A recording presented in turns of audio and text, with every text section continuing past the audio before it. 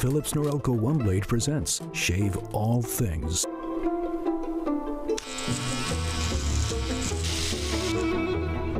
Your style made simple with Philips Norelco One Blade 360. Trim, edge, shave. Trim, edge, and shave with Philips Norelco One Blade. One tool for all you need.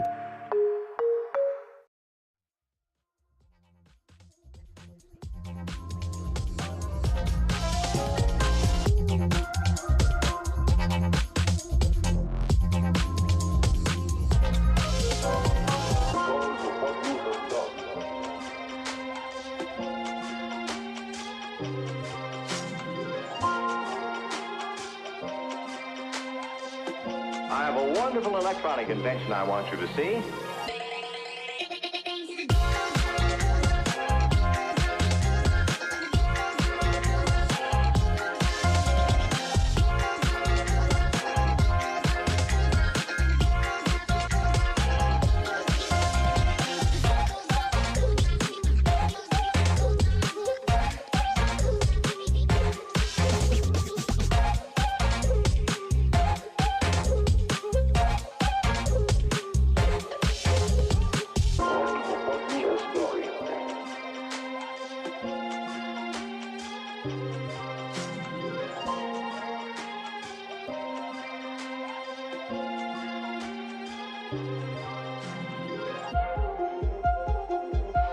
We got to the point where we could control the laws of nature by advanced electronics.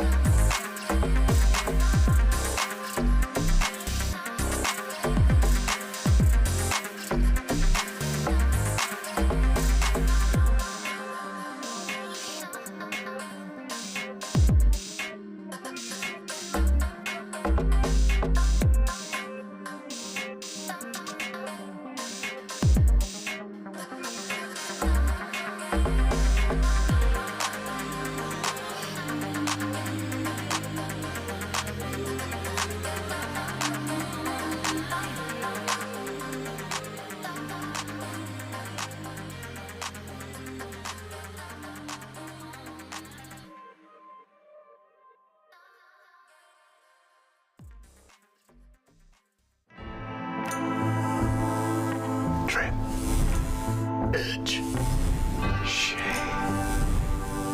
Trim, edge, and shave with Philips Norelco One Blade. One tool for all you need. Philips Norelco One Blade presents Shave All Things.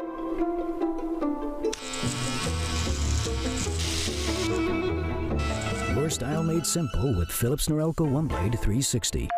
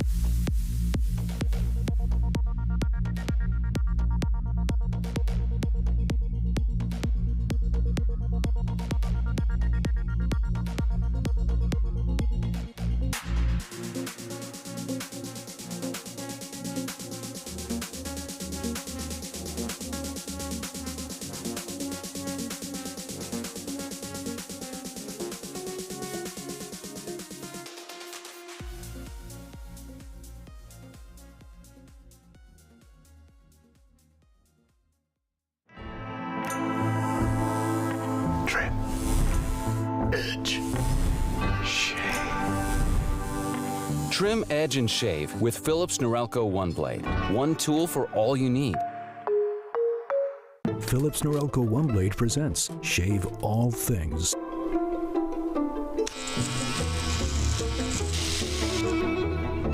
Your style made simple with Philips Norelco One Blade 360.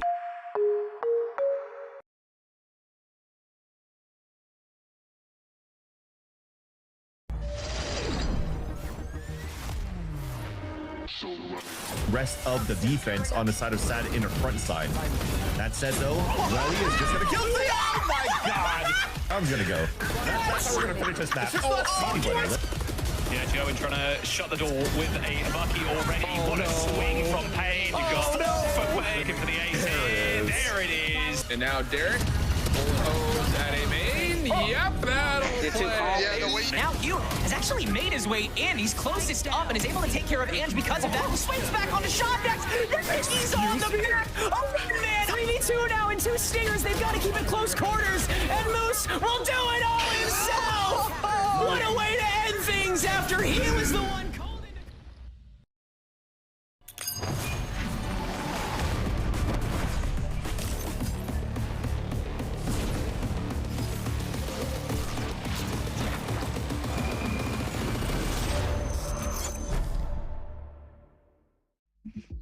Hello, everyone, and welcome to the final week of Valorant Challengers North America Swiss Stage 2. It is do or die for our teams. There's only a couple matches left to try and figure out who's going to be at the remaining spots here in our playoffs, and I cannot wait to see who is going to snatch those spots up. My name is Sierra Dawn. I'm your host for today, and joining me on the analyst desk, we have Van Silly and we have Van. Van, I like the drip today. Okay. Oh, thank you. Thank you. Yeah, it's actually a Valorant Champions shirt that the wife actually added patches on from, I think last year or 2 years ago. So what about the hat? The hat? I was honorary Canadian, you know what I mean? I just bought that. Go Toronto Raptors. Where's your hat, Tara? It ain't fitting. I tried. You gotta put the buns. I tried. Dan, where's your hat? Let's talk about your trip. Well, I'm not Canadian. Yo, you got a new lip ring? Let's go. There's no way we're still going with this bit. There's no way.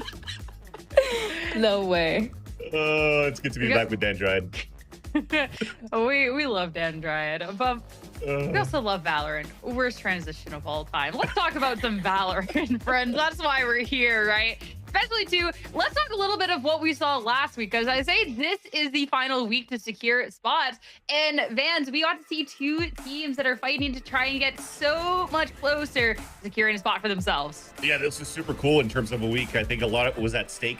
When you're looking at all the matchups, are all bangers too. I think you were looking at NBG versus SAT that we see right now too. It went very to the distance. But I think the big one too is the M80 versus EDG that went off screen. I think it was on the secondary stream when we got M80 to move forward. And the last one, but not least, it was the Shopify Rebellion Black in FlyQuest. I think that was probably the match of the week, because you have like a brand new signed roster in FlyQuest having to play against SRB, where I thought it should have been SRB all the way because of all the support staff and all the good players that you have around this roster, but they still lost to FlyQuest, which was super fun. It's pretty interesting. I feel like we've had that expectation for the side of Shopify Rebellion for some time, and they always give us indications that they're going to have that performance that we're expecting, but it kind of always slips through their fingers. But I think that is really fun, and that is the nature that we've seen in the past couple of weeks in this stage. Is you don't really know who's going to win. I think we were all really surprised when what team was the first team to make it through, and I feel like everybody else, even if they have less time, as Vance is saying with FlyQuest, for example, they're still finding their ways, and it also comes down to who is understanding and fitting the meta better than anyone else.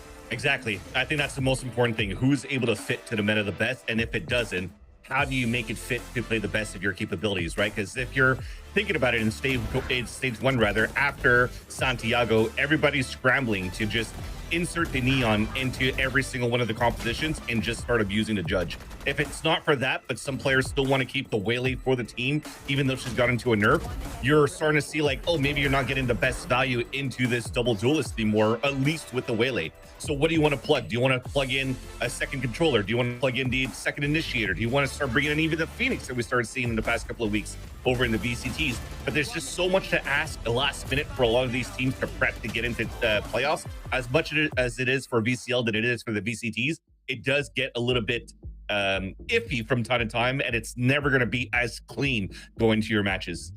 It's hard to find a neon that is just immediately perfect and the perfect fit for the team. So everybody has been adapting in different ways. And I think that is something that we've seen in Challengers a lot of Chamber, for example, recognizing that a lot of the duelists that we have, a lot of the star players that we have in these teams are op players. And so you're still trying to find out a way to set them up for success.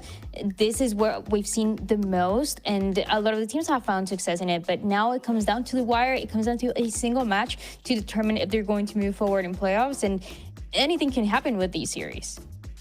It really, really can. And you talk about teams needing to step it up and make sure who's kind of following that meta. We're really running out of time for these teams. 10 remain, only 5 spots left in the playoffs. The other half will be eliminated. And a race that is tighter than ever. I mean, I'm still looking at that 3-2 bracket here, Vans. And when I look at, I mean, we already called out that SRB, looking back at the recap, it's a team that I would have thought would have been maybe qualified already, right? Or even seeing a team like NRGA, they're 2-3, going to be fighting for their lives over on that secondary stream is a crazy concept. Yeah, I think thinking about the NRGA versus NA Esports is definitely going to be heartbreaking for either of these teams, and definitely a tough ask and a tough test for Energy Academy, especially if it's NA Esports that hasn't had maybe the best of stages overall. It's still one of the best teams that we at least had going into the first stages, right, at the beginning of the year.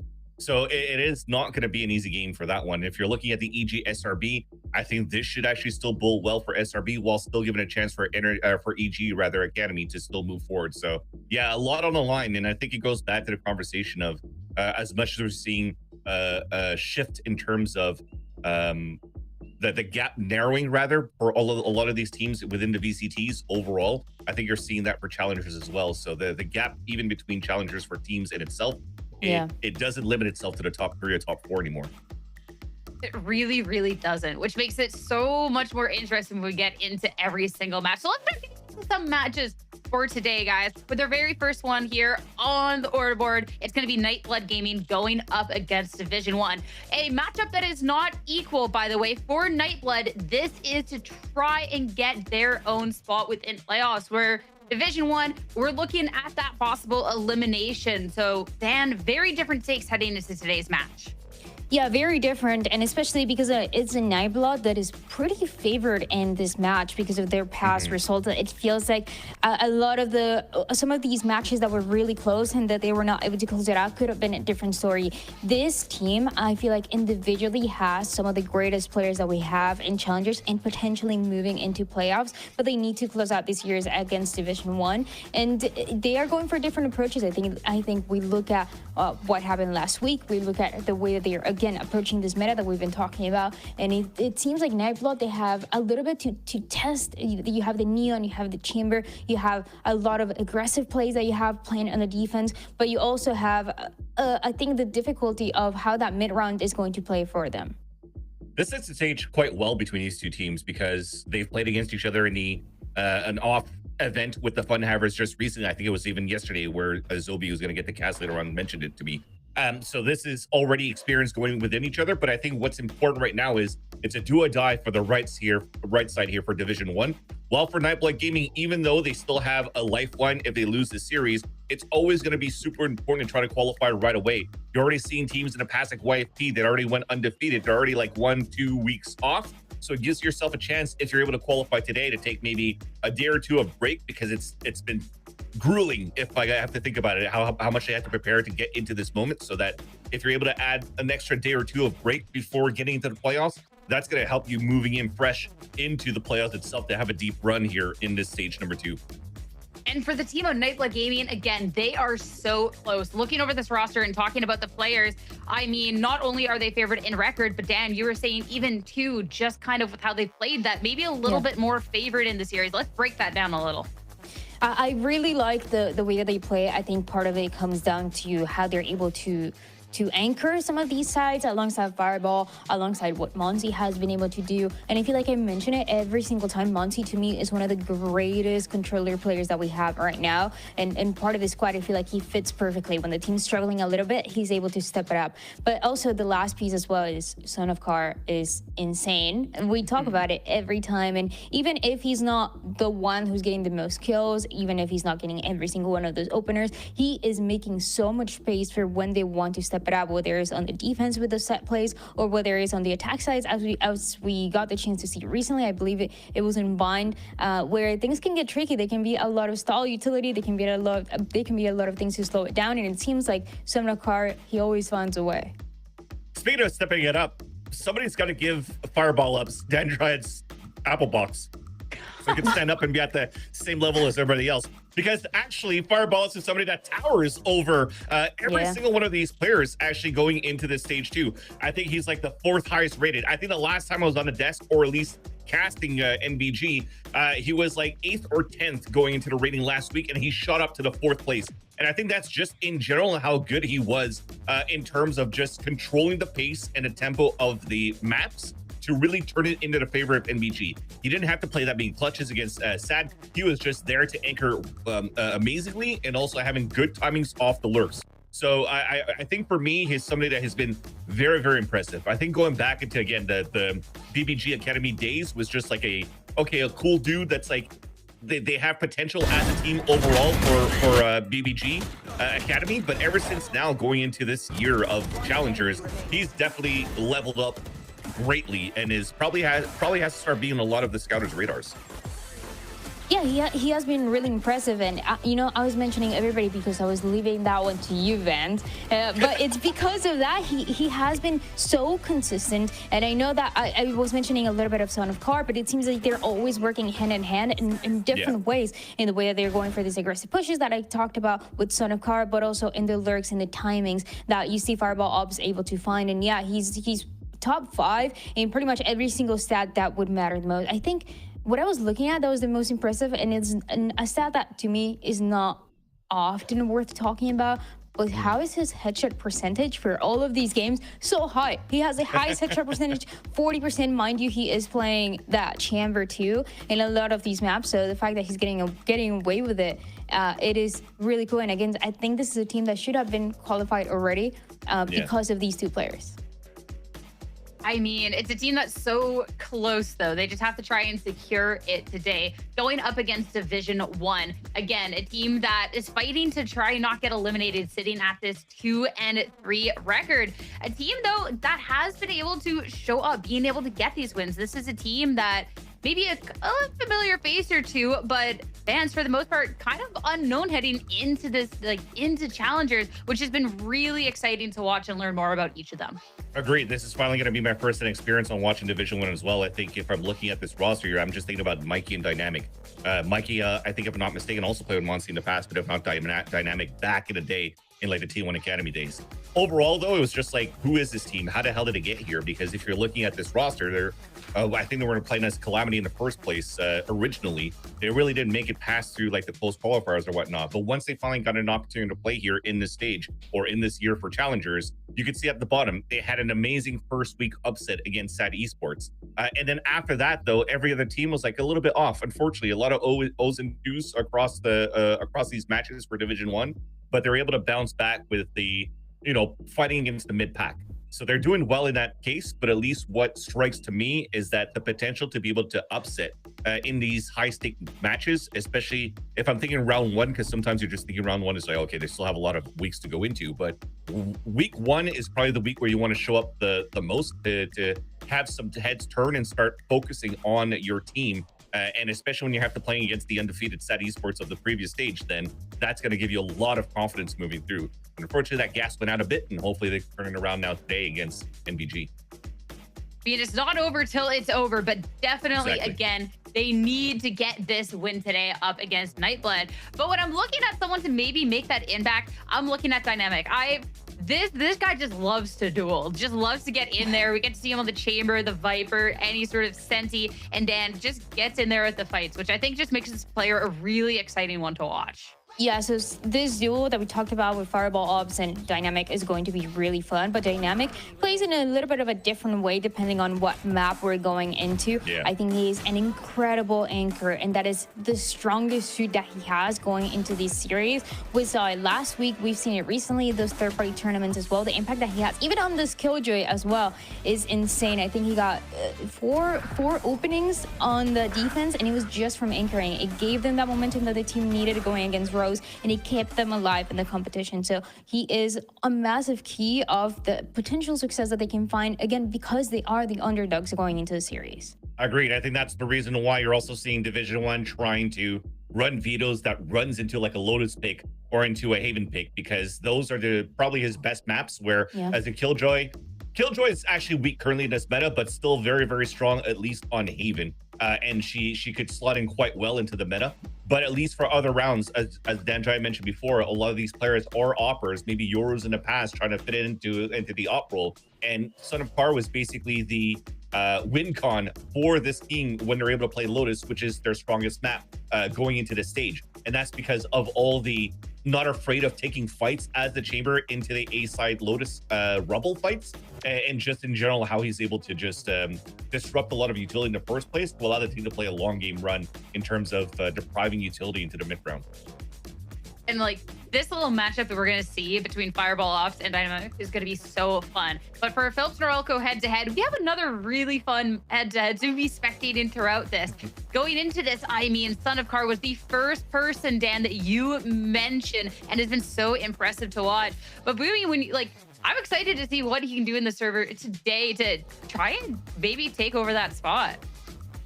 It goes back to that conversation that we were just having on how people have been adapting to this meta. So you still see Boomy play a little bit of that Whaley on some of the maps, but it's also a team of Division 1 that is switching it up a little bit when it comes to who is going to start those fights, how they're going to play a double duelist, if they're playing a double duelist, who is going to be playing, whether it's the Neon or something else, because you also have Calamity on that team.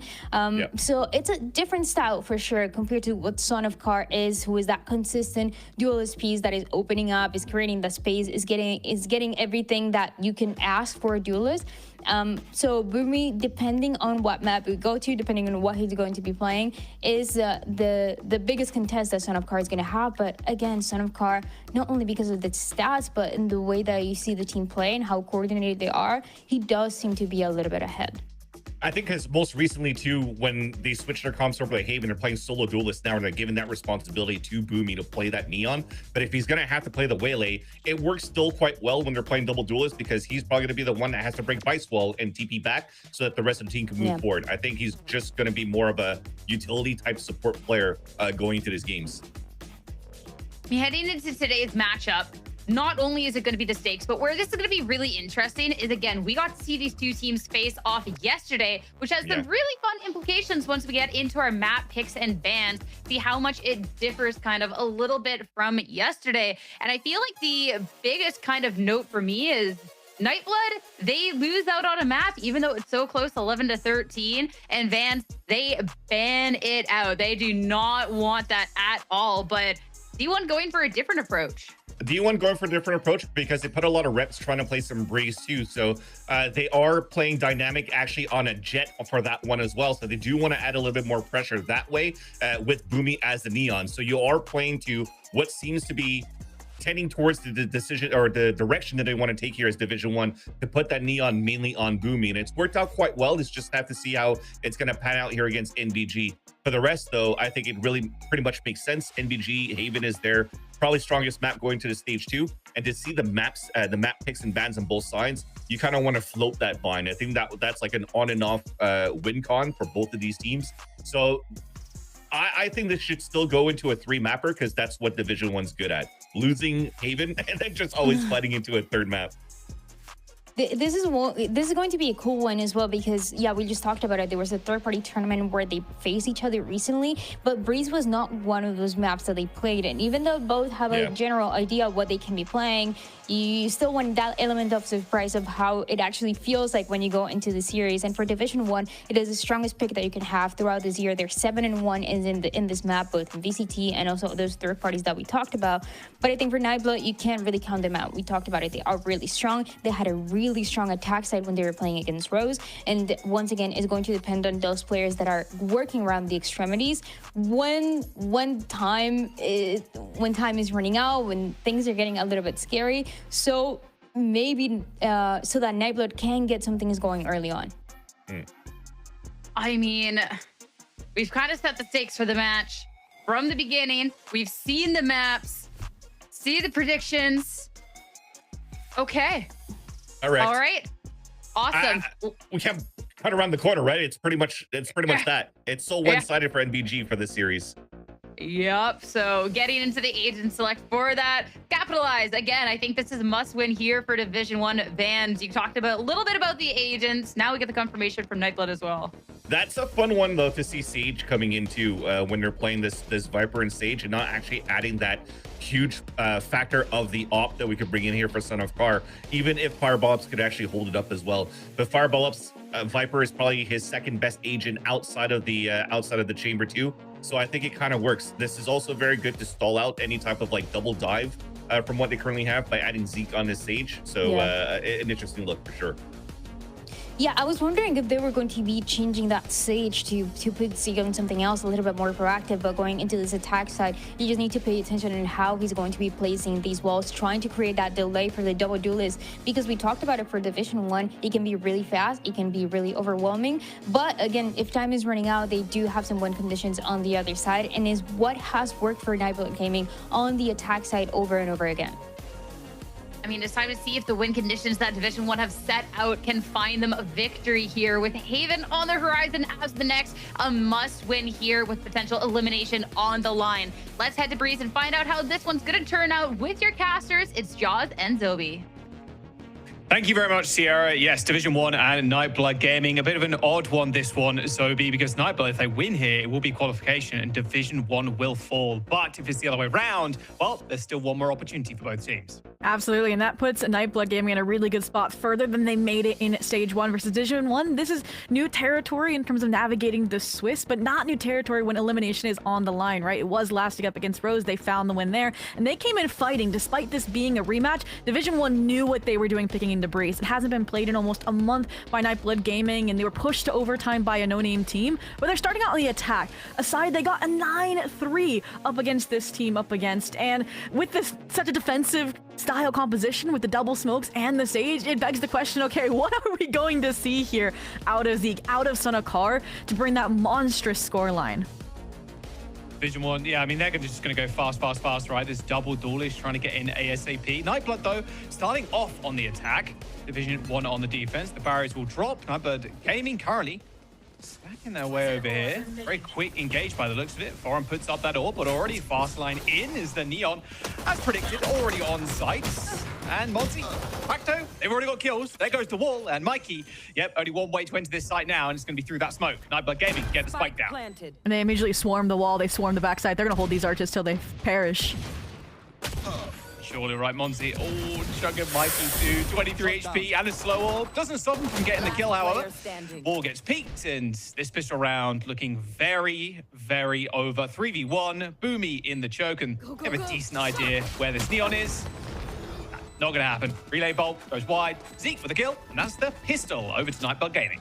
And I mean, Sage walls are nightmares on pistols no matter how you spin it, but we're getting that early look of, okay, Division 1 is going to have to break that super early because you can see how fundamental it is to the post plant. You funnel those slow orbs towards the one gap there on that B side post plant, and you can frame your crossfires and pivot them off of contact there, whether it's them, again, breaking the wall, whether it's them fighting out of wall, or if it's even the flank that we just saw to close out the round once they've had a lack of information for long enough. But yeah, this is...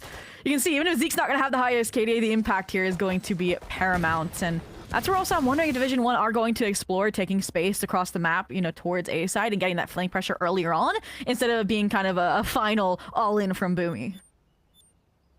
Unfortunate tech pause to start off the day. Unlucky. It's all good. I mean, let's talk about that match that they played yesterday. I mean, Nightblood Gaming, they won 2-1 over Division 1, and they destroyed them on Haven. It was a 13-4, and they also ended up winning Bind too. The last two maps in this series are going to be Haven, and if we need to go, they're Bind. Like, it feels like Breeze is a must-win for Division 1. They can't get rolled over here. That Haven was not pretty yesterday. I mean, absolutely. I mean, I think they highlighted it, how Monty is this insane controller, very individualized, and he showed up, and basically everybody on the team showed up. Like, they were within like one kill of each other, but still battling out like the ACS leaderboards. And I think that's what speaks to this team and what Nightblood Gaming is. They beat 2 out of 4 of the top stage 1 teams in playoffs, but then they drop oddball series to different squads, different teams, depending on their form on a given day, because of how heftily they lean into this trio. So again, if they're on point, this seems like it's dusted down to the caster predictions even. But that's where we have to see Division 1 come back stronger, and we'll see Dynamic force up something like a Marshall and then the Sheriffs to accompany it to see if they can get something going in the second round. A lot of mid-pressure already.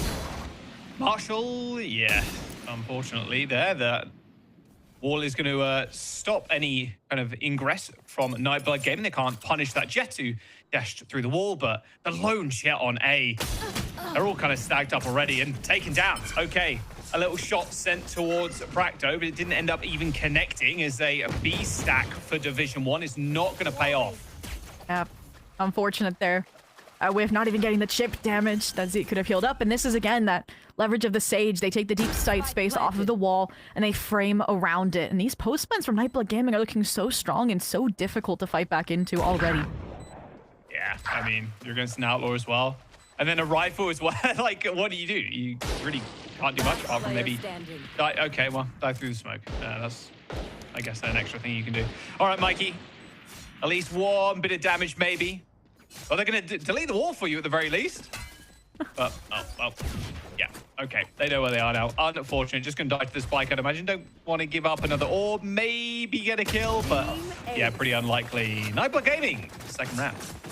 Not just the second round, but in flawless fashion, keeps these weapons online. And with the forced additional hero rifle as well with that Phantom, to me, it makes it even a bit scarier with that Outlaw also in the picture. So we also got to see, I think, they didn't reveal their entire hand there, right? Monsi was going to be ready to fight over as they break that Sage wall through mid doors. So again, every nook and cranny being fully exploited, and something Division 1's going to have to be really, really careful about. So coming in to the next round, a little different, less dependency solely on Dynamic over there towards anchoring that A site, tapping into that Sentinel gene. But it is going to be, it looks like Boomy trying to fight a little forward here in the cave. There they are. Okay, did get one reveal. I think that's the Astra though, but I don't think they know Boomy is hanging around, but there's a little bit of suspicion. So just slowing this one down, waiting for the smoke to fade first, then drone up. Yeah, they're gonna hear the drone as well from Division 1, I think, through mid, so they should know this is a split, and that's where the Astra's now peeling off to hold mid door while Boomy's left to this cave position. Probably not. They end up actually trading though with the doors. End up getting assaulted by Nightblood Gaming. Calamity falls in A side once again open as Mikey. Oh my goodness, Son of Kara and Monzi just fall over like planks of wood. The spike's gonna go down here, but they've given themselves an opportunity to come back in 2v3 now as they try and rush the site. Yeah, scaling off the top screen before it drops. That's where the resurrection from main comes in. Oh, fireball ops with one though. Now they're gonna really put an option in their plans. Foreign and Dynamic. Very low is Foreign as Dynamic finds another one. These Guardians are just doing more work than Rifles, it feels like. There's going to be a tap. There is double shock dart available as well as that recon. Yeah, Dynamic's going to have a tough go at this one. There goes the shock, a little bit of damage, and a couple of bullets to follow up. Nice round there from NBG, but still there's some damage done on Division 1 side. Absolutely. It feels like they're kind of hit by a double whammy. I mean, you have an attack-sided composition with a double duelist for Division 1 and NBG, who's been super attack-sided on Breeze in their recent history. So for me, you look at this composition, and the Astra's not going to be enough to solo anchor mid-doors, right? Like, you do have to fight forward, right? Boomy has to be able to get out unscathed, untraded in those sort of moments. And Mikey, honestly, probably one of the most experienced Tier 2 players on this Division 1 squad. Of course, like you mentioned, fights back with the Guardian, but not enough. So this is what we wanted them to do. Take deeper space, set up these traps, and they have 4 strong in mid ready to respond to this default of Nightblood Gaming. Dynamic rocking the scope again. Honestly, mad respect. Trying to claim a couple of people with that. There's a double stack towards doors. In fact, a lot of mid presence for Division 1. Foreign, the only one actually on a site right now, and Nightblood Gaming sniffing this one out. They can use that drone to try and clear elbow. Good shot from Foreign. Takes down one. Give me a snake bite laid down 2 to make sure there's no ingress here, but Calamity does take out Fireball Ops. So it should be a fairly easy push onto the site here, but Foreign is making it rather difficult. 2 kills with the Sheriff already. Make that 3, in fact. Rifles be damned here. Still doing a lot with the Sheriff. And Boomy gets the headshot on Bracto. Division 1, the Viper solo holding that site with just a pistol. And it is perfect because they don't like continue on the same sight line in that choke point. They get their one, they reposition, they play and wait for Nightblood Gaming to fight into them because they understood it was the weaker site. But is that information that was enough for that mid stack, that mid presence to then pivot in as well and refill that space once Foreign was getting pressured? Yeah, once that util had faded, and the speed there, honestly, from MBG kind of catching up to them. So clean, and 3 rifles too. Dynamic sticking with the scope trend. Op this time around. Only round they've not gone with the scope was that first pistol round. All right, Division 1, what you got for us now? Looks like a heavy stack for Nightblood Gaming towards B. Yeah, it's going to be a full B retake, it feels like, right? Astra makes contact, dumps some util and falls off unscathed, and now you're going to have that flank pressure, the Viper, the Neon on their way over, clearing out all this space and these pesky lurk players, and this is going to be a good old-fashioned 5v5, Jaws. So no one randomly picked at the start of the fight. All good. Neon wall comes up. They're going to be able to kill that fairly easily, but does give them a chance to freely plant the spike. Boomy on a flank already. All jumps. Almost got timing there. Going to try and just accelerate now. There's the fast lane. Zeke, though, popping around the corner. Snipes out Foreign. Nice little headshot with the Vandal. Those Bractos just waiting on the other side of this wall. This Sage wall, by the way, is just doing so much work for them currently, funneling people in. Jet smoke goes down, but they got to check the corners. Monsi. It's a 2v1, as Dynamic has got the op on the site. They're both stacked up on this corner, but an easy swing from the Omen. Round over, a 4-1 lead for Nightblood. And you started touching upon it again. We need Division 1 to break this Sage wall. It simplifies the post plant for Nightblood Gaming so much. They cycle the arches, the wall smoke, they hold the flank main, and they don't even need them players to be playing off-site B either. They just, again, stack in those corners away from contact here. And again, I'm more surprised that they aren't just destroying it immediately, and that they are kind of falling into this trap, fighting out wall side. And you can see then the double stack backside as well between Monsi, between Prakto does really well. So I'm curious to see if there's going to be a switch up in that regard, and it does come in the form of the B main fight from the Neon instead. But with so many post plant resources like this, onto Fury now online for NBG, it's no surprise they want to go towards A. There goes the molly for Foreign. Again, yeah, like you said, play that retake. Sanakar already in. On pretty fast, turns out. Okay, now comes the push, but already Division 1 are waiting.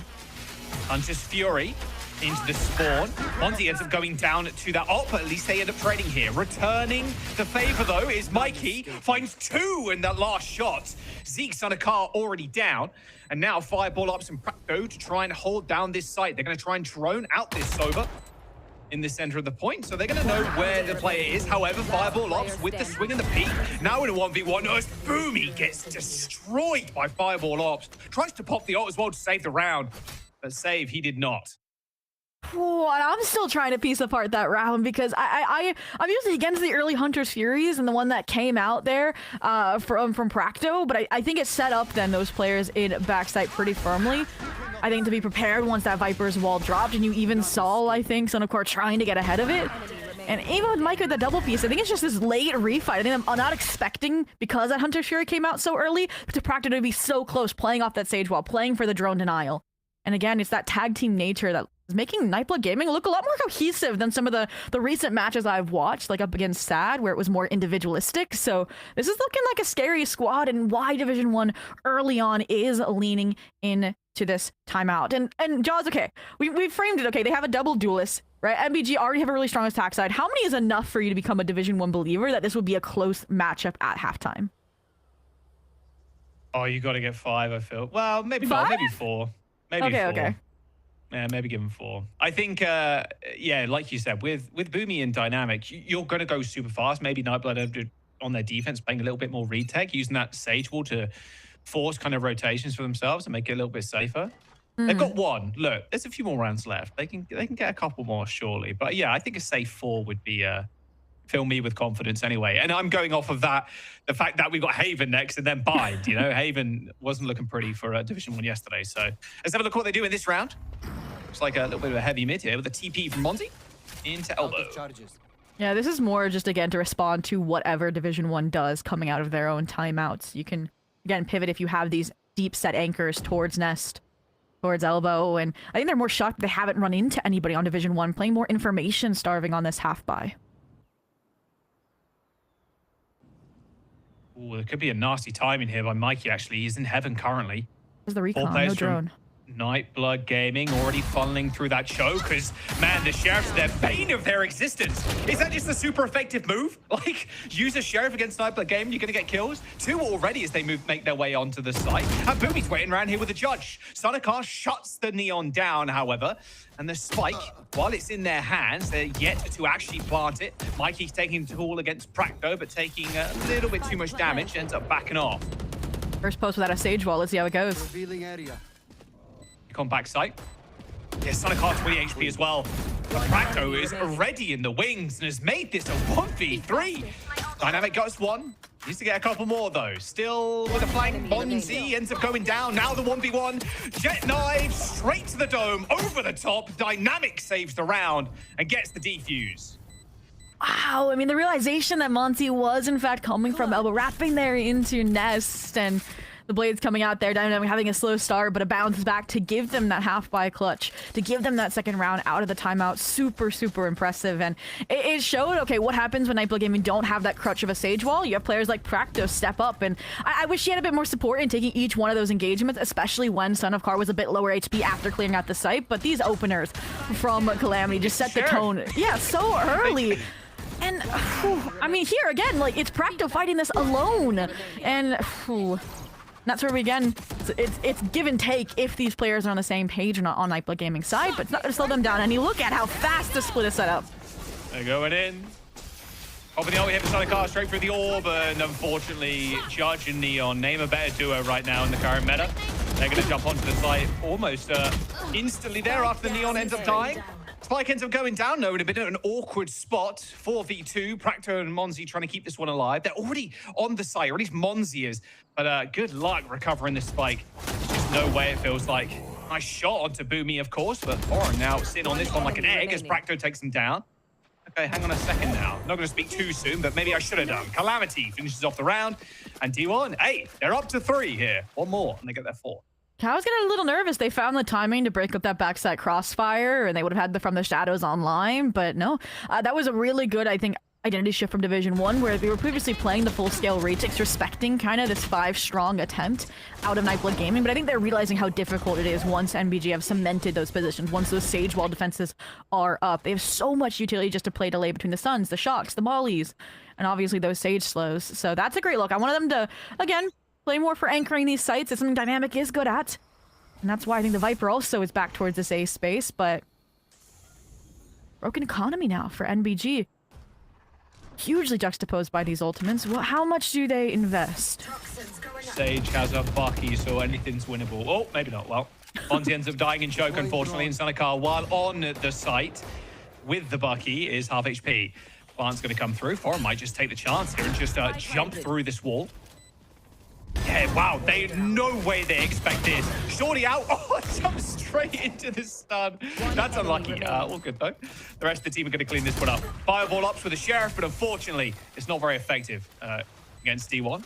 They are the true owners of the Sheriff in this map, at least for now. Boomy with the defuse. Oh, maybe not. They're just going to give it over. But that's 4 on the board already. Now they're gaming at 5. An early lead. It's quite quickly evaporating. That timeout, perfect for flipping the script, getting Division 1 back on track. And again, for the second round in a row, we see them play some sort of disruption to this exec. I was quite surprised that NBG was getting onto the site so easily when they didn't have the weapons really to force that level of respect. But Ford, I like the goal there. It was very nice to see, and clearly found the gap, the timing there off of that Astra smoke close on default as well from Calamity. And the Outlaws as well doing their job, being those eco killers and just prying into the idea that NBG needed that proactivity in order to get those kills through with force weapons, with those Sheriffs. But now back to the full buy. This is where they're gonna try and maintain that lead you mentioned they worked so hard for. Jaws and Operator. Yo. Unlucky, that was close. Almost took out Sanakar there, but ends up escaping with their lives, luckily. Quick pivot, though, into mid. Already space claimed here, so there can't be anybody creeping up without Boomy knowing about it. Yeah, this is the most defaulted look from MBG we've seen so far. They played for that op info, they pivoted against it. And that's where Division 1 aren't playing the hard anchors on these sites anymore, so they are likely going to have to play this 5v5 retake unless Foreign has another crazy insert round. Oh, nice awareness by Dynamic there. They had Monty looking in that position before, but this time changed it over to the Viper and Fireball Ops. I'm going to point it out once more. Like, Foreign, again, has found themselves behind him. Wall up, pushes through, onto the site, spike drop, just Foreign denies them the round. I mean, just hopped up on the wall, up and over, and you can see again the safety net it provides for NBG and how they fall and splat when it's not there. We're tied 5-5, and yeah, I think they just didn't recognize, like you mentioned, that they had as fast of a pivot into that deep mid hold, and again Foreign slipping in it, not 1 but 2 rounds now in a row to get us back squared away. And Eco kind of situation here now once again for Nightblood Gaming. Stinger, light shields aplenty, coupled with these ultimates. This feels like a big round. Oh, this all from Dynamic. No, taking the super aggro line this time around. In fact, it's Boomy that's kind of testing the mental here of Nightblood Gaming. Dynamic might get timing here through the window. Oh, but he actually was the one with the watch. A collapse kill for the Operator, and this round has all but fallen apart. Monzi, the last one. Not gonna happen, my friend. Boomy with 3. And Division 1, a flawless round. Up 6 now. I really liked that round out of Division 1, right? They fake the heavy elbow take pressure from Boomy to force them into the Operator, trying to expecting them have less of a presence there in B-side, but it's also stacked as well, so just completely obliterated there as well with some lucky shots as well through that front smoke. I mean, look at the collat. Honestly, there was an opportunity there, Fireball Ops, if he was maybe half a second quicker to take down Dynamic with a swift headshot, and that collapse wouldn't have happened. The timing was just impeccable. All right, there's going to be a pit in choke, and Dynamic, yeah, hopping over the wall, getting a little bit of mid presence here. But look at this fast rotate. In fact, they're just popping all the rolls. Last round and a half, of course, so they're going to have to at some point. Oh, Foreign's going to hold this one down, and everybody just teleport behind. Foreign is just an absolute menace. Sonikar, last alive for NBG. It's on their defense. Division 1 gets 7 rounds. Ooh. And we were talking about like, oh, Division 1's gonna be down in the half, but by how much? We didn't talk about the potential of being up. Yeah, 7-5 here, and it really does feel like the 3 rounds that got them back into this game were off the 4, and right, this round to crown off the half, the 2 where they were pivotal in maintaining that ace space, and this was supposed to be the stronger half from Nightblood Gaming. Again, they've tossed a 9-3 in the lead when the side swap. Now they're having to come back from behind, and that'll be a big pivot point off of this pistol then out of them in particular, and possibly off of an aggressive A main fight. You have a little Paranoia Neon combo possibly set up to counter any initial contact from Boomy with a shorty in hand. What does Division want to do when the contact is made? Oh, they're expecting such a fast flood here through A, readying the Paranoia already. All right, they hit door. Wow, Nightblood are playing super far up. Want to actually spring a trap before Division 1 can do anything. Smoke ends up fading. There's the contact. There's 1 kill. The blind is absolutely delectable. Sonikar gets 3 on a comp that we'd expect would be very fast in Division 1. They got slowed down by that smoke. Practo with the Sheriff. Spots 1, spots 2. Calamity takes down the Sova, however. And now the rotating players of Nightmare Gaming have to make their way back onto A. 2v2. An upgrade collected, thanks to those late Astra stars. Let's see. Gotta check main though. Dynamic gets yet another. Oh, good kills. Calamity, 4 kills in the pistol. You're happy with that. Division 1. Wow, again, it's such an explosive early start from Nightblood Gaming. They're able to clutch up.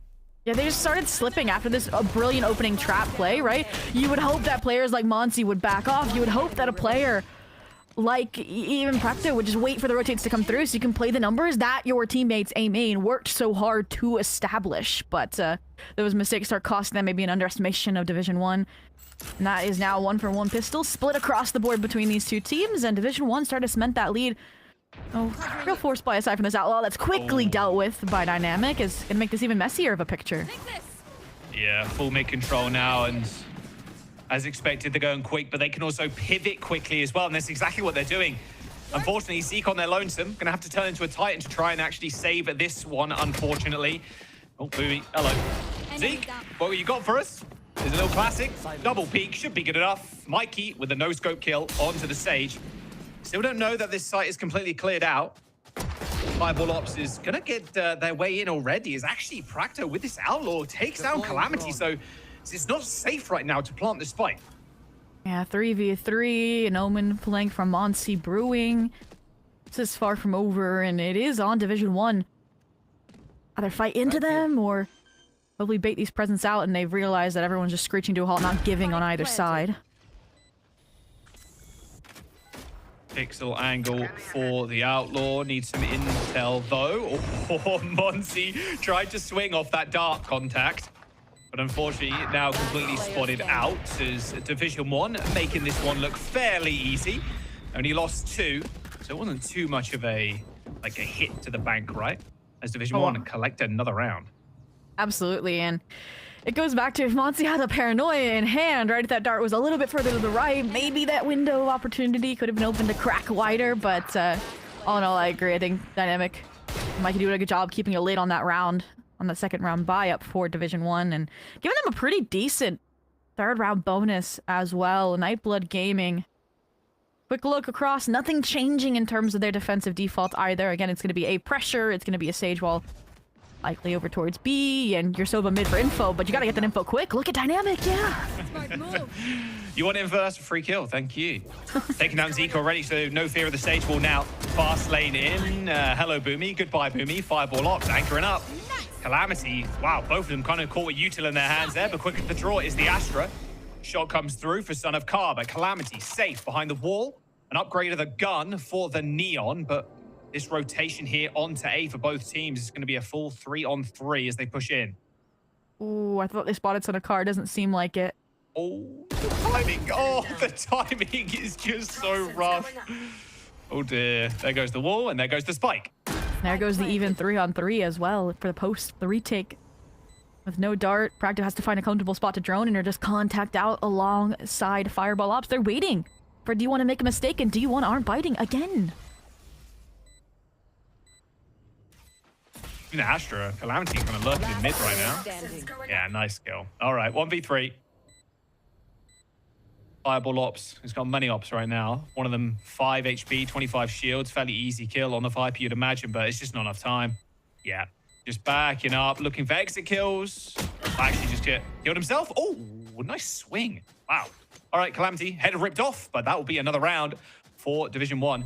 Curious now, when do we see a timeout for NBG? Both still in the bank, Division 1 up to double digits.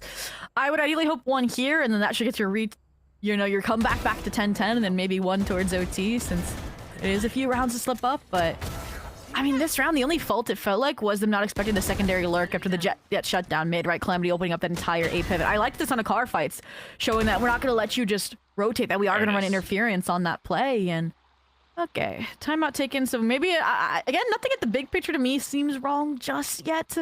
Even though they've lost 3 in a row, like, again, you just need to be wary of these lurk players because they do have that global Astra, and the small mistakes as well that were adding up of taking solo fights when you have numbers, right, has been the other major fault for Nightblood Gaming. I think in some of these rotation points from Division 1, some of these late rounds, that they're getting good starts, right? They're fighting the first bloods, like the last 2 out of 3 rounds, right, Jones?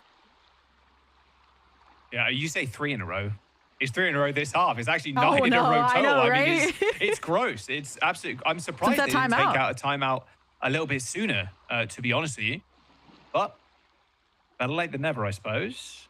They're going to have the most insane buy, unfortunately, here for NBG. Just a hero rifle for Fireball Ops that ended up saving from last round. No real defensive shift other than this duo isn't fighting for A main. They're playing a little bit deeper into the site itself. Maybe a recall here as well to get Son of Car to go for a little thrifty aggro play. I like the move over towards mid. Kind of replicates what got the ball rolling for Division 1, actually, in terms of rotations. Heavy mid presence. One of those players shut down already, but at least they trade. The duelist for a duelist as they accelerate again. Zeke just hoping to hold this one down with the Sheriff, but unfortunately, Division 1 is already in. And the plant is going to come through in just a moment as well. There it is. Okay, drone up. And I mean, this round is as good as over, really. I mean, you're looking for some heroics from Fireball Ops to try and find some in here, but just too much to fight into. Yeah, second layer of utility, cycling orb. Trying to soften the blow with the shock darts for Fireball Ops, but this is a difficult task. C4 maybe? Orb. Bloomed. Shot through the wall. He's 5 Not HP. again. I mean, what can you do? You can't do anything. All right, well, there you go. There's the round. As expected, Division 1 take it. 11-5. Nightblood Gaming. Now they're going to get at least a full buy, right? They're going to get a round where they have weapons. They can actually fight back in. They've even got an op, actually, for Son of Car. Yeah.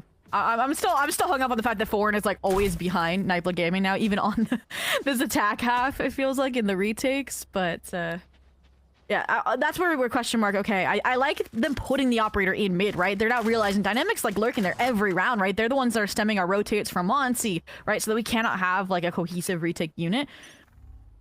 Other than that, again, really weak side A. It looks like they want to play retake here, and that's exactly what they set up and executed. Oh, ooh, dynamic though. Little bite back for that Vandal. Okay, up on the ground. Wall really early here, coming through on B. I mean, just honestly making sure they don't end up accelerating on B again. I think Fireball Ops may have gotten a red herring for the team, right? Didn't see anything with that deep wall. And now that caused the rotate back, right?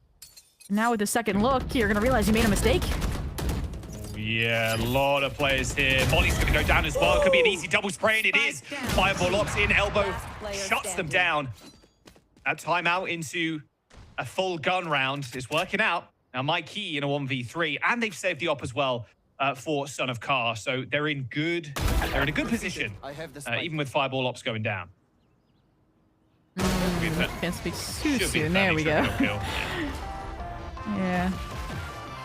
That kill goes awry, then we're back to the cycle of giving kills you shouldn't be, but huge breakthrough for Nightblood Gaming. And it does come off of, again, the openers and finally converting off of that, with these players playing it a little bit further back, a little bit more reactive. Aside from Fireball Ops, again, get all the information that they needed. I liked the second look. If he didn't go back and get that confirmation, everybody would have been on the A site, and it would have had to be the same exact game. You're down a player, playing retake on the B site, so...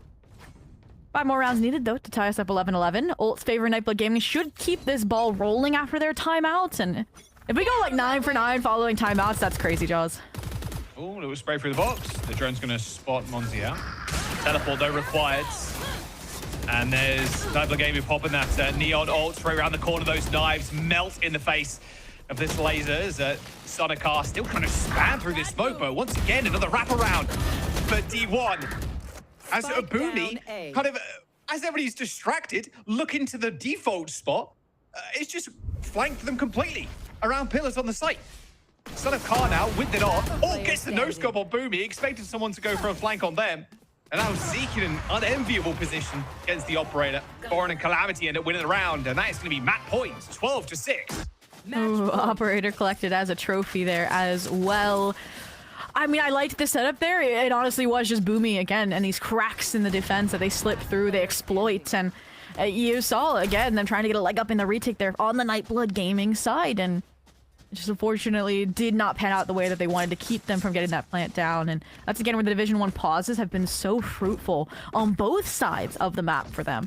And now, I mean, you have a broken by coming into map point, you have ultimates favoring Division 1, it's not looking pretty. Oh, no early wall this time in B main. Very early exploration, though, actually, from Son of Car. Maybe saw a little shoulder there. Kind of knows something's going on around this corner. 2 players lined up, but unfortunately, unable to knock him down. Son of Car dead. This is normally when Division 1 end up accelerating onto the site too. But look at this stack. They know something is about to go down, especially someone dying in elbow that early. And there is the Sage Wall. Okay, and now they're just going to sit and break and wait.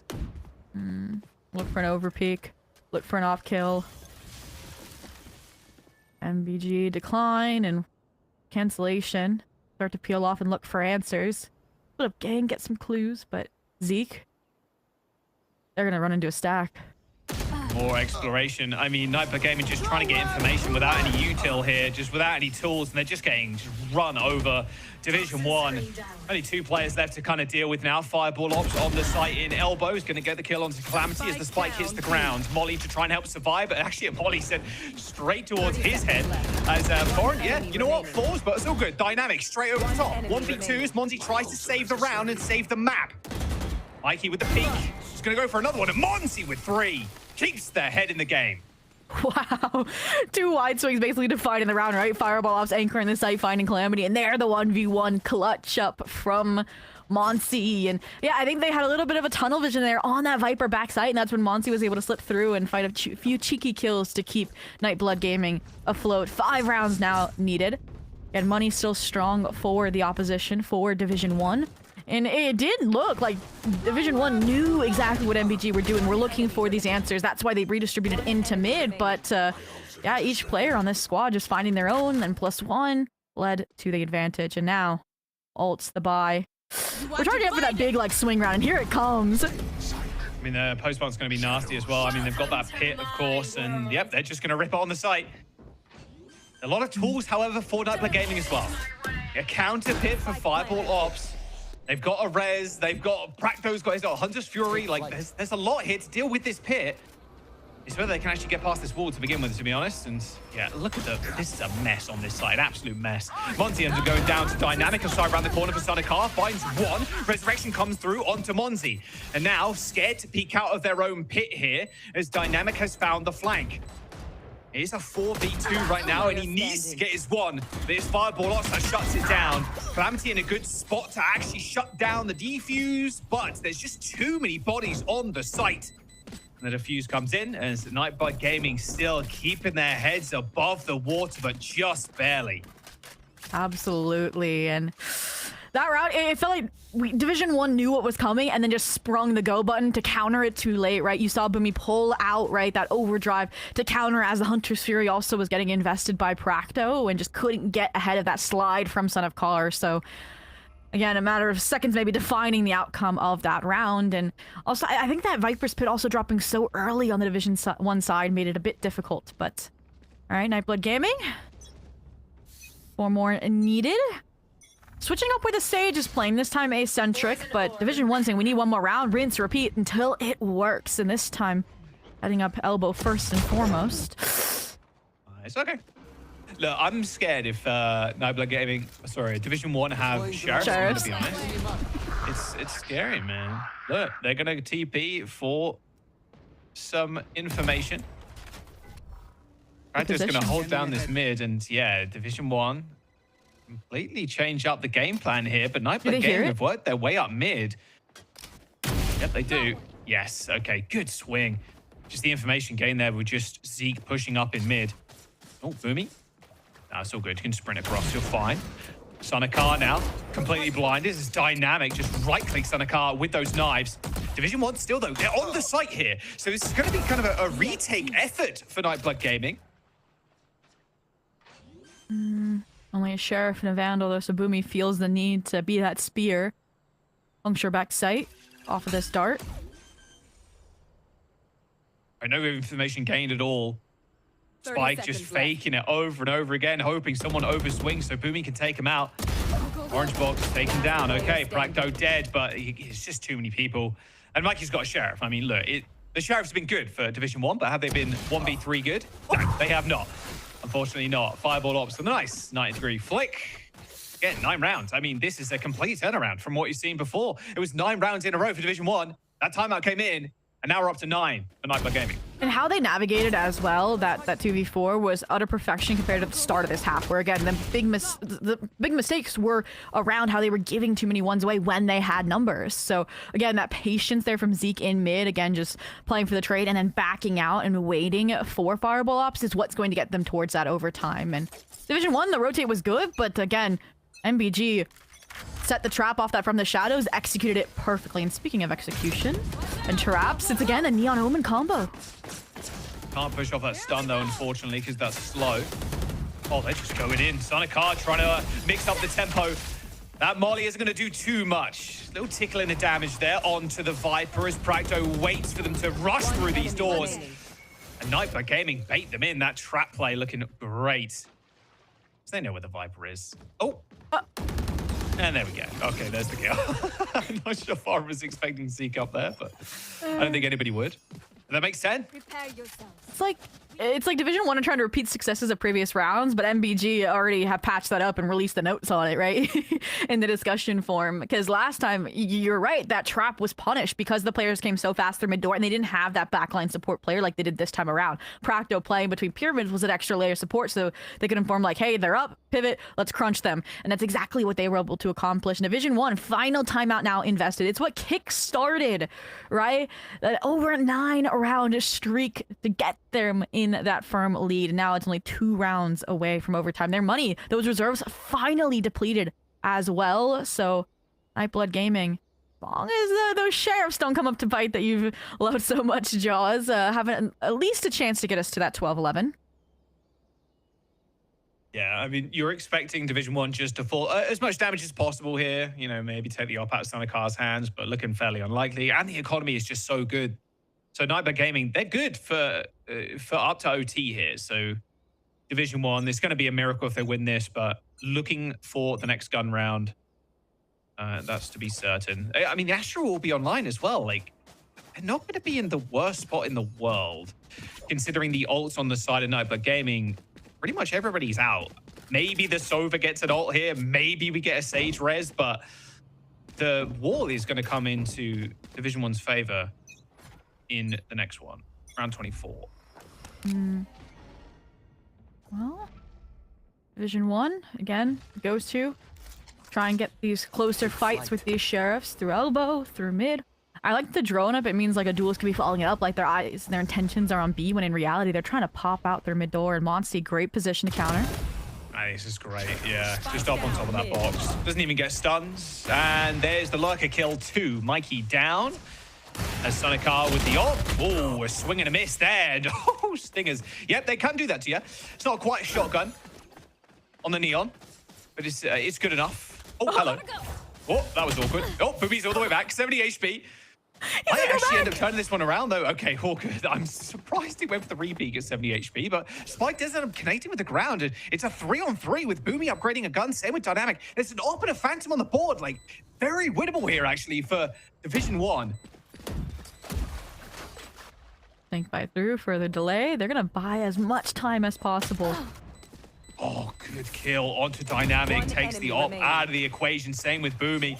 And now Foreign, the gun advantage absolutely destroyed by Nightblood Gaming. And there's the res. Sorry, the Spike defused and the res coming online in 1 orb. So Nightblood Gaming up to 11, but this is the big round here for Division 1. They can close it out. They're going to have rifles for this one. Absolutely, and I'll say that round definitely made it look promising, the fact that they've learned enough, or can get those one-off rounds through that at least get them a Spike plant a chance in the post. And yeah, that round was, again, the difference between maybe an op kill or not defining that post plant. So we'll see. Sonikar again decided to invest at operator. I've yet to see it work out on this A side for him, I'm not going to lie. It's worked in mid, but again, the scaling is so fast from this double dive, it just gets run down. And that's where I do think the Omen over the stage could be the support they need. Monsi, forward, off the one-way. Like it, just trying to chunk people through box. TP out if contact's made, but I'm still worried they would get outpaced here just a touch, so backs off a few steps. In the meantime, again, Calamity, known lurk. Yeah, they end up just popping the wall there. So they put wall in like the main and then rotate the Sage over. Just kind of waiting though to see if there's any kind of contact that Monty makes on the Division 1 players. But no, it looks like actually the Sage is just going to park themselves there. They got some information in mid too. Very slow round for Division 1. First shot of the game there. Sonikar using that up, but well, 5-ball op, sorry, I think using that op. Yeah, through mid-tunnel. I like the deep position Fracto has. It frames the perfect rotate and reflood into A. And I'm worried literally 30 seconds are going to define this entire map and the potential overtime. And Monsi, they have so much util still left. Slows in the Well, they know they're there as well. Yeah, there's going to be a reveal here onto the Omen, but Zeke is going to be waiting too. Teleport onto the other side to try and get the double swing, and Zeke ends up shutting down Boomy. Operator for Son of Car. Oh, a swing and a miss actually onto Dynamic. That would have been such an important kill, but Dynamic, what was that kill on 5-ball ops there? The fadeaway shot from the Jet. Spike still not planted, however. 15 seconds to go, so they have to make a play. Dynamic with 3. Division 1 in a good spot as Calamity finishes it off. Swinging through doors as they take Breeze. Wow, and again, it's just these heroic players just taking the backside space, completely splintering any sort of retake attempt, whether it's an insane shot while some player is trying to drop off bridge like we saw from Dynamic, or when Boomy would do it previously, diving on through that Viper's wall. And the fact that it did come down to 45 seconds and that all that kit between the slows, the paranoia still wasn't enough with numbers on that A site to stall out Division 1 shows again how you really do need to be proactive on this Breeze, or that defense gets a little bit too simplistic and easy for that double dive to completely obliterate. Yeah, honestly, the op killed the double and then getting 9 rounds in a row. Division 1, I mean, they kind of set up a tempo for themselves, and that was just a phenomenal map from them. But now my fear is really kind of set because we're going on to Haven. We've seen this before. 13-4 for Nightblood Gaming yesterday on Haven. And when the map draft came through, I'm like, man, they actually let that one through? I'm surprised they didn't just straight up ban it. Like, look, recency bias, of course. Maybe they cracked it. Maybe they VOD reviewed it a ton yesterday, but it's looking a little crazy keeping that one up. So we'll see how that ends up fanning out. But honestly, Breeze, it looked good. It looked a bit awkward to begin with, but that first time out worked out well, and it ended up winning them the map as well. Absolutely. Just a quick warm-up there as well from the Star Duelist. Like, dynamic, again, getting back away from the Sentinel role into that extra firepower that Van Silly on the desk mentioned and asked for, and honestly was the playmaker, the MVP for this team. But we've seen this before, Jaws, right? 11-13 in a sudden reverse sweep action out of Nightblood Gaming. So that was like, check mark, you're done. That was the bare minimum we needed to see from Division 1. So can they keep it up, we think, on map 2 and 3, Jaws? Yeah, we'll have to wait and see. We're going to jump to a quick break. Don't go anywhere. We've got map 2 coming up next.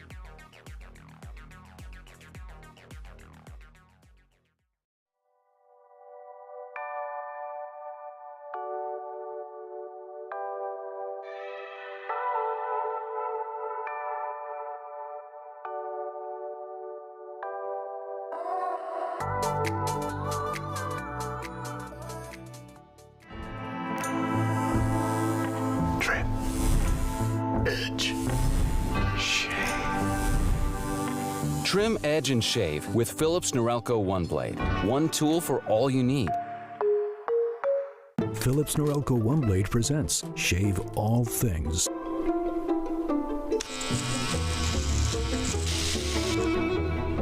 Your style made simple with Philips Norelco One Blade 360.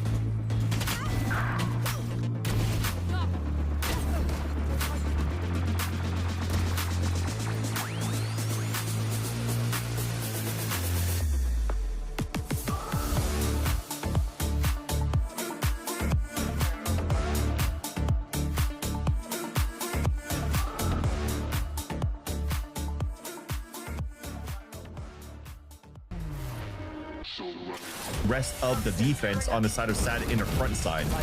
That said, though, Welly is just gonna kill me. Oh my god! I'm gonna go. That's how we're gonna finish this match. Yeah, Joe trying to shut the door with a Bucky already. What a swing from Payne. You got footwork looking for the ace. There it is. And now Derek pulling hose at a main. Yep, that'll play. And 3v2 now and 2 stingers. They've got to keep it close quarters. And Moose will do it all himself. What a way to end things. The very first map of the series over on Breeze, we had an absolute roller coaster on our hands. A must win for Division 1 within the series. They start off a little slow, they heat up, they give us a little bit of content, but in the end, they're going to close it out 13-11. Vans, that map was all over the place, but they'll get it done. I thought we were already going to the desk at the beginning of this half when it was so dominant on one side from NBG in the first place. But I think it was until that timeout into that round number 6 that was pulled from the side here of Division 1. I think props to them to calm things down a bit. I think that's when they started to realize how they could really play against NBG.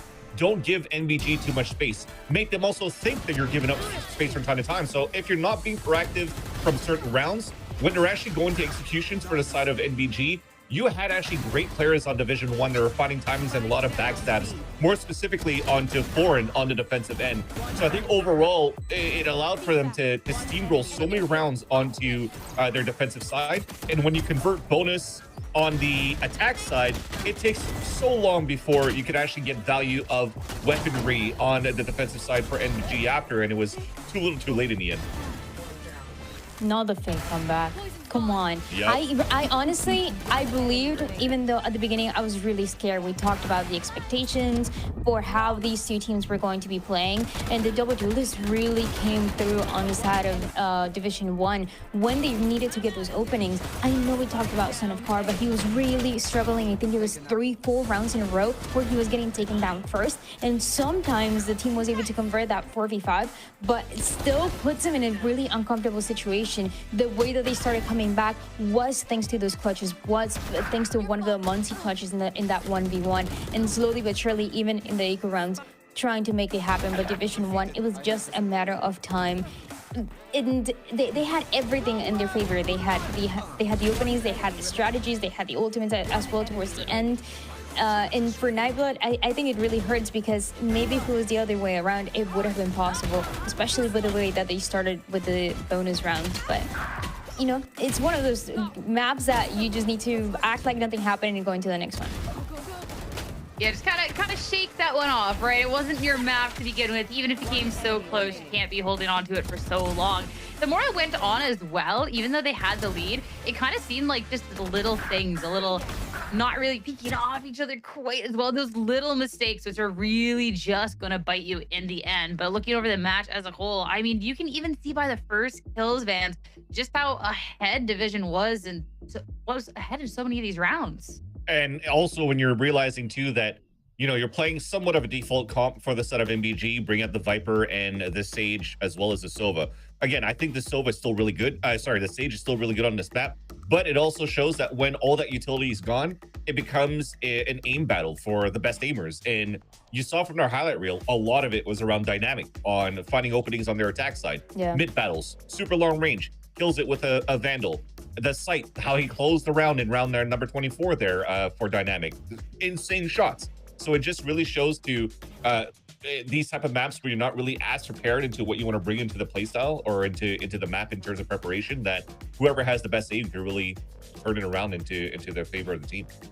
Especially because a lot of these rounds were not fast. We're not the fast hits. No. And it was a little bit of that mental game that we see between Fireball Ops and in Foreign on the Vipers, trying to find timings, trying to go on flanks. And it was working out really well, but that meant there was a lot of utility usage towards the beginning. So when it comes down to it, when it comes down to the site hit, going into that second half, it just takes the aim at the end for Dynamic. And he was incredible finding those openings. I mentioned it. It was the Son of Card that was struggling a little bit with it, but on top of that, you take advantage of the fact that you have this double duelist with Dynamic that is able to dash into side to catch a little bit of those players that were trying to reposition, trying to figure out if they were going to play for that flood or for that retake. And then you have a Boomy as well that can disrupt a little bit of those crossfire. So you just have a good combination for Division 1 to make this last round finally happen. I mean, we had highlighted the one duelist at the beginning, but it's Dynamic. Even though we normally get to see him a little bit more on that chamber city, it's flexible, and this Jet was just so nice to see. This really was a big difference maker, and I'm excited to see that a little bit more going on into the rest of the series. But one more thing we had to talk about for that last one here too, Vans. If anyone remembers back on that round 11, it was something to kind of break down into how Division 1 was kind of really able to get this done. Yeah, even if it's a couple of rounds ago and it really went down into the fake comeback, I just wanted to talk about the selfless utility player of Boomy. Look at how he's making so much noise, pulling the relay bolts, and funneling now players into the main. So we're just talking about when we were prefacing this series that Boomy is going to play, even if he's played like 9 times Wele and 1 time Neon, he's always going to be like this utility player that supports the other main duelists. So if you're going to see this type of composition come out where you played a double duelist, he's always going to be able to set it up for the side this time of Dynamic. So to see that come through for Dynamic to find the timing after with the drone for the collat, and then also on top of that, Boomy could come in for the last 2 kills. It comes to show how he's not necessarily using the full kit of how the Neon could be broken with how he's moving around, how the Neon can be really quick and good and move around the map. but just simple things to be able to assist the team in order to get rounds is something that could be a big win con going into the second map where they've struggled so many times here on Haven. And talking about that second map, this one should be interesting because, of course, again, this very recent history that we've seen with these two in third-party tournaments has been Nightblood Gaming was just so much stronger on this map. There is no other way to really be able to put it. But I'll be curious, too, with the fact that they have played so recently on this one now, Dan, if there is going to be any sort of differences, if they can take any momentum from that first map, learn from their mistakes, and maybe make this a lot closer, or even just get the upset right here. It could be. I think it's definitely a possibility. I think something that was a pattern throughout this first map was a lot of momentum going for both sides, not only with the ultimates as well, but I mean, as well with the ways that these rounds are going to play out and how aggressive they are willing to get. And that is what happened in the last series when they played Haven. In the third-party tournament that we mentioned, it was a Nightblood. They got so much momentum. They got 7 rounds in a row to start them off. And for both compositions, yeah, I know that we criticize a little bit of that killjoy, but it can still get a lot of value. I think it's going to depend on how Son of Car is feeling, if anything. If he's able to find those openings that he was struggling with in that map 1, then they should be able to disrupt that killjoy utility and kind of make it a little bit useless. But if not, then that can be a lot of value, a lot of information if it is going to be a Nightblood that doesn't start super fast. I mean, I'm going to be looking for how Nightblood's able to bounce back after almost taking it into that OT. Heading into the agents, though, there's so much conversation about that KJ, everything else. But, fans, now that we get to see it all on paper, final thoughts before we get into this. Yeah, so there's no changes for either of these teams. And even if, again, the success is not there for Division 1, they've been spamming this rotation, this composition throughout the Fun Havers.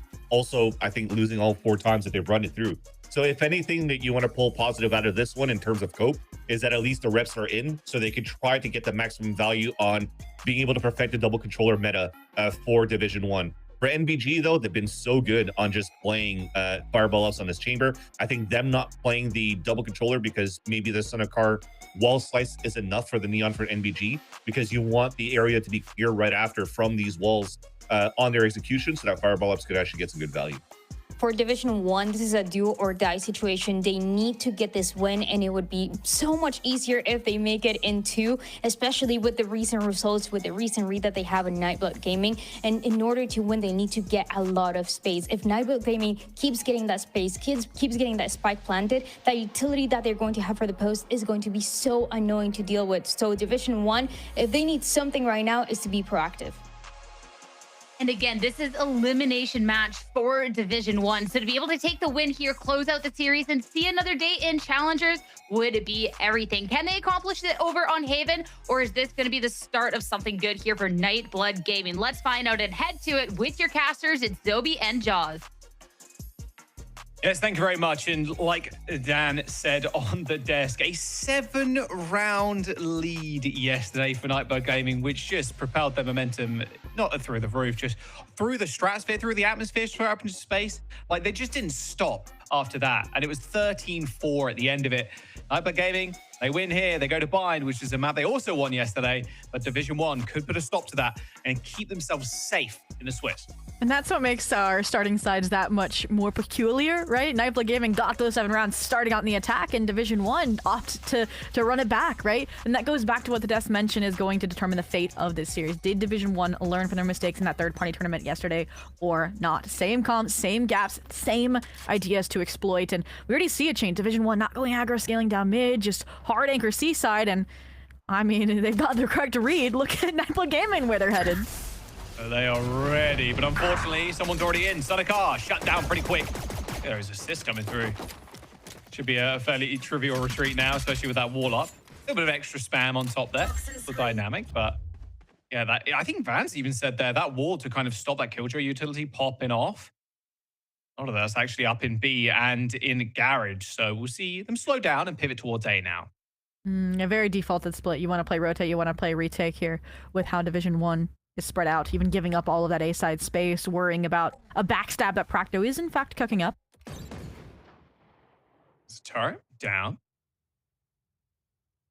A jump spot as well on C for dynamic, so they don't see anybody. So the rotations, I'd imagine, are going to come through pretty quick now. Spike's going to get tapped. Mikey's going to be able to feed that information over. Are they going to cancel? Oh, it's straight up just. I think they're just being thorough. I think they're just being thorough. Clear out short, make sure, yeah, everything's good to go. I was curious how far forward they're going to go, right? And they just set up the standard defenses, arc rows, thorns, the works. And it is going to have to be Division 1 playing that full-scale retake. And I'm curious now, what does Mikey's util situation look like? You got the dart. So let's see it come through and see if Boomy can initiate. They're so low. Okay, they actually forced Fireball Ops off of the line just with some Neon jiggling that angle. Mikey waiting for the Neon to get in. There's the dart, there's the turn, there's the drop out of heaven as well. Mikey with one, but unfortunately, Nightblood Gaming have shut the players down that tried to come in. Spike's ticking too. Foreign ends up going for the swing. Seek with one, has to hit the reload. Need the clutch. Dynamic gets it. 4 kills in the round. But unfortunately, that Spike is ticking pretty quick. Dynamic.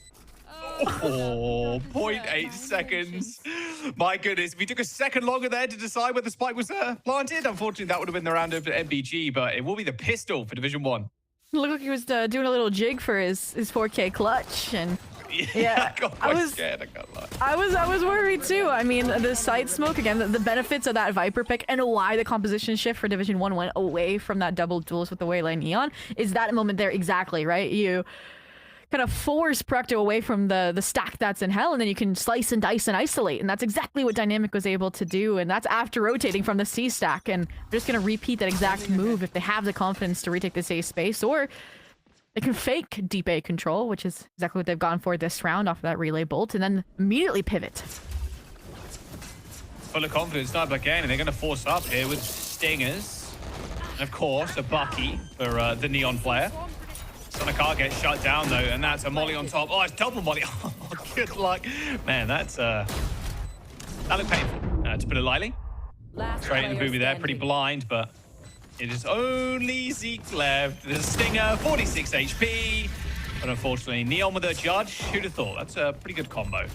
Especially on a B-side retake as well. And it does go back to, again, just the way they're able to feign presence and force Nightblood Gaming into the exact positions that they want has been a strength from Division 1, right? They mentioned it over towards B-side and Boomy setting up Dynamic. Here it was more Boomy setting himself up, right? He sends the reliable A and then repositions on the choke with the judge, and again, even up against that Stinger force, just goes to town. And now, I mean, it's gonna go from us saying that Nightblood Gaming needed to snowball this half to Division 1 hitting the ground running, set up really well for a 3-0 on the board, and NBG Garage is the closest quarters you're gonna find, but look at Boomy and the judge. It's right place, right time yet again. I mean, this is such a stark contrast compared to yesterday. Well, they're gonna try for this B, but like you said, they're already kind of perched up in garage to try and find a complete wrap. Oh my goodness, they're not gonna see this one coming. Well, actually, maybe they do. Fireball Ops, the headshot kill onto Foreign. That headshot's fighting another one. Wow. That headshot percentage, by the way, is climbing rapidly. Calamity and Boomy find 2 each. Make that 3 for 5 off. He's so good with the pistol. It's ridiculous. Shouldn't really call it a pistol. He's a hand cannon, really. 1v2, but yeah, Division 1 are going to rotate to C, but the Spike, unfortunately, on the wrong side of things. They're going to try and wrap and actually just get the kill rather than go for the plant. Well, it's NBG that need to get the plant, so it's more peculiar that they give it up and instead go for this wrap timing. I think they are showing Fireball Ops the respect he's due in terms of winning out this 1v2 and don't even want to give him a chance to stare them in the eyes. Yeah, look at that. Didn't know it was coming. Tough round there for Nightblood Gaming, and they're broke again. It's, yeah, it's tough. It's tough out here. That was the eco, so they're good to go. Yeah, okay, they're good to go, yeah. Saw all the stingers, I was like, well. Yeah, I mean, Fireball Ops already. I feel like a lot of the successes on Haven, at least from the SAD match I watched, did come out of players like Fireball Ops instead of Car finding multi-kills in the late round. And that seemed like it was going to maybe set up a chance at a 9 in the third there for Division 1. But again, the speed there and just, yeah, Division 1 playing really intelligently in terms of just not doing the predictable move, which is the stack spike. Throwing a wrench into things, but Nightblood Gaming, previously and before this match, their default was taking deep A space, and they've now been slower, hesitant to do so, and going back to it off of Fireball Ops here to get an opening first kill is nice. That's Boomy down. No contention for an overdrive in this round. There's a punish, Nightball Ops, so, oh man, Fireball Ops again. That's 2 already. Didn't have to draw the KJ over to B as well. So now C weakened. It's going to be a lot of pressure on Foreign. Snakebite, Molly combo to delay. Oh, there you go. Oh, the stun in the corner as well. Unfortunately, the Barrow's peeking through there. So Sonicar with an easy spray. Hanging around mid 2 is Fireball Ops. Going to be able to hear the garage player as the plant comes in, but it is a 5-on-2. Dynamic. I know that's in the back of their mind, but they're now kind of pinched. Yeah, there's no way, right? Yeah, Dynamic's 1. Ooh, still gets kill on the chamber though. They can get one more. This is a pretty nice round. You saved the operator, you did damage on Nightblood Gaming, who haven't necessarily built up their bank accounts too much just yet. Especially that Odin. Triple swing. Well, there you go. Well, they saved the op at least. They got 1, I suppose. It's going to be a free op online for Fireball Ops now. They got that ult there, but unfortunately, I mean, on the other side of things, Division 1, they do have the KJ ult. That lockdown can be kind of frustrating for a team that wants to take really quickly. And that's where, this is the reason why we're seeing Division 1's default be a 3-stack on C. This composition on entry is so oppressive because Son of Card gets set up perfectly by those Thorns CT, so you can get no facility to help in the backside space, even if you have that Viper wall on site. And that's the thing, is Nightblood Gaming are willing to overinvest util to get onto sites and then play the heroics, just the fine sight lines in the post plant. So it is very difficult, I think, and non-meta composition to navigate, in my opinion. And Division 1, they seem like they had the solution, but if they over-rotate from early picks going the way of Nightblood Gaming, they're going to have a lot harder of a time. And that's where I'm maybe inclined for them not to be opping, because it does put you out on a ledge a little bit for Boomy. But let's see him make me a liar here towards grass. One's coming up. One of that come down, and very slow paced at the moment, making their way into garage, destroying some of that util. Nothing too quick. Finding out where that KJ is might be priority here. So we see small jiggle peek onto short. Stalemate. You're waiting for your Vice to get a kill. An over peek. You're waiting for maybe them to pressure down mid. It's a minute left already. The Vice just moved it all the way up. I mean, Zeke is already through short here. So they have like a little bit of an idea on A. I mean, how fast could you get back to A at this rate? You don't have the From the Shadows from Monsi? Oh, good kill. Right, it was going for a recon bolt there or something. They're going back A? Yeah, they've got a complete A control. Zeke spent that entire time working his way up short, and now is going to be Mikey, the last bastion of defense here before the team arrives from C. I mean, they're making their way pretty quickly. I mean, this spike isn't going to go down just yet. And yeah, lockdown available for Dynamic. Should be able to frame it, but do you fight into it? Do you fall back? That's the decision. Wow. Why is that in here? As Sonicar has to get out of there. There's the relay bolt. 1 second remaining. There you go. Jets out. No one detained, but it does allow Division 1 to get onto the site. They're going to rip the Thorns here too as Boomy tries to go for the swing. But it's Calamity that picks up Monzi. Look at the flank. Spike is planted for them right now. They go for the tap. Swing again. They've got a pinch coming through for Fireball Ops too. Head on a swivel, but unfortunately that swivel was broken. Calamity could not get the kill onto Fireball Ops. So that is now 2 for the team, making it a 3-2 in round 6. And this goes back to how Nightblood Gaming again play their attack side. They're willing to use so much util on these defaults, getting rid of that killjoy utility, causing red herrings across the map. And then it's creative plays like this that allow them to then close out rounds. And they're going to use that Steel Garden as well in the post point almost every single time to buy that additional space, because they know they don't have as much util to pad the retake against Division 1. And I'm surprised by Fireball Ops too. Usually he plays with them and is getting the multi-kills on site, but that was a really nice lurk timing found outside of that lockdown. And now they're back to, again, asymmetric default. Back to, again, looking for answers and probably deciding in the late round. Really cheap buy for Boomy just with the Bucky. Probably just going to, again, clear the util out, clear the turret from B first. Okay, no one's set up across with the turret. Dynamic is actually getting spotted by that recon bolt as Fireball Ops just shoots through the wall and gets the kill onto Dynamic. Monty can now move up. Thorns disappear. Hunter's Fury available as well for Nightblood Gaming, as Division 1 now have to try and crack this one open. Good shot too. All right, the stun is decent, however, but just through the wall. Sonic Car takes down Boomy. Practo's going to go for the swing on Calamity, but the Omen's found 2 kills. Fireball Ops on the side, but it's Calamity in a 1v2. Oh, and brings out the knife at just the wrong moment. Fireball Ops with 3. And speaking of that, Nightblood Gaming up to 3 rounds. I'm like, Fireball Up, so you're usually playing on site and getting multi-kills, not flanking, goes back to playing on site and getting a multi-kill to close out the round. and it is, again, what's required of this team, right? You see upon the entry, the Thorns come out, right? The stun comes out. And yeah, you have Monsi with the late round Paranoia, but it's really just Fireball Ops taking these fights on both links, like we saw, are able to keep control after you get a spike plant. And I do think that Nightblood Gaming's default into site exit conversions is one of their strongest points on Haven, but Division 1, again, look at this. Eco round scaling, already down C long, already down B grass, and now it's up to NBG to re-clear. I've got the timing here. Calamity sitting with Bucky in the corner. Oh no, the first shot missed. That's tragic. Unfortunate. Boomy up in the window still. Yeah, I mean, Fireball Ops is waiting for him. 49 HP on the chamber, but look at how many players are going to swing this one. Boomy hoping for something, gets 1 headshot to Monty, 2 as well. Sheriffs today, did they buff it recently or something? My word, the Sheriffs have been insane over the last 2 maps.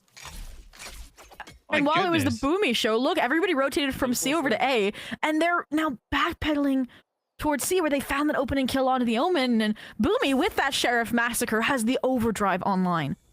So can finish what he started maybe here, if Fireball Ops on this lurk doesn't find more, with only 3 HP. Oh, man.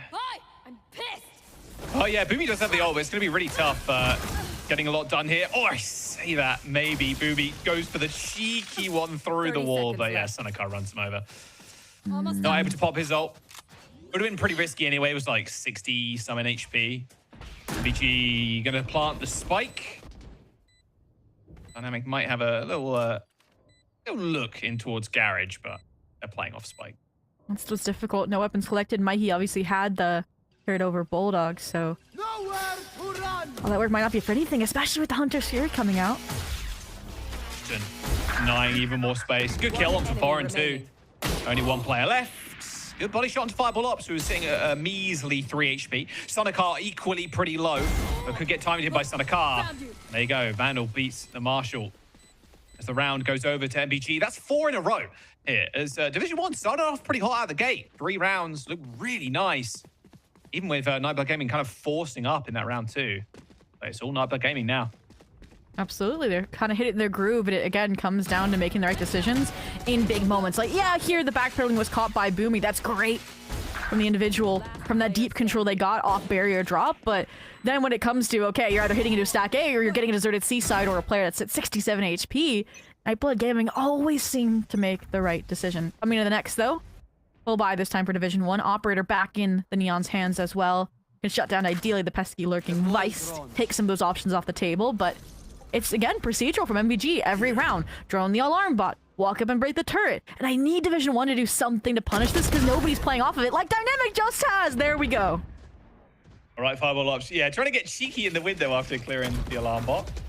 All right, Dynamic spots the rotate too. They're completely on the B site. Slide in from Son of Car. There's Practo waiting around the corner. There's a free bailout for the Neon. Ends up going down, but I mean, making sure Son of Car can actually get out is just wonderful. 3 on 2. Up for Boomy, but it is a retake position now. Honestly, I think the only reason why they're even thinking of going for this is because that overdrive's online, right? Otherwise, you would hand off the operator and, again, just stay tucked away spawn, and here we go. Yeah, they know those. They're so far away. So this overdrive does little of anything. It's just popping the ult, hoping that they can get kills. It just doesn't feel good if you're Boomy. But you'll be saving now. I suppose. As, yeah, I happen to agree. Yeah, the one way is just going to make your life a living hell on this site. So yeah, they're backing up. Saving the up. Save the money. Use the ult. Couldn't get anything. All good. Another round for Nightblood Gaming. I'm surprised Monsi didn't go hunting there a little bit earlier, but that won't stop Son of Car, already half HP, no shield to waste, and can be the player to actually catch up, full rotate, full steam ahead, possibly before the spike timer ends. Mikey? Oh! straight through the wall. That was close. Not quite. It looked like it looked like it did. But no. But I'm honestly seeing, I think, more depth to this attack side from Nightblood Gaming though in previous iterations, previous VCL rounds. Like that crunch through B and off of actually even Fireball Ops falling, that follow up, really impressive, right? Even in the face of a paranoia coming up from Division 1 to still be able to battle it and come out on top with man advantage and then utilize that to lock down the C site. It's one way to get around, again, a super dynamically strong player like Dynamic, just who literally in the pre-show had montages upon montages of these C-side anchors that we have yet to see, even if he's at the top of the leaderboard. That's been on retakes, right, as a Sentinel. And so Division 1 change-up cannot come soon enough. And to me, again, it comes off of punishing a little bit earlier the breaking of this util, because what NBG doing right now in the early round is predictable. It's the late round where things are like, we don't have a lot of info, we're gambling, we're getting things wrong, and we're getting picked off by the double senti lurks. Yeah, I mean, like you just said, they're going into Garage, breaking the alarm ball, going into B, breaking the turret, breaking all the util first, so Division 1 can't rely on that for some additional info in that late round, and even in the mid round. See if they do the same kind of thing again. Looks like a completely different setup for the turret. It's on the other side of and there's a Punisher. Punisher accompanying it, right? Calamity has the cross on the turret. I'm expecting Boomy, his operator, to be on a stronghold C to try to keep them from getting these deep deposits. And it's promising for sure, especially if Foreign can hold on to this garage space, but that is undeniably the weakest point coming out of that timeout with these changes. Foreign's going to get droned off here. Yeah, a couple of sheriff shots. They know he's going to be pretty weak. A anchor for Dynamic. Toxin screen down. And now they try and punish the B turret, maybe. Or maybe they've, you know what, decided they probably changed it up. It's been a timeout, and it's been working for the last however many rounds in a row. So they're going to change it some way, somehow. And they've got the read pretty correct here as they pivot towards A. Aldra didn't see anything. Again, you saw a Viper in garage. You're still worried about that operator that got saved, perhaps. A little fake out front side to see someone is in fact holding that turret. Relay bolt follow-up. Wow. What a follow-up. They Nice recon flush. bolt in there, knowing that maybe there's going to be a cross. Oh, Shoddy on the other side of the box. Thank you very much for the free upgrade. Oh, look at the flood in. The flood is not going to be good enough. Monty's actually on the side, but yeah, Foreign's waiting with that sheriff. Spike down as well. Son of Car, Practo, alive. However, short and long, they know where Son of Car is, so they're probably going to...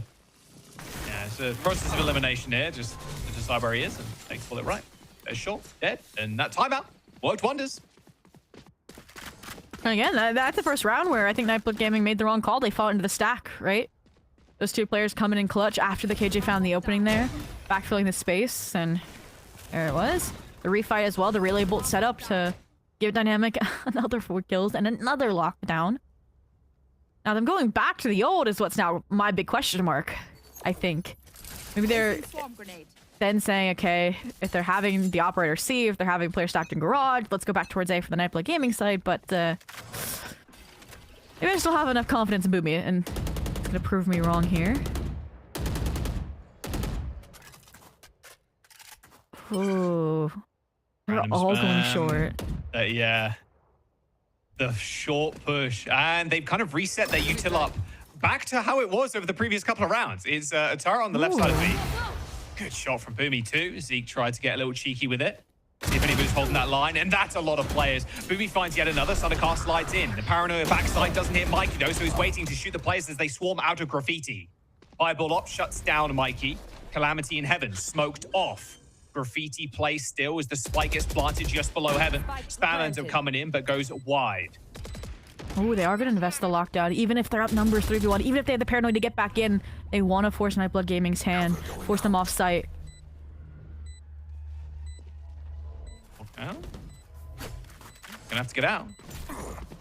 All good. Calamity drops out a window. A little bit of damage there. Monty actually TPing straight into the smoke. Foreign not expecting that at all. Straight burst out of it too, but Calamity shots Monty down. Defuse comes in. Division 1 with another on the board, making it 5 aside. That's one more round than they got yesterday on this map. 13-4, need I remind you, for Nightblood Gaming in our Fun Haver yesterday. So a very, very different look. And what is it? It's that, like, the team that lost has the advantage always in a rematch, and Division 1 definitely making it look like that. Even this round, right? They didn't fall for the same trick of Nightblood Gaming, where, yes, we could see there was 5 down short, right? But they each tucked away, so that drone only saw the chamber, and who's been lurking every round A side? The Vice for the chamber. So it seemed like nothing was out of the ordinary, but boom, he gets a kill on the A line, goes researching short, and they have all the answers they need to rotate over and play that retake off the lockdown. So now, Nightblood Gaming need to do better, and again, going back to what worked, defaults, opening kills, getting rid of this Killjoy utility, and exactly what they're hoping the Tour de Force does. Through the wall, yeah. Ouch. Oh, this is Ended up crazy. shunking. I know you want to do this dynamic, but... pushing out? What? Yeah, Pragto's not expecting the KJ to push out from the wall. Good shutdown. Yeah, completely unpunished. Zeke just wasn't ready for that. I don't think anybody from Nightblood Gaming expecting a KJ-able players to do that, but there you go. Now you've less info for an exec, too. You don't have any dart to confirm that this A space is deserted. Mikey. That's the drone and the dart to re-clear this space. My expectation for it to go long once he gets to window, and it would be correct. Like he's going to be screaming for help in a moment. We're just going to ult off tap, maybe. Smoke. Maybe. Let's see where the spike actually gets planted. Yet to actually tap it down. There it is. Ult. Okay. Dodged. Dodged. Dodged. All good. Now you can get the plant down, but it's enabled them to kind of push onto the side. Oh, there's the molly too. It looks like a post plant. All right. Okay. Well, they're going to stop them one more time. But spike eventually hits the ground, but it gives them enough time. A lot of pressure on front of car here. On to heaven. Gonna swing out. Oh, goes wide. But through the smoke, they're just getting spammed. Monty with X-ray vision. Ends up killing 2. He's going to spot a 3rd one as well. Dynamic with the quick switch of the gun. Zeke with the swing from short ends the round. Nightblood Gaming up to 6. And despite all that util being thrown in to stop them getting that plant, they cannot accelerate onto the site because Monzi just shut the door in their face. I was like, son of cars alone there on the choke. Can we get some help? And Monsi rolls right in with that closer CT smoke. And honestly, it circles back to Division 1. When they find success in these retakes is when they have those players there super early. And here, I think I'm disliking the reservation that Mikey has to utilize the cycling util, right? You had drone and you had dart online, and instead you just waited in spawn for that Hunter's Fury contact. And your players weren't even really moving towards that side just yet. So what do? Pop the pit, see, hopefully can stack other sides of the map dynamic. They just did that. Like, wow, yeah. How does he do it again? Oh, it was a different door, so they weren't expecting it from this door. So, you know. And now you're not going to expect an Omen top either, right? Hello, Stinger. Yikes. Well, there's 2 kills already.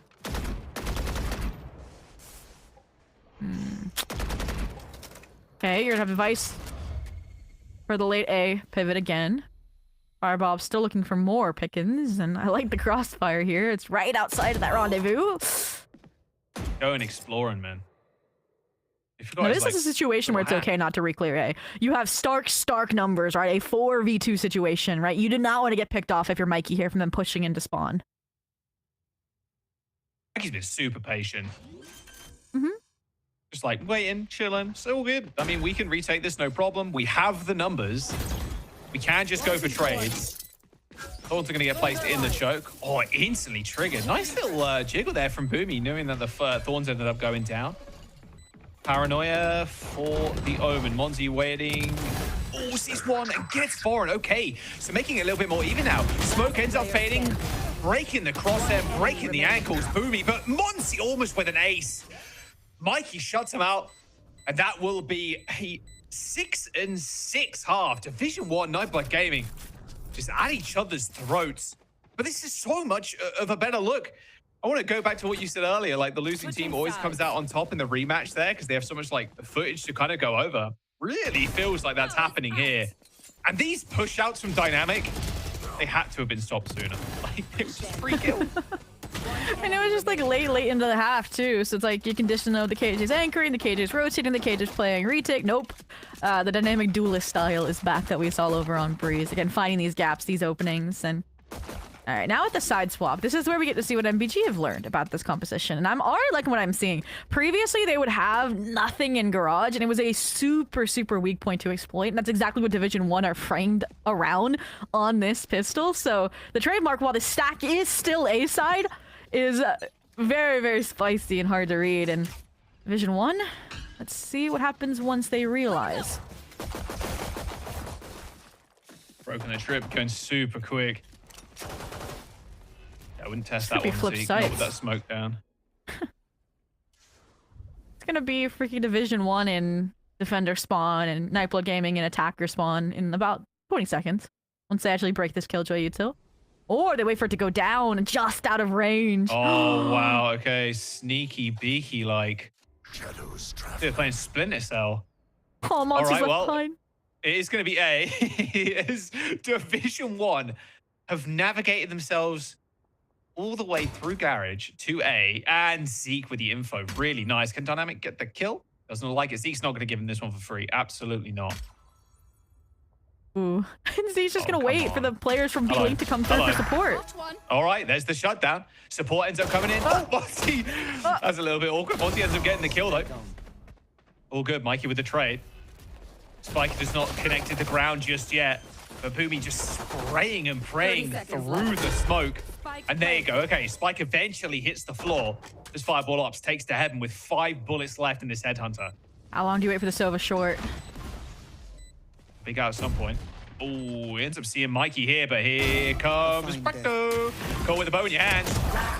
You ain't Legolas, son, that's for sure. Calamity and Graffiti, easy shutdown. Pistol win for Nightblood Gaming.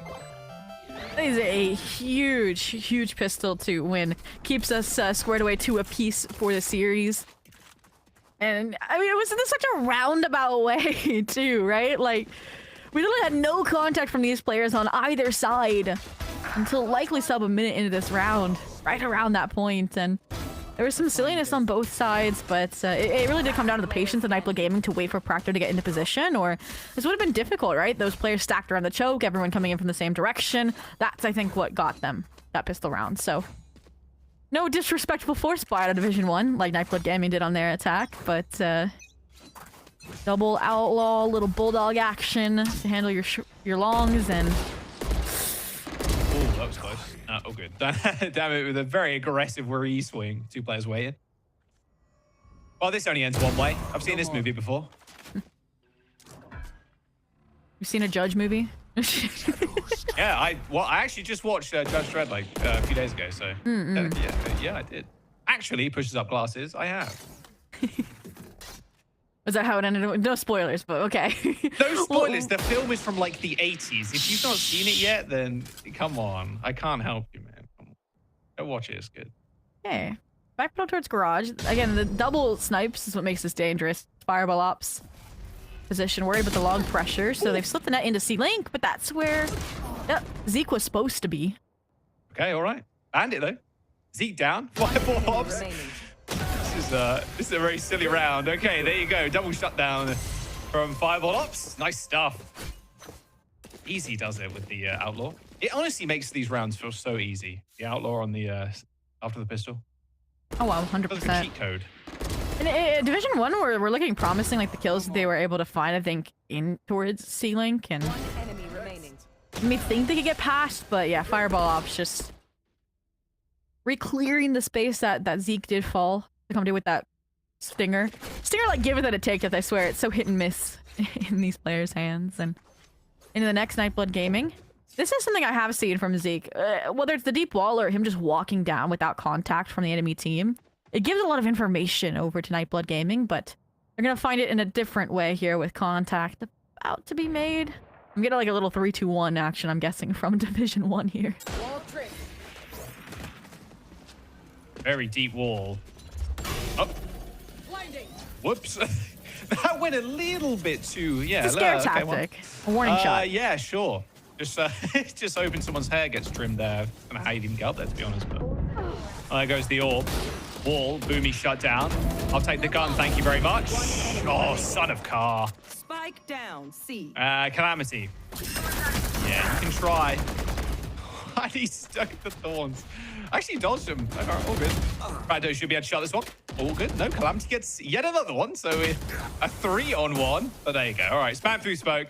Nightblood Gaming with another one. 9-6 now. The momentum that they had yesterday is kind of it's feeling like that all over again, to be honest, in this round. The 3 on the board on their half. It's so funny that both end up like 3 up after very different buy cycles to start their respective halves after pistol wins. But you know, it definitely was the speed of this flood that caught Division 1 off guard, right? You were still waiting again for the Omen to get into position, and it's just considered fast lane right in. And that's maybe where if that swarm grenade landed, it could have had a difference. But I think Son of Car just getting that weapon upgrade off the cheeky Monty kill completely sets the pace. And they're doubling down on it, right? The eco, the outlaws come back out. You're not even gonna get a spike plant out of this one, is how they're playing. Yeah, come on, Boomy. You got something for us, surely, right? Oh, straight in. What a shot. Okay, that's really nice. Double tap, though. Monzi is going to be able to reswing here off of the contact. However, it is all fireball ops. Going for the flank. And through the smoke falls Mikey. Another round win. That's 4 in a row. He's looking surgical right now. I've got to see what he's at kill-wise. Yep, 19 and 10. Knocking on the 2.0 KDA mark, and look at this. He had knife out. It was like clean. Like you dart into the knife. It's a very unfortunate occurrence there. Got out. I think he would have been able to maybe shut it down. And I mean, the follow-up there as well. Impressive off the relay bolt on the Vice, the other side anchor. So, again, D1 having good starts, but individuals from Nightblood putting them down now. They're up against the operator. Oh, the reswing. Oh, yeah. Scanned reveal. Although very far forward, that TP, so I don't think there's going to be any punish. There is Thorn on the ground, so I say that. Not anymore. Ooh. Calamity stuck. Gotta run. Oh, fireball ops 1 HP. Calamity's in heaven. Oh, the timing is just so unlucky. Plant goes down. Hunter's Fury a little bit late there. Stop the plant actually connecting. However, it's going to put themselves on the site at the very least. Fireball ops with a kill. Nice graffiti hold from Boomy. He's already got one, but unfortunately not able to line up another. Oh, and we see the lasting impact that Calamity losing that Heaven control had on the round, right? No smokes in Heaven, an operator on the retake, getting open sight lines, like open field, 2 kills, quick succession. It's a difficult spot to be in, right? You went for that deeper stairs smoke so he could hold that position, but perfect timing there out of Practo. 11 on the round, another eco. Yeah, you've got to be able to buy into the next, and Division 1. All right, maybe you don't need to be able to buy into the next. They might be contemplating, are we going for it here and now and just giving up the 12th if we lose this next round? Because they do have, I think, 3-ish players that can get that kind of full buy, and you can see them toying with the idea. But actually 4. Honestly, I'm always on the side of when it's 11-6, right? I think you just go for it and you say, okay, if we lose this, then we'll force again on the 12th. And if it's that, we go for a map 3, right? We go to Bind. Which, if this is how much they improved on 13-4 map, the 13-8 is looking is close. But yeah, this 5 round after the side swap is difficult. There's a pit in 1. They got overdrive in 1 as well. So there's options. There is options. Good time to take a timeout, though, kind of discuss that. I think, regardless of how the money was looking, I think taking 1 here is going to be nice. So if they can get their heads back into this one. That's their second timeout as well, so no more left for Haven. See what the decision is. Ooh. I mean, Judge for Boomy, okay. They go for rifles. So they are going to try and go for this one and save up, and also look to buy for next as well.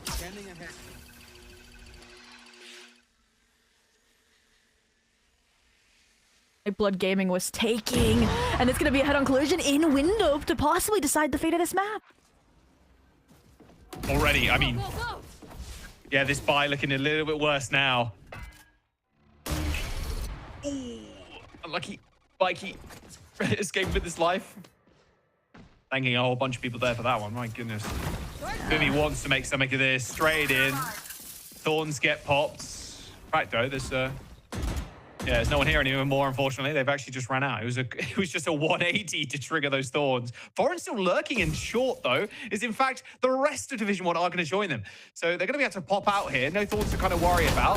Quick little short shorty play, or a judge play even.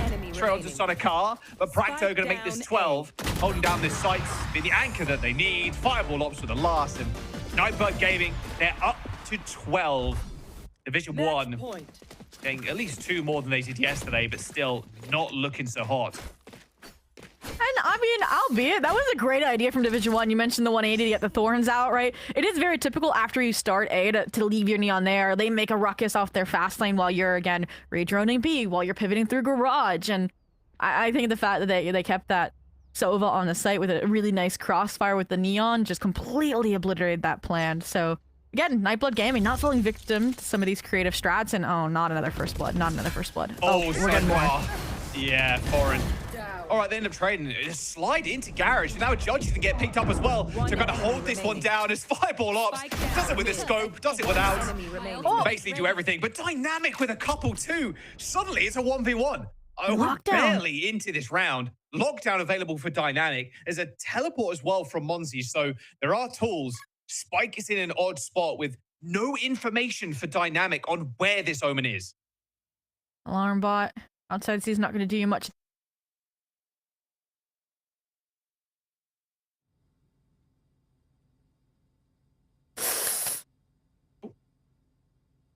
It was got a little funny there, but we're back as Spike ends up getting picked up by Dynamic.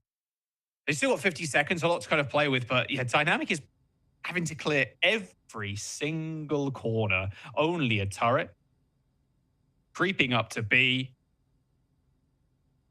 Monty is just waiting for this. Knows this is going to be a pop. Sees the barrel as well. Oh, gives away the position. Nice little swing back from Dynamic. Shoots him through the wall and shuts him down. Dynamic saves the round, clutches up for Division 1. If there is a trusty pair of hands in the lobby for Division 1, it is definitely Dynamic. And that's the crazy round to have won because, again, you went half by back to back after losing the openings in the previous round. Now you have money, for the most part, and big ults to fill the shoes of those that don't. Yeah. And, well, Nightblood Gaming have some, I think, to retaliate with. Oh no. I'm more scared. The last time they had big ults, NBG got ahead. That's why they fought down mid. Here, this 4-stack A is about to come up brilliantly. They are so dead. Oh no, one of those ults already removed. Boomy down. The slide in is good. And unfortunately, despite the blind, they knew where they were coming from. Fireball ops taken down, but Nightblood Gaming wanting to end it in quick fashion. And quick fashion they do. They take the second map, and we're going to bind now as Nightblood Gaming. Not doing them as dirty as they did yesterday, but a win nonetheless. Oh. And this is one of those coin toss maps for Bind as well. Again, less reps for both teams, but successes nonetheless. And it is just that history book of yesterday where we're like, okay, is Nightblood Gaming still favored? They bounced back like we asked, even after it felt like this could have been a Swift 2-0 with how Division 1 hit the ground running on their defensive half, how strong they were looking again. And then Nightblood Gaming just went like, they relied on the formula, right? It was the default, make the right decision in the late round and come up with a great post plant. And I'm now thinking through, and that kind of calling after getting those answers off the default is so intrinsic to Bind that they can keep it up considering they're also starting the attack there. They can have a similar kind of map 3. I mean, they just went demon time on those last few rounds, just completely turned up the tempo. And at the end of the day, if you've been playing a certain way up until the very last couple of moments, and in fact, that's exactly what happened on Breeze too, but on the flip side of things, Division 1 was doing that. They turned up the tempo at the very end, and well, that's just what happens. You end up just getting caught off guard. These very quick opening kills, just like bursting through these chokes, and they just weren't ready for it. Division 1 ends up losing Haven as we go to Bind as our next one. But before that, we're going to jump to a quick break, and the desk is going to set us up for the next one.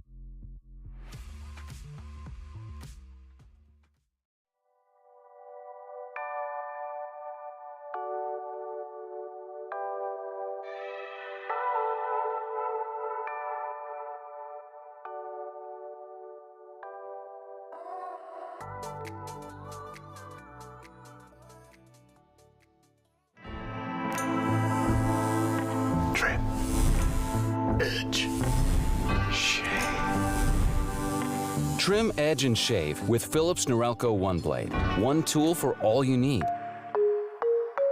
Philips Norelco One Blade presents Shave All Things.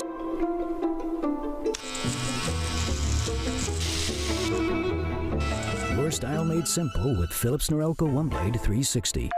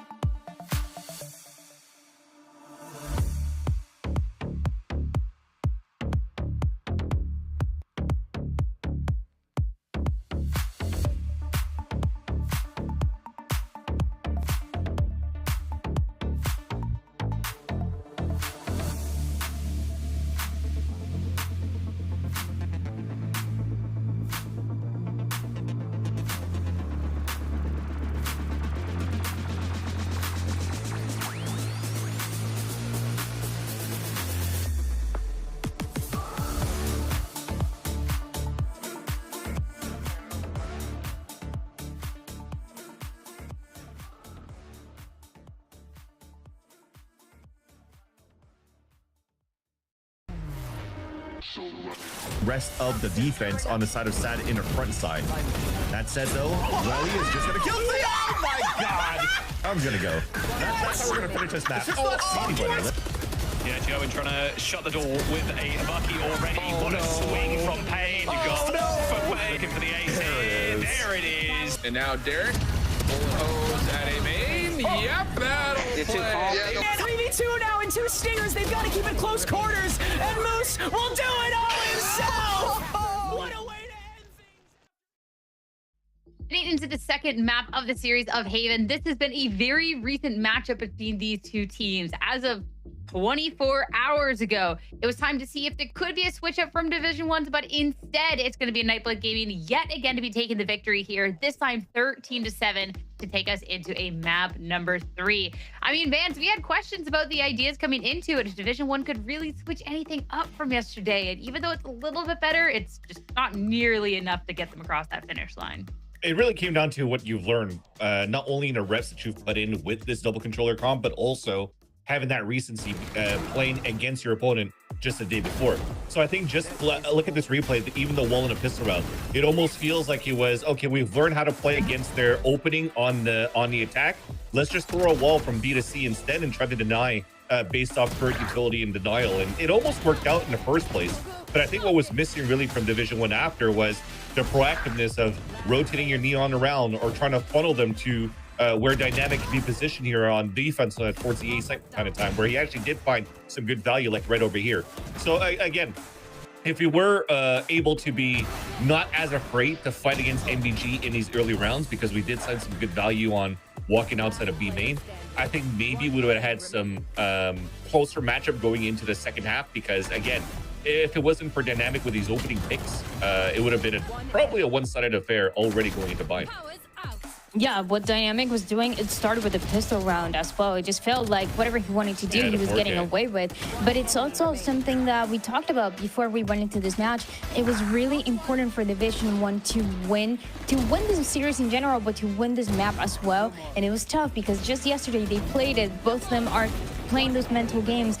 But what was lacking is what you're saying, Vance, is being proactive on that defense. It was dynamic saving a few of the rounds, but getting the bonus as well. You have all of those general win conditions to close it out, but then you only get a single opening, which is right at the beginning. After that, every single time Nightblood Gaming, they were getting away with whatever they wanted. Part of it was fireballs. Part of it was just them being really patient, trying to catch up some of these defensive players off guard. But there was never really a set play that allowed quick trades for the side of Division 1. And that was the biggest problem. After that, it was just momentum for Nightblood. And that is something that we've seen not only in the series, but throughout in this match between the two. That's why even NBG from time to time, you saw like just the standard defaulting that they mentioned here during the cast for Jaws and Zobi. It's walk in, break KJ util on B, big KJ util on garage. But if you don't have any forward lines or any cover or line or lanes blocked off, then you're kind of just forced to rotate into cover and plug these holes. And then you're always going to be weak side no matter what, because even if you have numbers on sites, it's still like a 2 versus 3 or 1 versus 4, et cetera, et cetera. So I think coming down to it, I wish would have seen maybe if you don't have enough money for the op for the side of Boomy to opt down that line with a neon and rotate her across, then let's try to go for those type of like aggro trap plays of like an open TP, neon stun, like take that A main control and fight. So you at least have some sort of coverage around that map, and you actually force the hand of the players to re-clear with util, which then means they have less on the site hits or funnel them towards where the stacks could be. And I didn't see that coming out here from Division 1. It's a different composition and a different idea, but these were some of the problems that both of the teams were having in the map 1 as well. When things slow down, what happens on the defense? Are you trying to get much or more space? Are you fighting for that space, taking advantage of that neon being in your composition, taking advantage of what that SOBA information is going to look like? But instead, we just didn't really see that at all. And props, honestly, to this Chamber, because when the rounds were going a little bit slower, the Chamber was holding the extremities, was holding that A side as well, was holding any sort of push that, even if it didn't happen, was ready to take it down.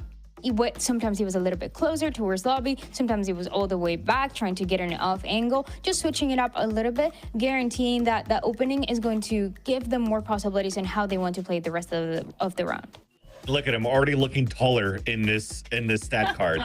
Like he stepped up to the box, he stepped to the plate for the second map too for fireball ups, being with the team at the same time as well on certain site hits. So even Zobi was mentioned before, sometimes when he's not really there to cut the rotates, you kind of see him on site with the rest of the team, just trading off that lurk opportunities you just saw here on that A-link position. So you really kind of kept Division 1 guessing on their defensive side, which is not something you really want to do, especially when you come down for a 3-site map where you need to be a little bit more active here around the map to really get a good read around how the attacker is going to move here for NBG.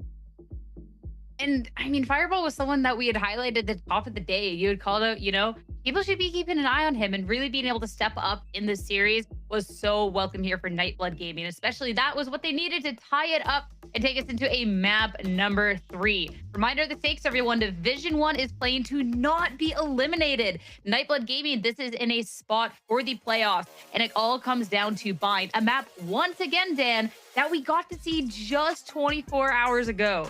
It is playing very similar to what happened yesterday with Division 1 being able to take one of the maps. Haven also going the way of Nightblood Gaming. Maybe it wasn't that 13-4, but still a 13-7 that was very dominant, taking into account the rounds that Division 1 was able to get away with. But then what happened that is just the same as yesterday is that decider is going to be Bind. And the compositions, to be honest, are pretty different, but I don't think any of them had time to change anything. So I wonder if this story is going to look like the same. Especially now going to that third map too. As you talk about compositions, I think looking at the state of the game for the last 2 maps now for Haven and for Breeze, and to see how good dynamics been on that duelist on Breeze and how on point has been on Haven, I want to see a compositional change. I wouldn't be mad if we actually saw a neon raise on a double duelist dive that you could try to do here for a Bind, and give one of those responsibilities for Dynamic to open up the site and for Boomy to be the support role for the team. Because I think that would probably be a good win con here for the team, as well as, the composition outside of that is quite standard if you're taking away the waylay. So I think you're going to be able to clear out a lot more with a raise instead of a waylay with her kit. from one day to another is crazy though. I feel like I expected that maybe towards the beginning on Breeze. We talked about the Sage, for example, on the other side. We talked about a few of the things that could improve, that could set out the players for success based on how their playstyle looks like. But I don't know. I don't think they're going to change it. I mean, that's so much to be changing in such a little amount of time. I don't know. We will have to see. And speaking of elimination, of course, there was 2 matches going on. And on the other broadcast, we got to see AxG Esports eliminated NRGA get to fight another day. So, Van, really a testament to this is a tough split. Like, anything can happen. Things turn away in like a 180 trajectory for AxG Esports for sure from kickoff until now, which is unfortunate. And then you had like an up and down roller coaster for Energy Academy because they had a strong start with Net at the point, a newly appointed IGL, finding some sort of victory, but then going down into like a couple of losses here and there. But I think that shows grit as well into the amount of work for Net and for MCE. So for them to be able to turn that around to face against a SAD team, it's almost crazy because all of these victories against SAD is, in my eyes, all upsets. But unfortunately, if you look at the refs for SAD, they haven't really put any W's down their column in the past couple of weeks either. So it's just unfortunate to see how that unraveled here for that group. Yeah, this has been an absolutely crazy stage of Challengers so far. So another team that gets to keep pushing on, and we'll have to see if Division 1 can be another one of those teams as well, or if this is going to be their last dance as we head into the 3rd and final map of the series. Getting into it, though, I mean, we had talked about what we've gotten to see yesterday, Dan, and my eyes don't deceive me. We're looking at a lot of the same. It is the same. We had the questions, and Vance was asking about maybe the way, the possibilities of playing a double duelist similar to what we saw in that map 1. And it's just, again, from one day to another, it's hard to change it, especially because Waylay changes so much how teams are approaching these rounds. And starting on the defense, at least, is going to give them a little bit more of more time to see how they want to play this round. The Sage is going to be the same as we saw for Nightblood. On that Breeze, how they're going to be playing it early on, how they're going to be playing it on the post plan. So again, as we asked for Division 1, I almost said Demon 1. What? A lot of productivity on this defense. Demon 1 is playing for Division 1. That's crazy. Crazy. It would be sick, though. It would be sick if they pull out at least some Demon 1 forum here for Division 1 to stand up against NBG in this 3rd map, because it's definitely a tough game. Again, I don't think it's too much of a big change, in my opinion, especially on defense. If you're switching up the Waylay to the Raze just because you could saturate and nade through portals and go for crunches, I'd love to see that a little bit more. If Boomy is not able to utilize Waylay to the best of her abilities because of the nurse, if they're able to have some good trap plays off Dog and then saturate through TPs and then crunch that way with a stun, dude, this could look pretty good. So hopefully they iron things out and we get to see a little bit of cookage coming out of D1.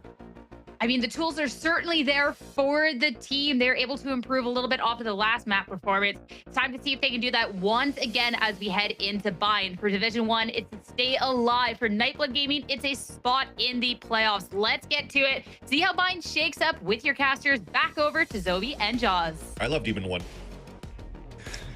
Thanks. Yeah, I love Demon 1 as well, man. Same here, looking great so far in VCT. Yeah, this one's going to be a fun one. NBG and Division 1 obviously played this one yesterday. And if we're going off of what happened on Haven, you know, that's improvement for Division 1. So this one might be even closer, Zobi. It was, what, 13-8? So this could be very, very close as we head on to Bind, our 3rd map in this series. And it was a peculiar back and forth as well, like 3 rounds for Division 1, then 4 for Nightblood Gaming. So I'm just throwing all expectations out the window, especially since they're starting on the same sides as well. And honestly, my eyes are going to be on Nightblood Gaming. I think Son of Kar on this Raze, again, different from every other map that they're playing that Neon on. And also Procto on the Sage, I think is going to be a bit more aggressive than the Zeke style we saw over on Breeze. So jumping though into the round, it's silent but deadly traps sprung right. The double duelist over towards Shower and feigned pressure from this Raze. Son of Kar up B long. Yeah, soloing up here as they put the wall on A and are going to be slinking their way through short. Checking Cubby, not revealing anything just yet. Ooh, major timing miss. Oh, well, that's not too bad here. There's going to be a saturate that hits that corner too. no chance to really survive that one. Nice little right click from Zeke, but Division 1 end up shutting them down. Spike hits the ground as the teleports come in. Son of Car gets caught off guard there, unfortunately, and that will be the pistol to Division 1. Starting the same way they did yesterday. Wow, it's like Boomy's like, timeout, gun upgrade, time in, then resume the fight. And then Nightblood Gaming's like, okay, timeout, let us recollect for a 2v3. And Division 1 says, nope, dynamic, I'm through the TP, I'm right behind you. No room to breathe. And that is exactly what you need from this composition, what the desk was asking for. Again, establish a forward line, especially when you're running a double duelist, unlike the double controller they were running on Haven, and utilize that for success. The refight, the re-clear, perfect, especially with that Lurk Viper wall splintering through that ace site, but now into the next. Scaling down here. Spicy might be unexpected. They're waiting. For the recall. Yeah, okay. A bit of information. You take that. It'll jump around the corner. Get to save the dog at least for later. Mikey, especially. Nightblood Gaming aren't big fans of what they've seen so far. I think it's smart. You don't want to go up against, obviously, the Outlaw. You're expecting usually those duelists to be together. So this is an interesting setup, and they're just going to scale really fast off of it and foreign. I like it. Playing it safe. Don't hand this Bulldog over. Son of Car jumps straight through the fire, taking a little bit of chip damage. Calamity doesn't spot anything coming out of showers, but there's going to be a creeping Monsi in just a moment. Wall instantly destroyed. Really nice forward thinking there by Division 1. Calamity, though, still, you know, making sure that showers is clear, but now Monty's making their way up. Can they actually catch a timing, though? He's going to peek out in just a moment. He's going to see one player in heaven, but yeah, Boomy shuts it down, so now they just have to play front to back. Dynamic jumping through lamps. This judge is doing a lot of work, so are the pistols. This Division 1, they get their second. That's a defuse coming in. It's again in that second round. Nightblood Gaming make it look promising, but Division 1 are able to stabilize off of not taking risks and regrouping really early into the round. And I agree, I think there was some potential as well for Monty's positioning there. I wish we could have like chucked them all or done something after that stage wall was immediately broken, but that's also the benefit of the stage wall. They got a spike plant on that second round save. So although they did good damage, they get the, again, additional funding, and this is where they have to start answering back. Again, we don't want another 3-0 occurrence. We've had way too many, I think, already today for both of these teams. And I mean, looking at the bonus for Division 1, it's not too shabby either. Again, shotguns, long range, there's dangers aplenty here, and they're looking to bring them up close and personal. It looks like over towards Sam, maybe try and splinter off any sort of Nightblood Gaming default, which we've highlighted is one of their strengths. Doing the same kind of thing. Yeah, Boomy takes a large chunk out of Monzi there, down to only 10 HP. Got a Sage, at least. And a Sky. Double heals. Yeah, that is true, yeah. Black in the armor's going to hurt, but at least you're back up to 100, like you said. Smokes end up hitting the ground. Here come the shotguns, that close-range duels. This is what they're going to be good with. Now we're cooking. Wow, through the smoke, Son of Car just walks through it.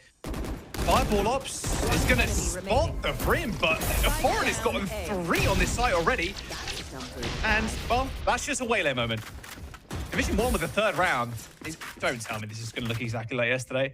3 rounds for Nightblood for Division 1, and then it was straight into 4 rounds for Nightblood Gaming. Winning the bonus there is going to be wonderful for the economy. And they were all defuses too. Last time. This time there's some kills and defuses mixed in, but yeah, I mean, this is, to me, is it correct to say that like the stage wall is making them get complicit a little bit, right? Like it kind of patches a hole where Fireball Ops timing is late, right? And then the Raze is pushing through that smoke solo. Like they kind of got punished for thinking that they were secure, that there wasn't going to be disrespect from Division 1, but it was there.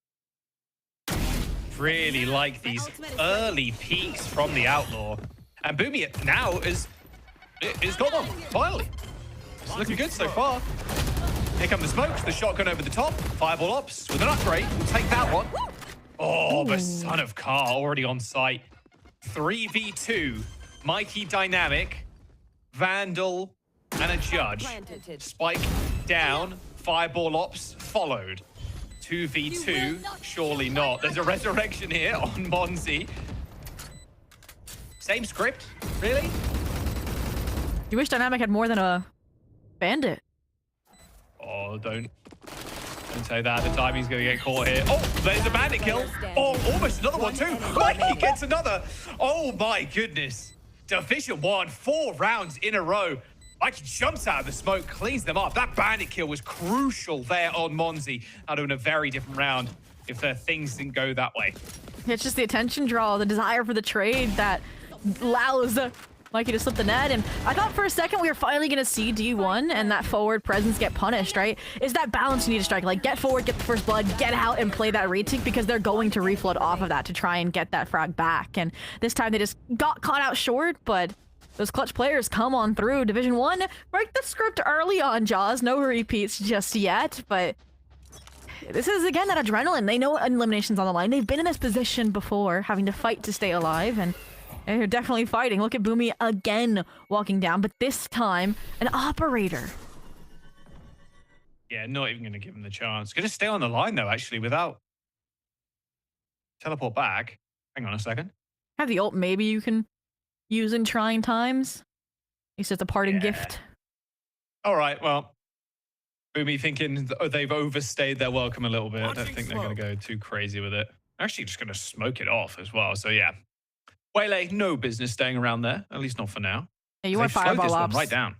You want them to get a little bit deeper towards that site, get a little bit more information, frame any potential TP play. But the dog also not spotting things has to be popping up some question marks for Nightblood Gaming. And this is also nice. Again, NBG on Haven, they played for info, they played for default util breaks, and then they made a decision off of that. Here, they don't really have an answer on what to do. It's a gamble, and 40 seconds left. One they are going to have to make a decision on soon. A finish by the looks of things. Practo taking free space in showers. A player in heaven right now. 30 seconds left. And just going to pop the rocket. Sonic are looking for something, but yeah, everybody's already gone. Too late. Oh, yeah, guess nothing.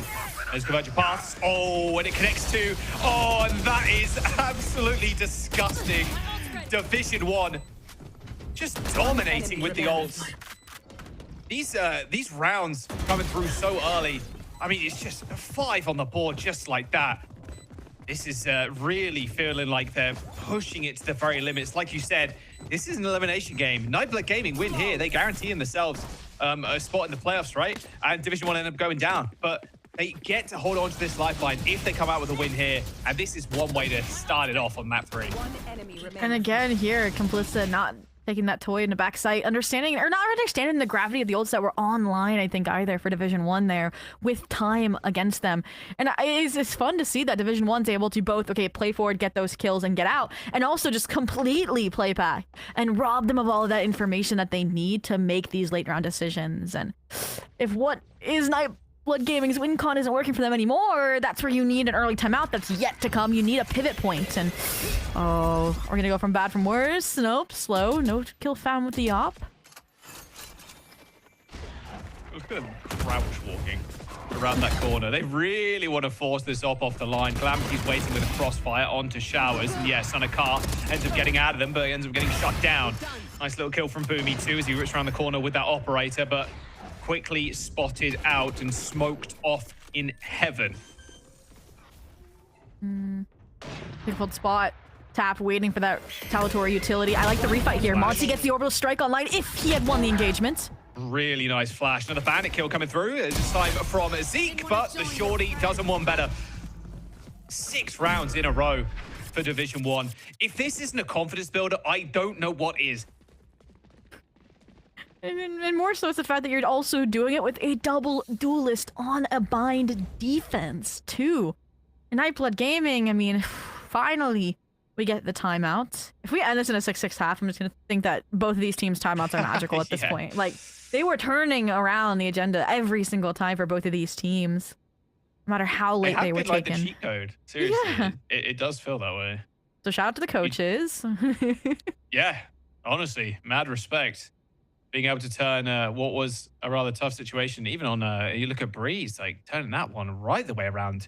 Division 1 didn't really have a say in that game, especially in the early rounds. And then as soon as that timeout came in, they ended up winning it. So yeah, Nightblood Gaming now with a timeout of their own. After 6 rounds of losing them, yep, you've got to take one at some point, and taking it on a gun round as well. So you can immediately put in to action what you're going to be talking about. Yeah, and I think what needs to be put into action here, and I'm trying to think about what we've seen out of Nightblood Gaming, what has worked, what hasn't worked, is you need to use the Seekers early, because obviously Division 1 are starting to rob you of information early on, aside from showing where Boomy is with that operator, because that's prerequisite if you want to get those opening kills. But also, they haven't explored the B side of the map at all, right? We haven't really seen like an aggressive B split or anything of that nature, and we may be getting that this time around. You know, you have the Rays over here alongside the Sky, but it's a hard read from Division 1, and they are correct. And that with the ult this time around, it's a decent early flash shot. He's firing into the sky at that point. Yeah, completely blinded. Seekers are going to come through as well, giving them a lot of information on where players are. Kind of know they're in the middle of the map. Dynamic holding down this site, anchoring with this operator, but they've slowed this right down. So now, Division 1, they don't have 100% idea where NBG are going to be. Actually just re-pivoting towards B. Yeah, they popped the toxic screen, right? So that they could veil it. They would pass by the operator and pop those question marks up, force the Sky to re-rotate. But because that dog didn't spawn anything, the waylay, right? Boomy sticks around. So you're still fighting into 2 here. They got the wall. They got a little bit of util too. So there is a chance here you can kind of wall off elbow. Maybe pop the incendiary to delay. Again, there's only 40 seconds left. Yeah. Smokes are going to come in. Dynamic doesn't really see anything here. Not coming out of showers. As Boomy's probably going to be the one to first contact. Wall is going to come up. Oh, the vulnerable. The snake bite is so good behind the box. Takes down Foreign. They've walled up too. So, well, Boomy has to make a rotate. There's going to be a smoke getting popped as the spike should be being planted. There it is, okay? And even the pit invested as well. They really want to get this one online. Yeah. Now you have Monty with the orbital strike as well. It's just going to be reflood 1 step at a time, and they haven't learned how to walk. Okay, Practo. Oh, man. I said Practo was going to be the aggressive Sage. I think that kind of proves it, right? He did his job. He got the wall up elbow, no util left, and he's going aiming. He's going shooting, and that's how Nightblood Gaming get their first round. Again, slow and methodical to get the answers. They make the right decision. And, oh, they were thorough, too, right? They took off both win conditions here for those players that anchored, that stayed around on the B site. So, again, this is a team that can turn around in an instant, and that's what makes them dangerous following that timeout. And now coming into the next, they've only utilized half the ult, so they're going to look to keep the ball rolling.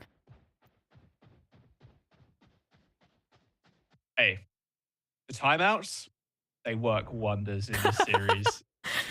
We'll see Very, very strong element of proof, yes. Yeah. Unbelievable amounts of proof right now. All right, little flash. All good, though. Pretty standard. We'll just kind of conditioned them to slow down, too. I mean, Boomy didn't do it last round, but they were very aggressive with the scope. Either pushing up with the Outlaw or pushing up with the Operator. This time it's going to be an A short. Just tucked away in cubby at the moment. Yeah, you have Calamity at your side to kind of be your get out of jail free card, so you can pop a really bolt and dash out since it takes longer to get that refract away. But Practo, it takes down the Neon first. I don't think he sees the up. Definitely not. Oh, the Sky. Oh, so nice. They were kind of walking up with the knife too. Both Vipers meeting each other. Fireball up, gets the jump on Dynamic. Calamity, very quick to get out of lamps. Doesn't want to get caught out by that. Nightblood Gaming, though, pivoting back towards B. And this is a really early call from Division 1. They know this is going down. They're going to be here to flood onto the site. Mikey's already backside right now. It's going to get flashed in the end, but no, the mollies are going to stop them actually exploding back on. So it's Mikey to hold things down for now. Boomy falls. A solid car gets 2. Nightblood Gaming only has to deal with Calamity. It's got the ult, 13 HP. So it's going to be a save. Yeah, that awareness from Mikey in tip-top shape made it there, but I mean, that's a difficult position. Are you ready to reflood in, like you mentioned, especially with that overdrive? Wow, and double mollies come your way. Ready. Yeah, they were ready. Guys. And, so again, Division 1 will know not to rotate too quick, too brashly, even if they found that early presence, those early kills. I think they could find the operator here in time. Also 13 HP, so it didn't exactly take a lot to take him down. I mean, surely this is kill with an op at this range. Yeah, okay. Oh, they know where. They're gonna just time it so they're both at the same time, maybe. Oh, the orb! They put down the orb as well. Damn. It's a big investment. Dead. Yeah, they're still not gonna get it. Oh, no, not quite. Kill through the box would have been a miracle. But there you go. There's 2 now for Nightblood Gaming. They're kind of falling out of balance now, right? Like again, the opening kill there from Boomy, perfect. But then you have a player, Hookah, who sticks around too long, gives up a kill there to Fireball Ops on that lurk. And that's when immediately Nightblood Gaming know to backpedal to rotate. Even after they've invested both Brim Smokes, they're not hesitant to go back. They're just confident in their dive. And they're confident as well, for good reason. All 3 of those players so streamlined. They completely disrespect the site smoke. They go up and over huts, and yeah, they're just going back to basics, it feels like. More direct execs, and that's what's working. Son of Car, again, so strong on these entries. Here he goes again. Yeah, wow, that's a little mistake there. Not shooting the dog quick enough, ends up getting stuns. Foreign playing in the smoke. Just a blast packed away. They try and retake showers. They've successfully done it too. So many mollies. There's a wall now being deployed as well. Oh my god, so annoying. Foreign just getting booped around by these little blast Imagine if Foreign had gotten in front of it. It would have been Breeze all over again. Dude, jumped straight over. It would have been great. All right, Mikey. Ends up getting 1. Foreign with a swing. 3 HP. Oh, I mean, your life is going to get cut pretty short. Although saying that, Foreign takes down Zeke in the end. And Mollies are going to range through, though. Going to stop people flooding out here as Monzi with a kill onto Mikey. Turns onto Foreign too. Last player left, Dynamic. In lamps. Good shot through the box. Gonna try and clear Nightblood Ops. Oh, and gets him 2, tags him a little bit, but doesn't expect him to be around that corner. As Nightblood Gaming get a 3rd, this lead is getting slowly and slowly closer. I mean, this is Division 1 falling out of sorts here. And their early economy that they gained is also slowly draining away. And it's now at an interesting point too, because we were like begging Nightblood Gaming for a timeout, but I don't think that's the same case for Division 1, even as they're losing rounds now, right?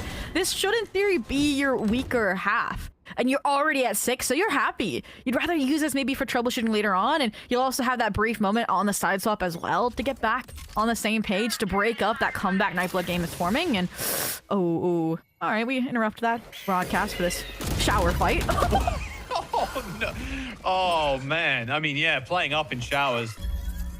Both just get deleted. That's A completely taken over. That pit is going to go down eventually too. Yeah. All of that was just for the showstopper. They're not even convinced of ending here just yet. And pings come out, maybe a possible sage wall to streamline backside control, and there's the showstopper. They're going in. Yeah, they're just going to go with the dog. There's one in heaven. Boom. Hits the wall. Dynamic dodges that. Sonakar couldn't dodge the rounds being flung at his head, though. The great Molly stabbed through the box, but Zeke and Practo taking Mikey and Dynamic down with ease. Boomy in a 1v4 with a bucket. Ooh, double back. Trying to break ankles, but the best bet you maybe would have been able to do was try and get up and close and personal around triple, but let's see. Why are they holding back their life? Maybe you're trying to avoid Monsi, which is why he's going hunting too off from that orbital strike, but otherwise no harm, no foul, and falling here. Really guns to get it collected and escape with. Free kill. Good try. You're not a ninja this time. Yeah, not happening. Okay. No way you're going to get away with that one. Now it's 4. I mean, yeah, they're happy with it for sure, but this is a kind of complete turnaround. Only a couple of rounds left for this first half. Another 6-6 potential coming through. It might just be a 6-6. Had it on Haven. Well, you had it here, and then it was after that things got questionable, right? Only winning 1 round after the side swap. When elimination and playoffs contention are in the balance, we're hoping it'll be a bit more competitive after the side swap, especially with, again, these comps being slated and sided for the opposite. Here we go. Discipline reigned in for Nightblood Gaming. Yep, rob the info off the flash. And I do like that they're finally exploring B side. I feel like that was the biggest takeaway of their timeout was like, guys, we're going A every single round. We're giving them their traps, their openers every single round. Slow down, avoid it. And just be confident, even if you don't have the information to make a 100% we're fighting into the weak side decision. All right, they're going to have the jump spot on Hookah. Yeah, they're really exploring this one now. No initial information, though, given, although there it is. Well, that's the wrong type of information Mikey was expecting, maybe. Oh, okay, Dynamic just shoots one through the smoke wall, no problem. One more res. Sam on the box. Fireball ops, jumps through the teleports. And no resurrection, like you said, but I want them to cut noise, cancel. Spike. Wait for that refight like they just did. Yeah. Yeah, Boomy already down. Spike hits the ground. Calamity just spamming through the wall. This looks like a little 5 rounds here. There's going to be a molly. There's a smoke as well. And of course, that wall is just a big thorn in the side. This Sage has been doing so much work for them. Getting onto the B site. About to break? Yeah, wait for this to break. They know. Okay, now they know. Here comes the triple swing with the flash over the top. Nice kill. All right, 6-5. Nightblood Gaming. Timeout. And they get 5 rounds in a row as we enter the final round of the half. Yeah, now it's definitely too late for Division 1 to take a timeout. And I mean, Dynamic, that was impressive. It even gets the snake bite off, but just disrespected. And that's exactly what we need from Nightblood Gaming again. The team that everybody expected to walk away with this map to repeat history. Still trailing by 1 again. Could still be an advantage at the half for Division 1 here, but the bye isn't giving us many hope in that regard. Light shields, no shields, Stinger even. You're hoping that they can get conversion paths right place, right time, but the default makes it so difficult to know that you're hitting the stack. Oh. All 3 players kind of walking up. That could have been really dangerous there for Mikey. He could have even gone down if all 3 players were looking at that angle at one time. Dynamic is going exploring actually outside of They're ready. They're holding. They're so ready for this. They were ready for it in showers too. They were kind of spamming the smoke towards showers, just like, you guys are going to make a play at some point. You're going to try and overextend, push out for information, and we are going to punish you for it. This round is it's gorgeous for Nightblood Gaming, right? Like, you find alert player, you expect an accelerate in a B, the rotates come through for Division 1, but you have a double alert through A. Whew. I'm a little worried because Spike is taking the long route, the scenic route through caves. So maybe honestly, you might just want to go back towards B at this rate. Yeah, they are cooking right now. Okay, good Seekers as well. Okay. Well, Zeke actually gets shut down. Convergent Path is going to hit too. Straight onto the site goes Boomy, but completely shut down. Fireball off. A tickle in the damage from that ult, but he ends up killing Calamity, leaving Mikey in a 1v4. And that is a 6-6 half. You will not kill my ally. Switching sides. Signed, like, that sealed, yeah, promised and delivered. The comeback. I mentioned how it was like, okay, grouped one-sided rounds and them going blow for blow. I didn't expect it to be all at once. Now, I mean, there's no way it would happen again. No way. We're just gonna skip to OT, you know, a little bit later and say, yep, there was a way. But, it's been 2 for 2 on pistols so far, Jaws, so we could definitely see it here again. I do think, again, just this Waylay Neon, and especially both of them being at the top of the leaderboard, though, for Division 1, gives me hope that this would be their stronger half. But, Nightblood Gaming. Interesting pistol setups. 3 in the shower up against the solo Skylurk of Mikey, and they're about to run this stage down. Practo, Wall, get out of there. Fast, yeah, they're disrespecting you. All the way through. Oh, Boomy. Expecting Practo to be a little bit more forward. Oh. But that shorty, of course, that would have been an insta-kill, you would imagine. Mikey lurking around, a short. Good comms from Practo that they didn't make it out, even though they had the util invested.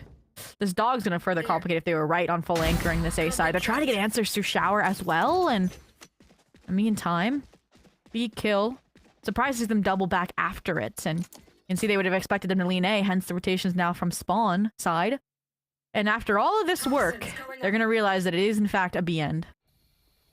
I'm out of here. Yeah, unfortunately that work not paying off. Although there's 2 players kind of rapid, maybe they find Go, go, go. maybe they find some in.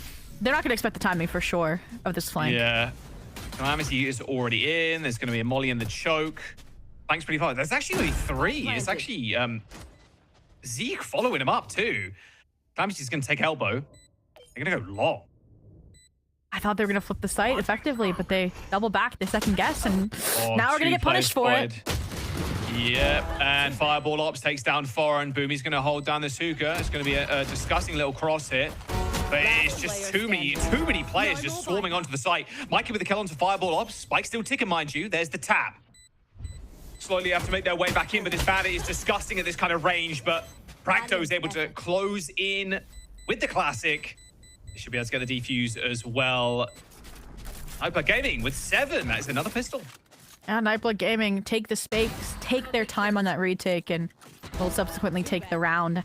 Boomy might have been able to keep this under control for the team, but yeah, I think the consistent pressure there. And again, that hesitation, they had 2 players that would have fought for elbow, and then it would have been just the one-sided flank nature of the retake. You cannot double back on moments like that. So, one they'll be kicking themselves for later, but you've got an eco maybe to win. As they were toying with the double Bucky entry, but settled for little fashion pistols. And on the flip side, lighter investment, big asterisk for Nightblood Gaming specifically, but right place, right time. They have the stack on shower. Oh, those mollies. Mollies, nades, everything to stop the Waylay from getting away with a free kill and stopping them from hitting the flood as well. Already, though, look at Dynamic has made their way up to Hookah already and might even catch Practo. Good little shoulder peek there, knowing that potentially there was a gap. Oh, no. Oh, no. Oh, no. The spam of the pistols through the smoke. Even the Ares can't deal with that. Stinger finds one, sure, but Division 1 have got onto the site, most importantly, and they're going to get Boomy into position as well, where maybe they can punish it close range. That's a nasty wallbang angle with the Guardian on bind of all weapons. There's a bit more hope that this won't be disastrous. Thrifty favoring Division 1. Oh no, Monty's 48 HP. Still not great. Another wallbang coming in, but close range. Those Stingers, deadly. Calamity with 3. Speaking about Stingers, Monty's got 1, but no. Boomy upgrades the weapon to a Guardian. Gun here. And eventually, Division 1, they find their 7th. After, that was Nightblood Gaming getting 7 rounds in a row, going from the first to the second half. And that Thrifty, huge, huge.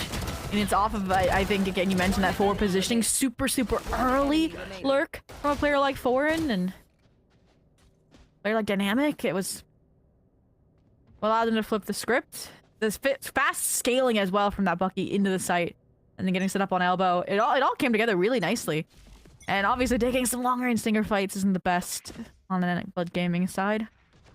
They are back in business. Bucky, their own sheriff. So they can answer back here, then it's going to be back and forth in a completely different way to Jaws. Oh, this stack is crazy. Oh, okay, hang on. Here's the dog.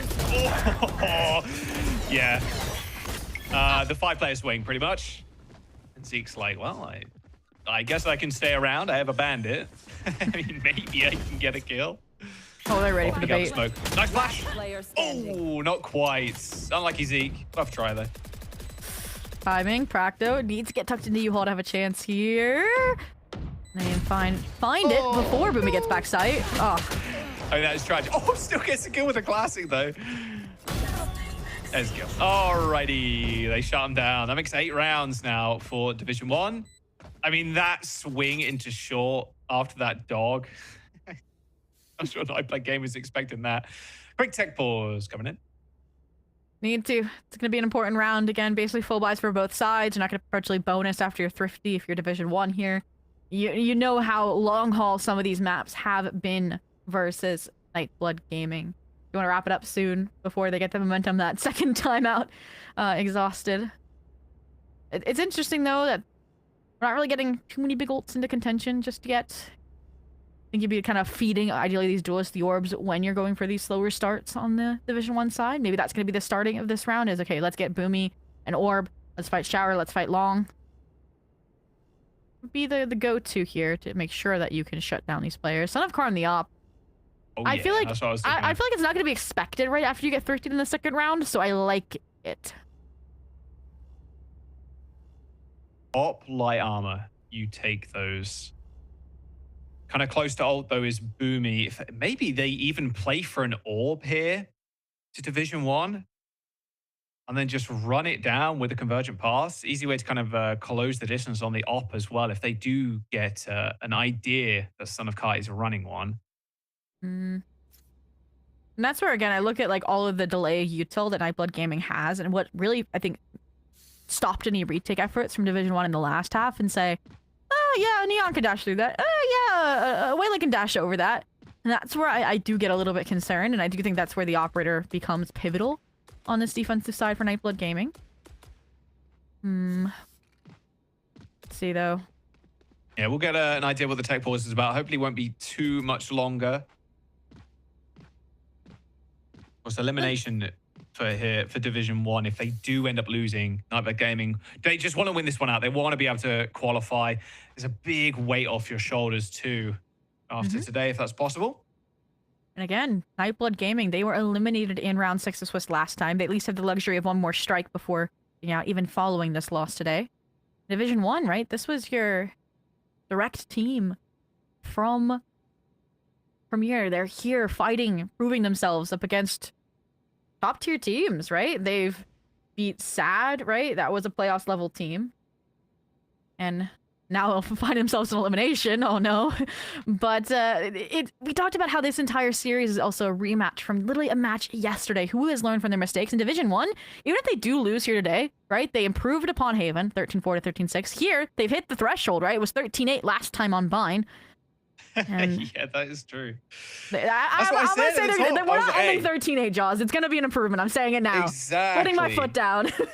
You're improving on Haven, you can improve on Bind. You know what I'm saying? So look, at the end of the day, if you can just get a few more here. And when I say a few, you do need how many? 5? Yeah. You're good. You're golden. You buy yourself, you put 25 cents in the machine, you buy yourself another life. You're chilling. Well, you're not chilling. You still need to win another one to make it through, but you're in a better spot than you were today.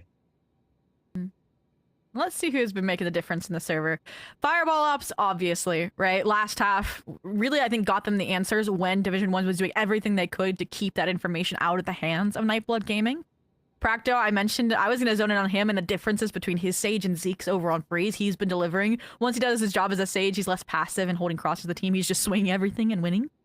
And on the flip side, I think I would like to say and look back at the series that between Boomy and Calamity, I think it was more the support players, right? You look at Dynamic and Mikey and the impact that they were having the first few maps to get this team to this point, and it's showing how this is a team effort to get towards that finish line. And speaking of finish lines, we've reached the end of our tech pause. Let's get back into this action, Jaws. 8-7, a big rifle round, and neither team out of the woods really economically. More so, the pressure's on for Nightblood Gaming to not lose this, or Division 1's gifted double digits.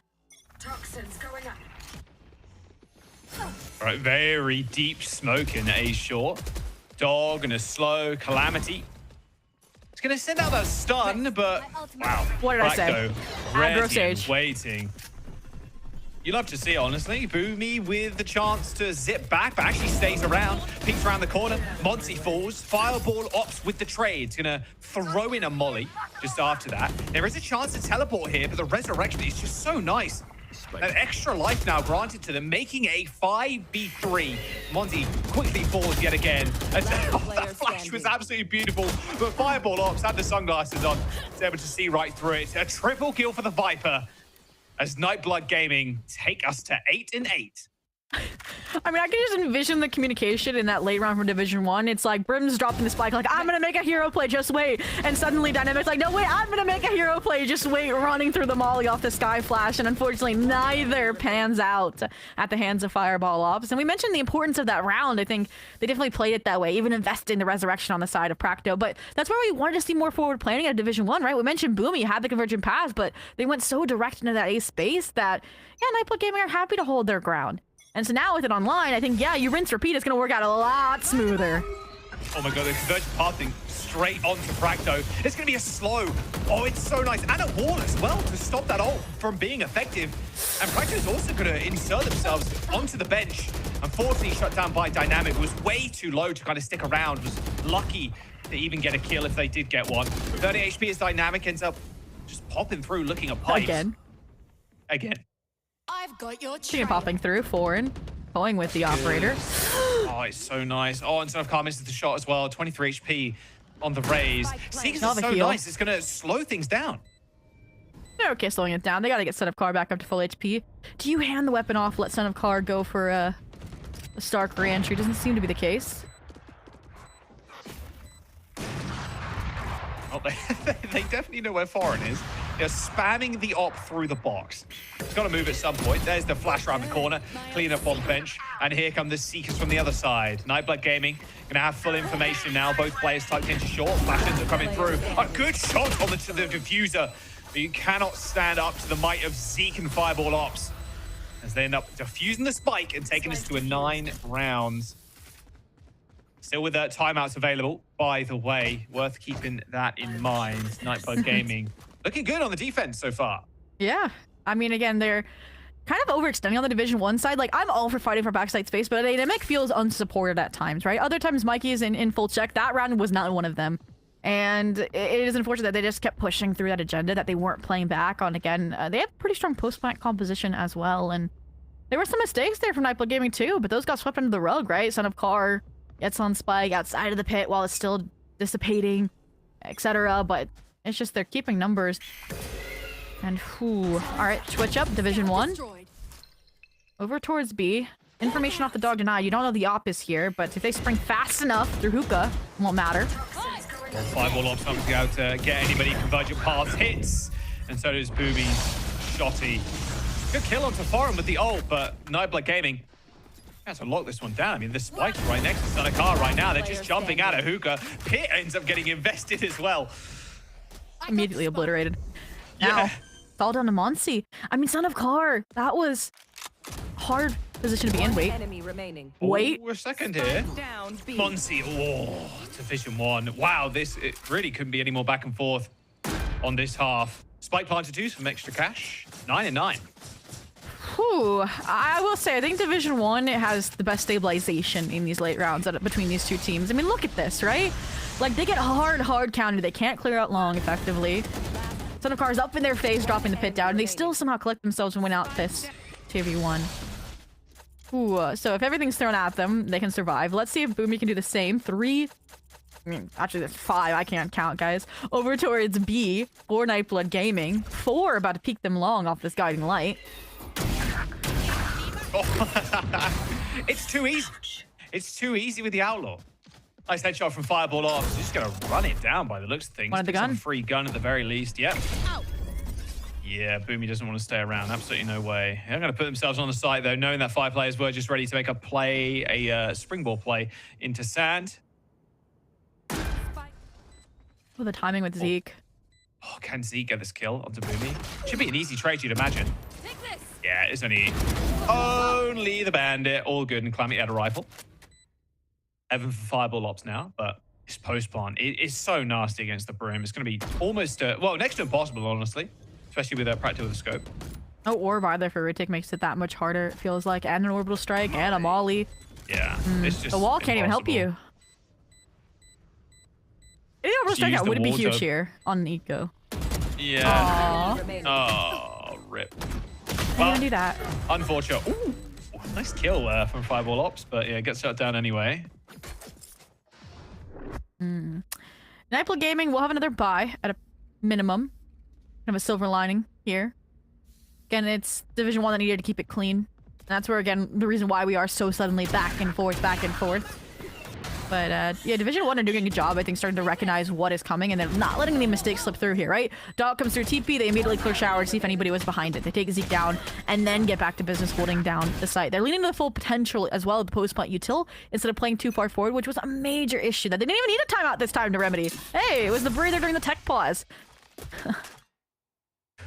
That is a crazy orb. Big investment just to deny the flash info that Zeke held and is going to reflash anyways, it looks like. Slowly. Okay, they hear the dog. They're going to break that one, but right behind him is the Neon Calamity already in. Man, the double duelist is just so quick. Yep. The follow-up kill onto Fireball Ops as well is just so good. Punished by the pacing and neither in position for a res. You're playing against the post plant now. They have Molly, they've got the Brim ult. Like, what do you do? If you're Nightblood Gaming, you just can't. I kind of want to save this round if you're Nightblood Gaming. Like it.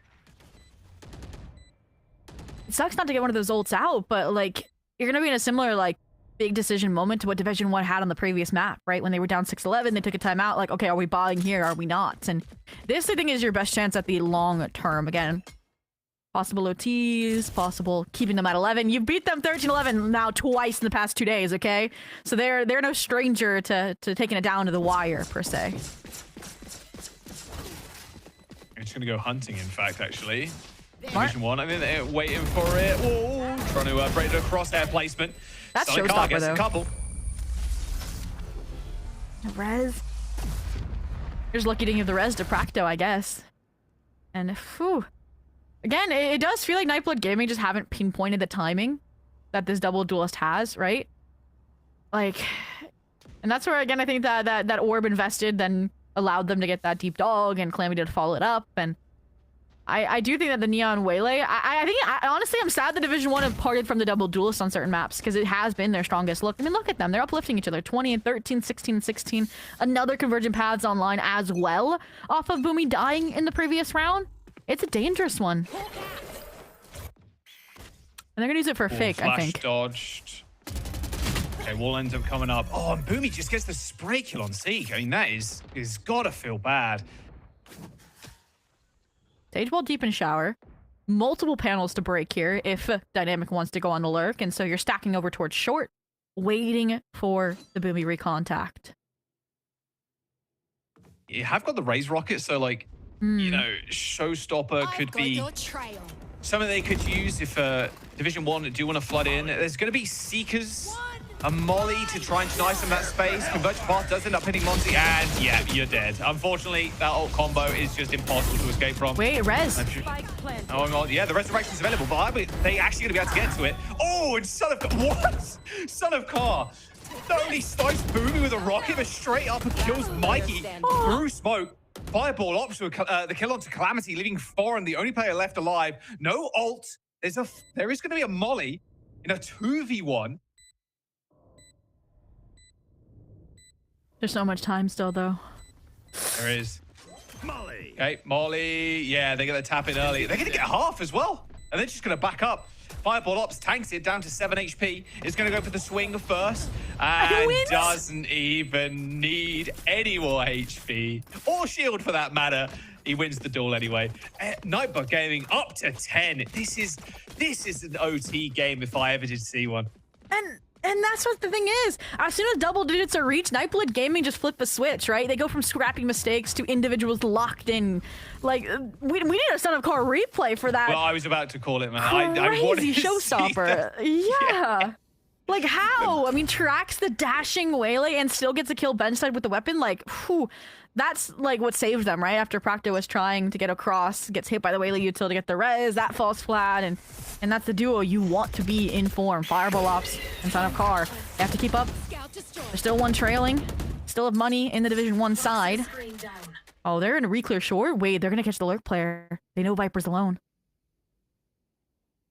So far back though, Dynamic is not even going to give him an opportunity to get that kill. Like, he can back up if they need to. They're actually just going to accelerate. And here, the double duelist again is just so fast. Calamity does kill Zeke, but Son of Car, Zeke, and Monty each get a kill here. So now it's a 2v3 for Division 1. But they're trying to now just stop these rotations coming. Calamity is so far deep. Practo not expecting that and expects another player. Calamity with another kill. And now they're just going to cancel this. And they're just going to run straight away, knowing that Son of Car was probably on a rotate. I know he was in TP, right? He's the one that got the kill in sand. Yeah. Still might beat them there, Calamity. Waiting for it, though. Did he go back B? They're going to go back B. I mean, wait, he's going to beat them. Is it? No, he's not. He doesn't take the TP. Round.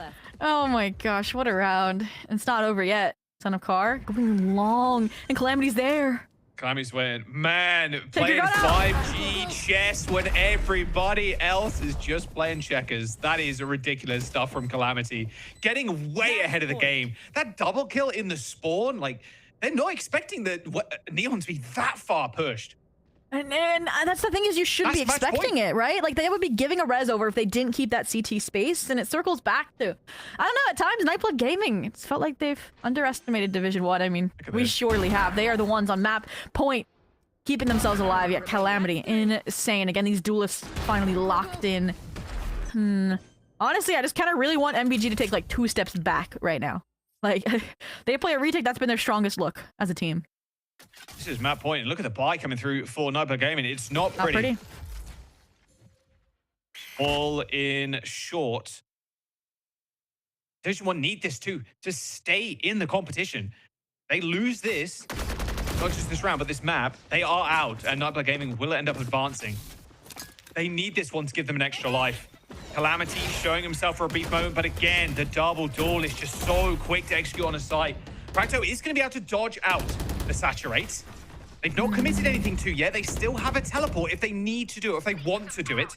They're going to clear out, and the Seekers ends up being popped too to get some additional information. Still got so much time, it feels like. They have no shower side control. That's why they're kind of trapped here over towards short. Now they have them contained with Practo posted up with the judge as well. I like the idea of re-TPing. Oh, Mikey. Oh, that smoke goes down. I mean, Fireball Ops is going to take your head off. It's got this lone rifle. The hands of Nightblood Gaming. 30 seconds. They need to make their mind up. Okay, looks like it is going to be an A push here. Foreign Calamity. Foreign with a double, in fact. Nightblood Gaming trying to hold on to this one, but it's just not enough. Monzi in a 1v4 with a stinger of all things. Division 1 trying to keep themselves alive in the tournament, and alive they will remain. They take down Nightblood Gaming, or not just yesterday. The Nightblood Gaming handed them a swift victory on both Haven and Bind. Division 1 shore up those weaknesses, bandage those wounds, and come out with a 2-1 victory to keep themselves alive in the Swiss. You're losing your learning, and Division 1 have proved that here today. And they also, again, with that adrenaline surging, have been in elimination now twice and survived it twice. And all I'm going to say is if both of these teams in round 7 make it to the playoffs, this would be one heck of a rematch, one to settle the tied score, the tied game. But here and now, when it came to VCL Challengers environments, Division 1 winning out when it truly matters. Oh, I mean, that couldn't have been any closer. Look at how the first half of that game went as well, or that map went too. Ridiculous stuff coming through from the timeouts, but Division 1 keep themselves in the competition. Nightblood Gaming, they've also still got another chance here of making it all the way. We're going to jump to a quick break, though. The desk can wrap this one up and send us to the next.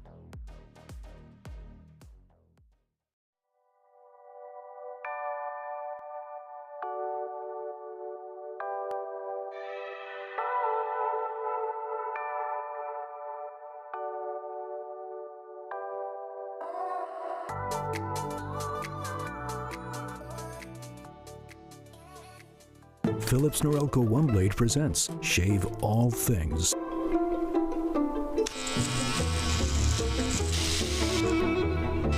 Your style made simple with Philips Norelco One Blade 360. Trim. Edge. Shave. Trim, edge, and shave with Philips Norelco One Blade. One tool for all you need. Enemy down.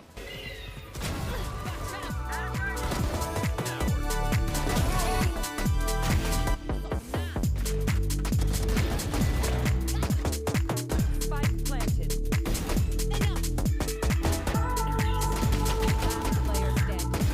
One enemy remaining. One enemy remaining.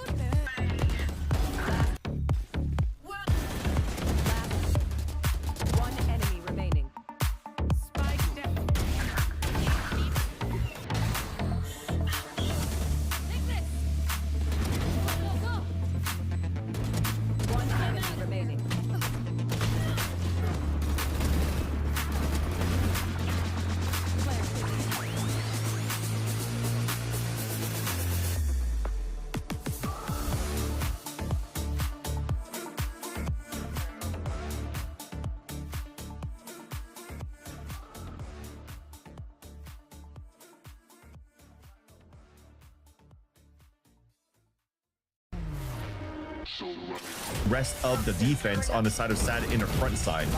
That said, though, Welly is just gonna kill me. Oh my god! I'm gonna go. That's how we're gonna finish this match. Yeah, Joey trying to shut the door with a Bucky already. What a swing from Pain. You got for Pain looking for the ace here. There it is. And now Derek pulls at a main. Yep, that'll play. And 3v2 now and 2 stingers. They've got to keep it close quarters. And Moose will do it all himself. What a way to end things. They have done it. Division 1, they had lost the matchup up against Nightblood Gaming yesterday and heading into the final map of the series. With it being a rematch of a map they lost on, things looked a little bit dire as they're facing elimination. Getting into it, we get to see the turnaround, we get to see the victory, and they get to live to see another day here in Challengers. I mean, Dan, looking back at that map, and even just the expectations we had placed on D1 throughout this series, that was not necessarily what we kind of chalked this up to be. This was an insane map. I mean, if there was a map that was back and forth, it was definitely this one. 6 rounds in a row for Nightblood, then you see 6 rounds in a row for Division 1. Or the other way around, and then it seems like it's going to be that back and forth or some momentum going with that second round, but you never really knew who was going to close it out. I really, really like what you saw for Division 1, and honestly, I think we all have to apologize to Gloomy for everything that we said in the pre-show of, you know, how this duelist was going to play out, how this matchup was going to play out. He was incredible on this Waylay as well. 7 first kills, 0 first deaths going into this map of Bind. Everything you can ask for the Waylay. And again, yes, he was back and forth, but he was one of the biggest reasons why they closed it out. Especially on the attack. 5 of those 7s were on the attack as well, so he was definitely doing his job, not only being useful for the team in terms of utility, but this time just fragging. I think it also comes to show like the changes of agents as well, where I was mentioning Dynamics should play some Raze maybe if the double duelist is going to be out of the question for this composition and for this team. Except Calamity is going to maintain that role, and it has been awesome on this Neon as well. Dynamics still finds its value as a Viper, so it shows how deep the agent pool is for all of these players, and they make different maps work. Especially you see how different the dynamic is from, no pun intended, from Breeze going into this one as well on this third map of Bind. So this is all really good. I think if you're looking at the state of the game, Nightblood Gaming seem to have had an issue on their attack side, just trying to take a split into the A site because of the U-Haul control. Every time they tried to get into that spot, they were just denied. Even they were able to pincer from showers, they were still losing those fights in the end because they were so focused on controlling U-Haul that they were getting pinched towards the end in these post plans. So it wasn't until we saw this timeout at 0-6 that we finally saw a comeback of NBG that somehow strung into a 6-6, as the casters mentioned. Is just like a blessing for all these timeouts tonight.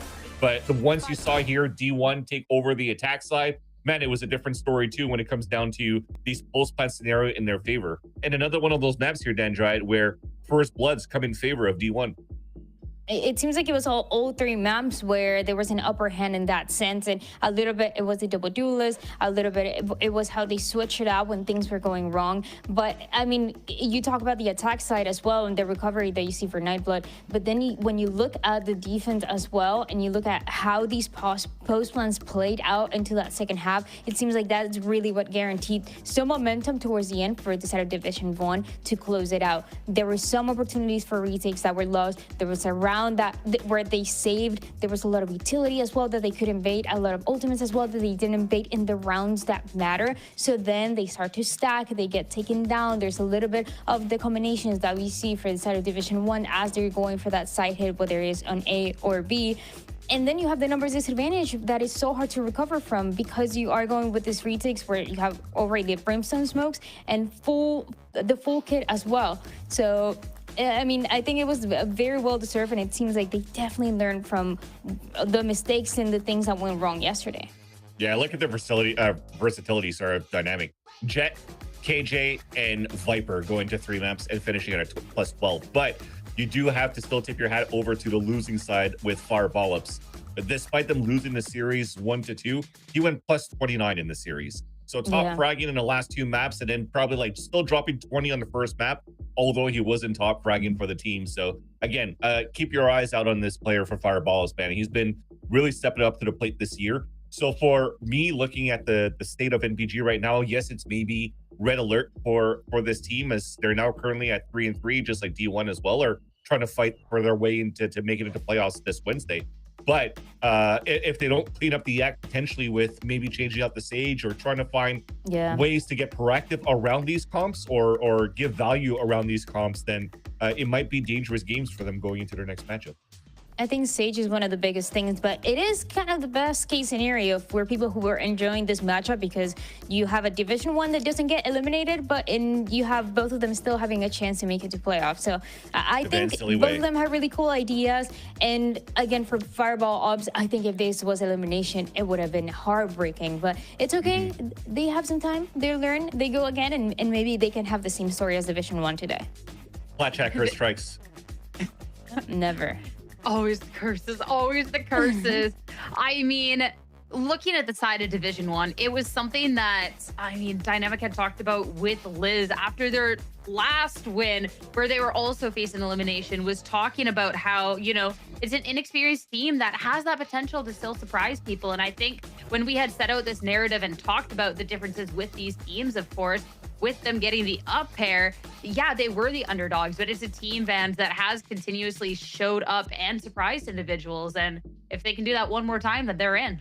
100%. And you're looking at this team where it's still pretty good for Division 1, where you're not forced to be practicing on all 7 maps and having a good 7 map pool. You're already seeing that there's still gaps on their Haven, but this is all very normal. You look at the rest of the map pool where they could still play and dance around with a lot of things. You're looking at their Breeze now from the Fun Havers tournament and the reps that they put in, how good they look on Vine, how Lotus they look unstoppable as well when they have dynamic play on this chamber. So overall, in a deep run, if you have a team that's consistently going to BO3s, it's still a dangerous team to play against. So you have to keep an eye out for this team. You really, really do. And of course, we have a couple more questions for the team. So for our Phillips Norelco interview, we have Dynamic back on the line. Chat just a little bit more. Congratulations on this win. You live to see another day here in Challengers, up against a very familiar opponent. You went up against Nightblood Gaming just yesterday. It was a loss there. So I'd love to know the insight, how you're able to turn that around going into today, especially with a decently similar map pool. I think yesterday we just were in our head a little bit, and today we just played our own game and we really locked in. And we really tried our best to lock in, yeah. Sometimes that lock-in is really, truly all it takes. And I want to hear about that lock-in on that final map, because that was a really back and forth in a very weird way. We get to see the 6 in a row by you guys, 6 in a row by them. So then how do you, once that side swap, make sure that you have enough in the tank to be able to get over that finish line? I think it's just believing in Mikey and his IGL calling on attack, and just sticking to the game plan. And it came to us, the rounds, as long as we play our own game.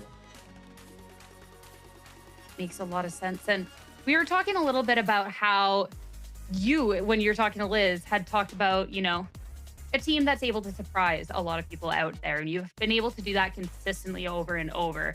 You're still alive now. You've been on the verge of elimination, but you're still alive in this. Do you feel like this is a team that maybe performs a little bit better under that pressure as well when people are maybe counting you out, or? Yeah, I think so for sure. I think we've had pressure leading up from the very first game against SAD up until this, after the few losses. And now that the playoffs are on, it's like maximum pressure, and I think we perform better. So we just gotta keep it up.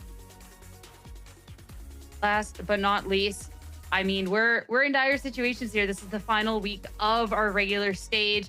You've made the run, you're so close. How are you feeling going into soon to be your final match to determine whether you do or do not make it into playoffs?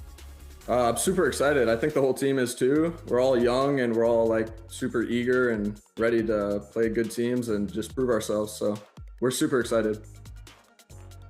I'm glad to hear. It's definitely been a long series today, so I'll let you go rest. But Dynamic, congrats on this win and best of luck in the next one. Thank you. Thank you. Have a great day. Bye. Thank you so much. As for us, they're going to upset the expectations and they get to fight again. Super exciting stuff. Of course, we still have one more matchup on the day. Stay tuned. Short break. We'll be right back. Trim. Edge. Shave. Trim, edge, and shave with Philips Norelco One Blade. One tool for all you need. Philips Norelco OneBlade presents Shave All Things.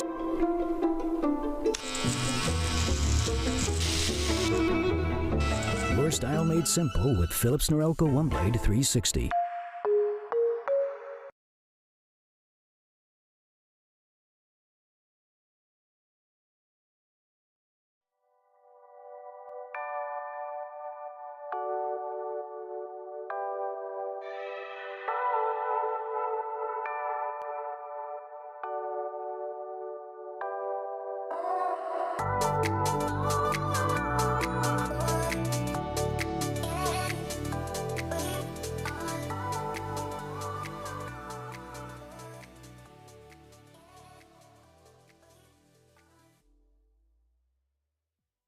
We just got to see Division 1 save themselves from elimination, but the same cannot be said as it is going to be a guaranteed elimination match for our second matchup of the day. Alliance Guardians going up against Pigeons. Two teams here, Dan, that have been fighting it out, but one of them has to leave us today and say goodbye to their playoff chance. A little bit of a different scenario from what we saw before in that opening matchup, where you had one team that was on the verge of elimination, the other one that was safe, as we saw for Nightblood. But here, both the teams are 2 and 3, and both of them, I feel like, have given us some pretty good indications, some, I don't know if false hope that they were going to close out some games that they didn't end up winning. But I think something that I like is the differences between not only the experience, but the different players and the different playstyles that both of them bring. I think Pigeons, they came to Challengers as a team that people didn't really know about, and the more that we got the chance to see from them, from a few of the players that we recognize, from Cuz, for example, then the more fans they ended up getting. And I don't know if that has something to do with the three, what is it called, the three, you guys know what I'm talking about? No. The three the Musketeers? the COO. Anyways, whatever. I know Liz knows what I'm talking about. Chief operating officer. Whatever. I'm gonna leave you hanging. There. I'm leaving you hanging, Dan Dryad. Good. Well, you see the screen right now. You see the screen right now. Go to the bottom right. Bottom right. I see COO, just like the letters you mentioned. Yes, exactly. Okay, and. Okay, you know, just is it like two eyes and the hand on the ear, kind of like the K-pop picture where you take like cute pictures? Well, you know when you put like half a heart on your cheek. Is that it? No, I am here to save you, Dan Dryad. I am here to save you. Do not worry. Let's start talking about these teams, guys, that we're going to be focusing in on today. We're losing the plot, ladies and gentlemen. So, guys, Alliance Guardians. Man, let's go. Like I said, I think I wanted to piggyback onto what Dan was saying about the no, I'm just kidding. About what she was talking about, the different play styles from the teams. Because one is definitely the old Gar style with Alliance Guardians, with a mixture of players that have been around the scene for the longest time, versus the Pigeons, who are actually like breaking the mold. You know, they bring out a Gecko in some maps. They tried out some Mix when they first came out as well. So it was super sick to see them try different things and to give themselves their own definition going into these games with the teams they have to face off against. Sometimes good, sometimes bad in terms of results. What I'm liking is that they're trying to understand how to play against the regular meta and then play against that and then see if it works out or not. So they're testing their limits every single game, which I love. But let's look at this. Alliance Guardians, having King Fred as a coach is actually a great start, because I feel like this is what was very needed in terms of this roster. Because for the past couple of weeks, it almost feels like they were trying to plug and play what fits into the meta of like forcing the Viper, forcing a double duelist, and it just wasn't working out. So hopefully with King Fred, Ori is able to fix things very last minute for Alliance Guardians to try to play towards that meta with Jerk, who was his assistant coach, by the way, back in the Winthrop days. Or it's just, let's try to play to our strength and see if, for example, GMD could play Omen and all of the maps instead of Viper. Yeah. I mean, I'm just looking back at the string of results, and going up against FlyQuest and Core is a rough past 2 weeks. That is for certain. So I definitely have full faith in this team to be able to try and turn it around today, especially when I look at the experience on this team. I mean, GMD has been freed from the IGL in shackles, and we've seen what he's capable of before. Now we have to see if he can step up within this series to make sure that Alliance Guardians stay alive. I know that we mention it pretty often, but I love that sometimes if he has to IGL, he will. If somebody else wants to step up as on the IGLing role, he's also going to let it happen as well. It was with TSM, and it was also what we're seeing right now. But he is a really good player, really good player to have in your team because of his mentality. Every time that you watch him during these interviews, he talks about the effort that they've been putting, the effort that he personally has been putting. And those little things in a matchup like this one, when it's elimination, that is when it matters the most. We talk about experience, but it's not only because he's been playing for a long time, it's because the experience that he's gotten is very valuable, both internationally and when people are counting out TSM, when people didn't expect them to make it far, and he was always there to prove them wrong. And that's what we need. We need him to step up because, again, it almost feels like if you're looking at his agent's history, right?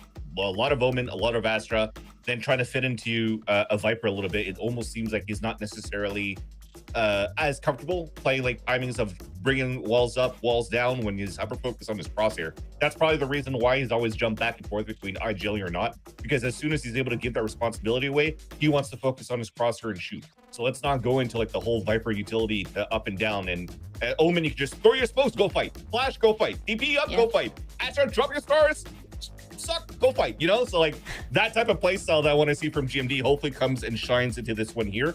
But it is just heartbreaking as well to see that somebody like GMD and the veterans around this roster is at the scenario right now where they could potentially get eliminated out of this stage.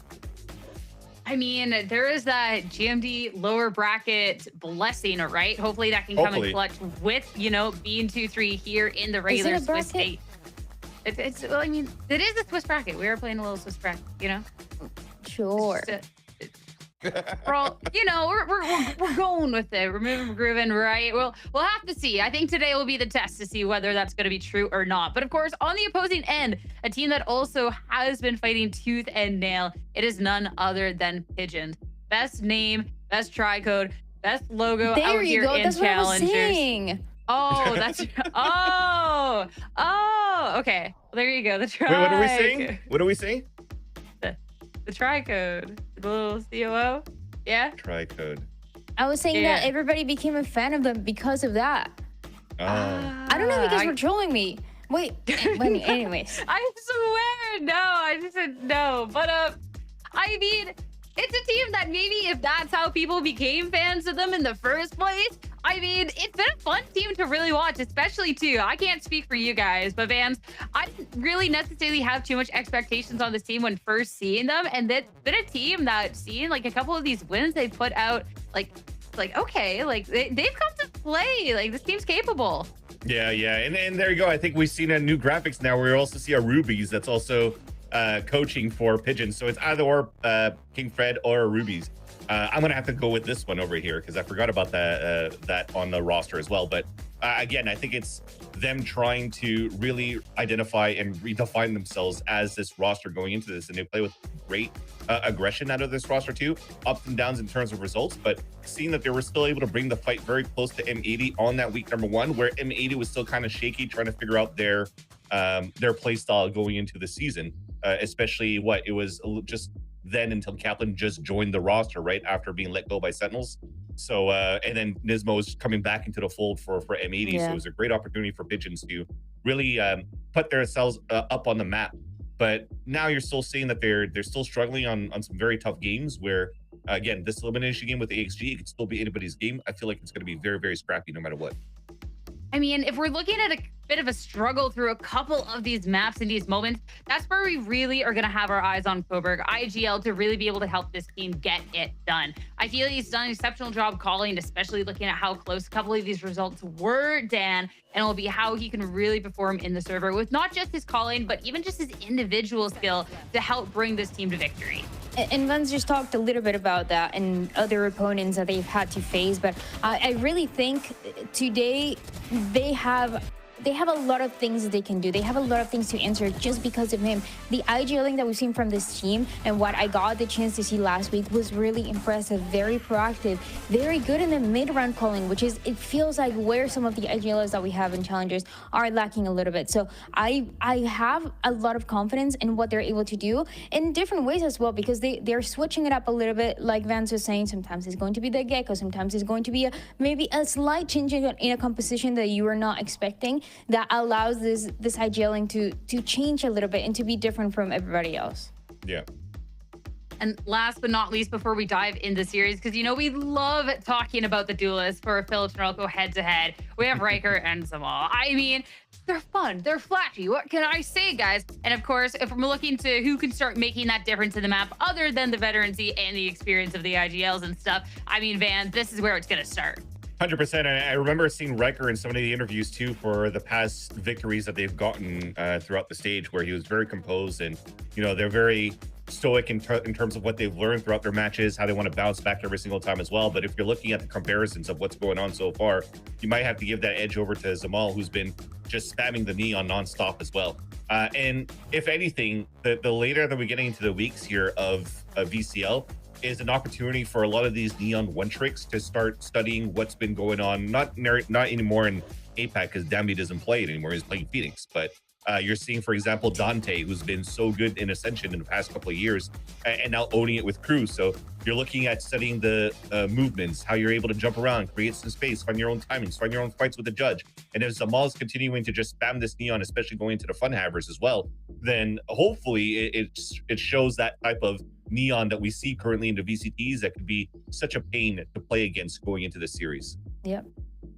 I love that you call it what we've gotten to see in the Fun Havers as well, because for both of these teams as well, they've been putting in a lot of work. You look back at results in so many third-party tournaments. I mean, you can see the hunger, you can see how much work they're putting into the server, and going into today is going to see whose is going to pay off. Heading into that, let's go to our map picks and bans and see where it's all going to be taking place, and it's going to be on Lotus. Dan, that's going to be Pigeons picking that one up. This is a fun one too. Yeah, sorry, go ahead, Dan. I heard Van, but go, Dan. We only call you first and last name. For me, I'm and Dan. I only call you Dan chill. Dryad. Okay. Nope. I got it now. I got it. I'm very excited to see this map of Lotus, because last time that these two teams played against each other, it was against that third-party tournament, that Fun Haver, and it wasn't that long ago. It was about a month ago. This map went all the way to overtime, and Pigeons were finally able to close it out with a 14-12. So it was back and forth. I don't expect the compositions to be the same. They're actually going to be pretty different. This is when Cuz was going insane on the deadlock somehow, and we were all shocked. So I want to see how, with the changes that they've had, with the growth that they had since then in the past month, how this map of Lotus is going to look like. But I still think that it's going to be very close. I'm really excited to see how this one's going to be panning out. The match is almost ready as well. But of course, before we go into it, just to see we're all aligned. All right, looks like Vans and Dan are going to be scrapping out just a little bit more here. Dan, you're with the casters on this one for Alliance Guardians, the 3v2, but I mean, we'll have to see how it all shakes up, and it's all going to be starting on Lotus. Our agents are ready. Let's get into it. Talked about some changes and stuff as well, and I mean, fans, I love to see when a Phoenix comes out to play. Yeah, I think Athena as well. I think just in general, actually, I've tried Phoenix myself in the coach stacks, and it's actually quite fun to play. I flash myself from time to time, but at least I frag out. It's still pretty cool. I think the biggest thing is being able to utilize the walls in the perfect positions and the perfect timings, but also farming the ults. What I love about this too is that this is probably like the 5th iteration of the Pigeons playing on this map, where they always haven't been as successful going at least outside of, or inside, sorry, the VCL. I think they've been winless in the VCL itself, but they found some results and some ways to be able to fight well with this Phoenix on Cuz going into Fun Havers. So I want to see this applied now against Alliance Guardians to see if it works out. I love the meta that we've been seeing recently with the Phoenix, with the double duelists. It's so fun. And on the defense side, where Pigeons started, I really want to see them willing to back up, willing to play for the retake, because you have that first wall first mount to go in, to find the openings, to also get a read on and quickly see where everybody else is positioned. And then you have, as we've seen for other teams, that the Phoenix wall that allows everybody else to be a little bit more overwhelming and get those trades. It is really cool. there's a lot of things that you can do with the utility that they have, but it's really going to depend on all of them playing together.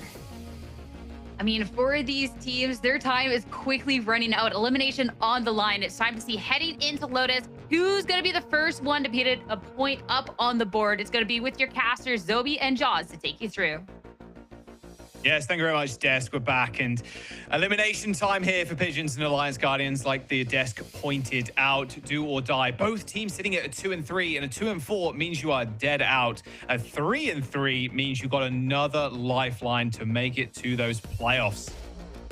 Absolutely, and Pigeons have been that consistent Puggy 5. They've stuck together, they've grown together. Versus Alliance Guardians, it was like this home for star players from different rosters to come back to, between Wildfire, again, the Maryville days, GMD, obviously those signed big organizations, and Jerk, even the Winthrops. So it's, again, like the Des mentioned, two teams that have put in so much work. But Alliance Guardians, the 3 maps they reworked are the 3 maps they are playing today. And it starts here on Lotus, where we even get a role swap between Atlas and Riker, because Atlas was that Neon versus they previously were running Riker on the Waylay. And so that's where my worries start to sprout for this squad, and where Pigeons, this is a must win. They have not won it yet in VCL, yet pick into it here. And I mean, they're starting out on that, you can argue weaker side too. That's a lot of stuns. Riker's still, though. He's still chilling. The TP. Oh, there it is. Quick acceleration on the other side of the map. Alliance just running down this one lone anchor, although to back them up, they do have Koff coming in, or Koof coming in. Tap of the spike, hoping maybe someone else peeks. Jerk should just be able to get it down now, but it's actually some more that picks up another kill. Alliance have been kind of pincered here now, with Riker on a good angle, but there's a 4-person flood here coming through for Pigeons. Oh, Arcros gets it started. Oh, good shot. Riker takes down some more. And another one, too. Vice down. Uh-oh. Well, Kolberg left, as they're going into quite a devious situation. Both players able to easily swing on this spike. Got to take the ones, though, but they're not going to get them. Jerk ends up finishing that one off, and Alliance with a round win. Pistol.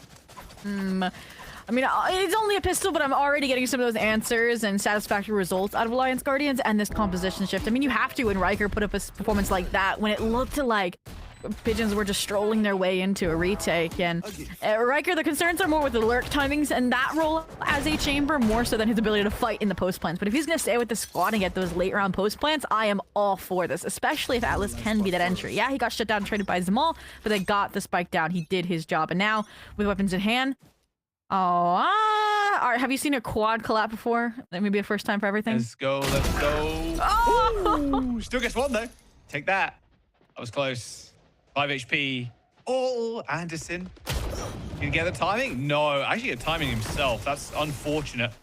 Another very fast accelerated push onto the C site. Not quite the position to kind of punch people as they enter, though, sadly, this time around. And it's the only decision when you saw 4 stacked at A-side stairs, and it's pretty clean. Say that one. Oh, those goes. Oh, getting freaky with it. Okay. It's all good. Keep it clean. You don't want to lose one more of these players. You could sacrifice, I guess, Jerk on the pistol in hand. Slowly but surely, yeah, look at GMD. Ready for this one. Surely they have no idea. Oh my goodness, oh, that's so unlucky. Yep, goodbye. Experience there from GMD paying off. Another round on the board. And something else to highlight here as well, Desk mentioned. Yes, GMD is off of that IGL role and has been putting in so much work this split, but it's undeniably been one of his most difficult ones as well.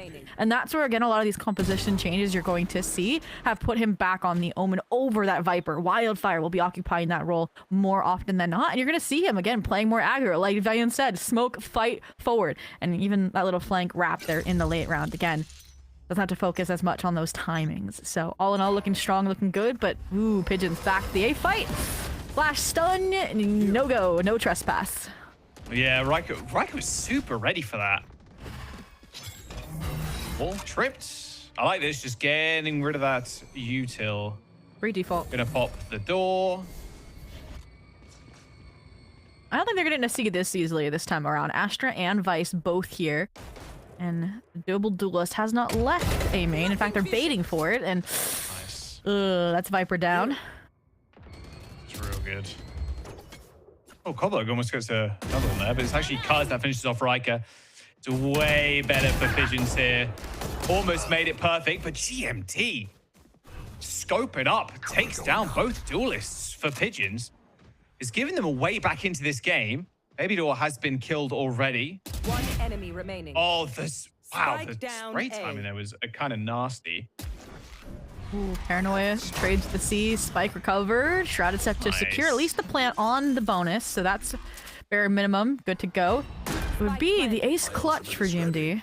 Yeah, I mean, unlikely, unfortunately. Odin in hand as well, so you're going to get spammed through a box if you don't end up going for the peak there. They killed 2 players, but yeah, not the worst start in the world here for Alliance. And now I know there's an Odin as well. It was kind of kept in the dark till that last moment, so we fought to see how they spin and avoid that, but Alliance Guardians. That round shows us a lot because it shows, okay, this is what their default's going to look like. Chamber over towards A, Viper over towards C, and breaking or getting past that Vice util on B. And for me, it's going to be the challenge between, okay, the proactivity, the reclears that Coburg set up on the Pigeon side completely kind of gave the answers over to Pigeons. And so Alliance Guardians are going to have to make those decisions really fast before COO can pin them down. So coming into this rifle round, that's exactly what you want to look at is, okay, are they defaulting? Are they going to actually break up this double duelist for one?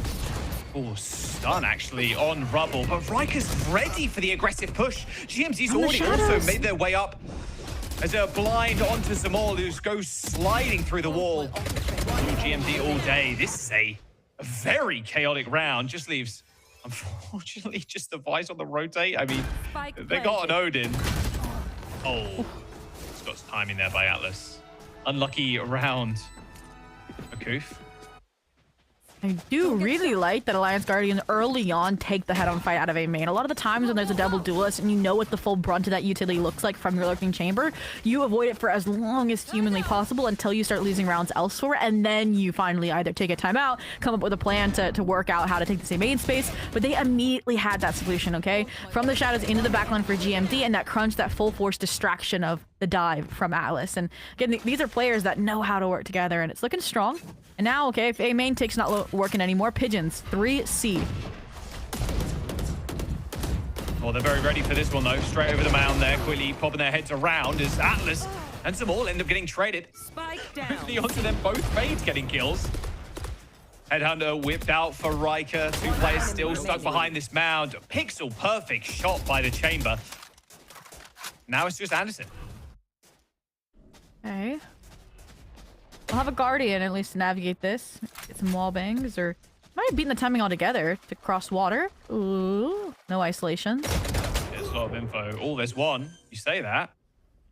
Kills Riker. Tap the bomb. But no. Cross. Nice work from GMT. Really nice cross. Yep. That's 4 for Alliance. Okay. And they're looking good. They're playing very reactionary off of, again, where Pigeons are showing presence. They're winning a lot of these head-on fights as well. Obviously, this round attributed to the off-buy for COO, but maybe the big swing kind of point in the half as well that'll either set a very dominant force for Alliance Guardians or make this a closer affair like we saw in our previous elimination promotion game. Oh, and, man, look at this. This A double push lurk coming A out. side. Yeah. You want to play? Let's play. You just wait it out. Riker's not scared. Oh, God.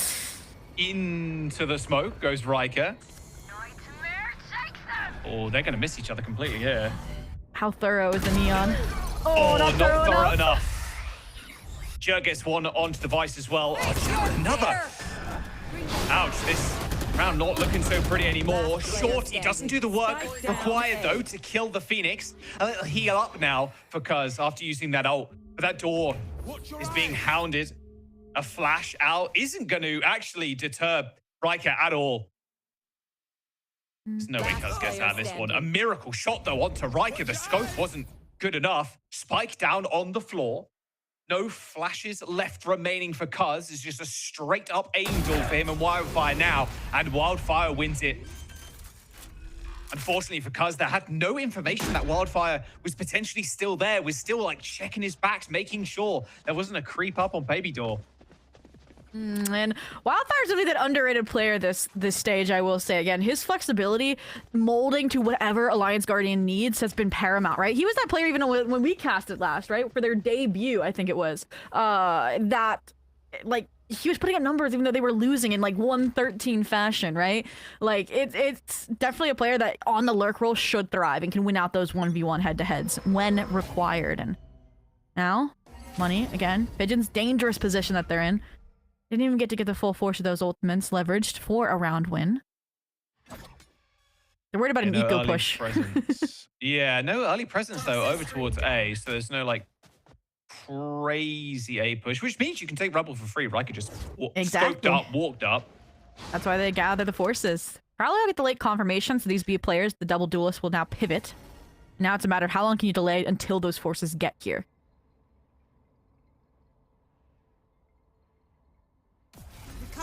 Anderson's got a lot of work to do from this position. It's going to get smoked off, but they've made the rotation fairly easy, fairly trivial. I mean, there's 4 players on the site already. It revealed that. Alliance Guardians don't know that. That's a really good siege, but Anderson's waiting. Wildfire did not check the other corner. Check one, not the other. And now a quick rotation through the door onto B. Wall's going to get tripped as well, so they know there's something happening here, but Reich has already got 2, waiting for the Pigeons players to rotate. 30 seconds left. You have to be aware the Vice could have still anchored this base. It could have been 4-1, not all 5. How thorough they are now that the Vines have been confirmed would be the question. Yeah, they're lurking around. One Well, enemy remaining. that was pretty easy to deal with. This Reich gets 4. Ew. Yeah, Riker's one of those players that, again, was in kind of a puggier environment on the big booms, and now in the right environment surrounded by super experienced players, they brought out the best of him, right? And now he's leveraging that full flexibility away from the duelist onto the chamber in a meta that you're less oppressed on this role, util spam-wise, util flush-wise, and we are seeing them reap the reports. 11-4 right now, running amok on these lurks and cutting off these rotates. It is why Alliance Guardians are already up to 6. And this buy round is everything for Pigeons. Surprising that they don't take a timeout coming into it, given the stakes. And look at that. Fake C immediately into A, now that they know from Riker that there wasn't the flash relay bolt dump, but they don't know the Odin is concealed here on top of this Vice setup. Bam's going to come through in just a second. There's the door, the span. Oh, it doesn't even get maybe like a bullet, if that actually went off. Viper orb ends up coming in. Wildfire is just slinking around, but Anderson, once again, in that door setup, kills the Viper. But now this is 7. The spike goes down. They're in such a good spot. Now Riker. Riker's up in heaven as well. I really like this double stack in heaven for Alliance. Now they have a hold on pinch. to you two, down on drop. Some more. They're trading Riker, of course, but GMD, yeah, is just going to find the flank and a triple at that. That is an unbelievable wrap from GMD. He TP'd. He ulted. Unbelievable. These are like the 2 most impactful from the shadows I've seen in this map alone out of GMD. 12-4 now, showcasing this. Why is his favorite agent, and when he can make those kind of calls for himself to set up big plays for the team, right? I was a bit worried, right? They used a lot of that util on the entry, so Alice and Riker were very fending for themselves, even in that elevated ropes position, right? No rendezvous online just yet, right? No way to get out of dodge, TP back, etc. And you saw, okay, when they started falling flat, maybe COO, maybe Pigeons were going to get some traction back into that retake on, again, that swing round, that last-ditch rifle before Alliance Guardians had the lead, but nope. And now, again, this feels late to me. It's like you've already given Alliance Guardians 7. Now the best you could do is 7-5 on. We can say, okay, it's attack-sided, so you want at least those 4 or 5, but this composition to me also doesn't necessarily scream either attack or defense, right? Like, you can say, oh, it's double duelist, but then you say, okay, but they have an Astra and a Vice as well. So, most, again, Sentinel-inclined controller, and the Vice versus the Chamber. So we'll see, especially if Alliance Guardians get the ball rolling the next half, and Riker aiming like this will be difficult, to say the least. But Pigeons, what do we change? What do we change? Full stack towards A, kind of. There's 4 players at least. That's got another ult online.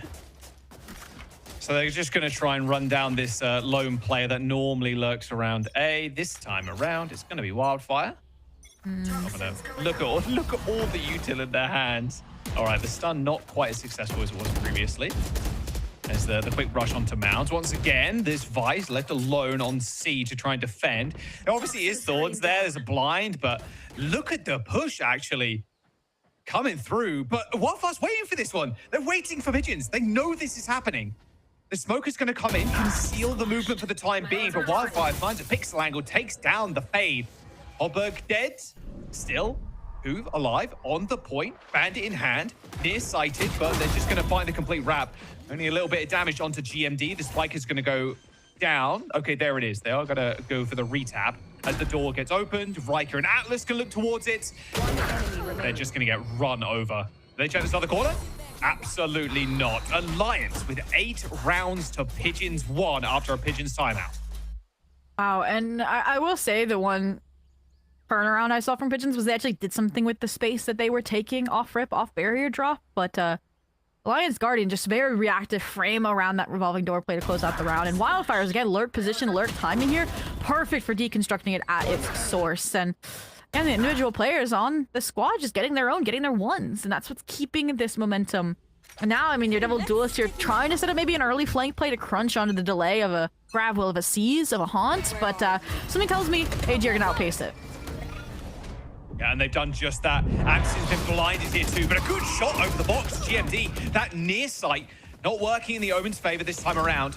Cuz pops the ult, has to deal with the wall, flashes through, but another wall, another 2 walls in fact to deal with. Okay, ends up using the ult, it gets killed in the end. And Alliance, they still have an option to cancel. However, it looks like they're just going to stick around. Wildfire using that wall to lurk all the way up onto the A site. They don't leave him there. As the rest of the team are going to cancel. Oh, and he still gets the kill onto Zamal. Like, oh, they're looking back. Look at Cuz. Absurd. As long as they clear this position, it'll be fine. Wildfire waiting for the regroup as well. The wall comes back up. Oh, they hear the Neon Cuz giving away the position as well as Jerks end up falling, but the spike is at least recovered and the site still available as Wildfire is still you invest the there. pit? Yeah, you do, because even though it is a 3v2, look at how low HP Atlas is. And I do like they've left Riker over towards root. Done a really good job of lurking around so far. A lot of Alliance players. Flash into tree, that's been cleared. Right beneath the... Oh, wait. They're just on the ropes. Okay. A little back row. All good. All good. Shorty waiting for you. Just spamming into this smoke. And trying so hard to clear Atlas. It's given Riker enough time to just walk up. And this is going to be a save of the rifle. This might be a the fast double map. matrix moment. Yeah, no, this feels like it's going to be a fast map. Again, I feel like for both series today, you could see it being super competitive. Again, 3-map for the first. This one was a 2-map with an OT in their history books. But again, at their peak with, again, the experience that Alliance Guardian has, that's what's starting to show right now. And also showing that, okay, there are high-risk, high-road moments for picking into a quote-unquote weak map, right, up against your opponent. They've put in the work, right, Alliance Guardians, during those third-party tournaments. And that is what is showing here, even with the final comp switch of Riker and Atlas. It's panning out perfectly. He didn't see the... I thought he saw the ankle. I thought I saw that, and I'm like, wait a minute. That's crazy. No, that's... How much about the teammates were screaming? You see the shoe. Shoot the shoe. Shoot the eye this time. Riker. I like this really kind of deep push here coming through from the duelist. They get forced off the line. There's a molly too to stop any ingress from Alliance. What does Coop do from C? Wildfire's holding it. They're baiting them into this by maintaining the main control. Give the with the shorty. Damn. The duelist players not really doing a whole bunch here for Pigeons. It was a nice idea. And Coop, has made their way up onto Mound, but surely Wildfire checks this one. Sees the barrel and secures the kill. Tries to don't go C as fast as possible. Still tying up these loose ends, and I mean, it's a 1v4. Not 5, nothing could go wrong, right? There we go. Double digits for Alliance Guardians in the first half of a nearly flawless round. Shutting down, which I also praise, was that aggro duelist B main. And even the Astra Anderson walked all the way from tree up towards wall. So they got really deep control on 2 parts of the map and just chipped away methodically by Alliance Guardians, while, again, the double lurks kept their backs covered. Oh man, like I feel like at some point too, you're gonna have to maybe on the flip side, you save your extra timeout, but we're heading into this round 12, and it is 10-1 already, and this is complete dominance here from Alliance. We haven't even seen exec ults from this team. They haven't needed them. Finally, here are some. Yeah, Colberg. Fortunately, quite deaf. The dog hits. Oh, so does the snake bite, please. Well, GMD's down at the very least, but the device is really low and spam through the wall. Quick rotations coming through from Pigeons, however. Alice is waiting around this corner. Sees, dodged by Zamol. Spike tapped. Swing for Anderson. One kill, maybe a second. Wildfire taking a lot, but survives most importantly. As now they're baiting everybody in. Please push around this corner. I've got a judge. I'm waiting to sentence you. Anderson down, and there's 2 for the judge. Right round the corner, shut down. As now it is just the Phoenix. Only the wall for the util. A double swing over the top, but Alliance make it 11. And down to the last move in that round, just so smart, knowing that Wildfire is low HP, so instead regrouping and fighting forward instead of chancing the wall bangs. The side anchors here were impressive, both Coop and Anderson playing off of each other. But still just not enough. And I mean, Alice, you didn't expect him to have a judge right there. Rich coming in the last round of the half, like, come on. And it is just that one round, the bonus from Alliance Guardian that was lost in that half. Otherwise, flawless. And I mean, it's a must-win pistol. What can we say, right? That or your Stinger forcing on a Lotus that has really long sight lines. You're not going to go anywhere except B main, maybe. All right, see how the A push looks. I don't want to, come on. I'm calling anything just yet. Hey, there's still rounds. You can. Of course. Anything is comebackable. Oh, always. 311 especially. Exactly. Okay. Paranoia still in hand for GMD. That's going to be, I think, what determines if this site is held or not.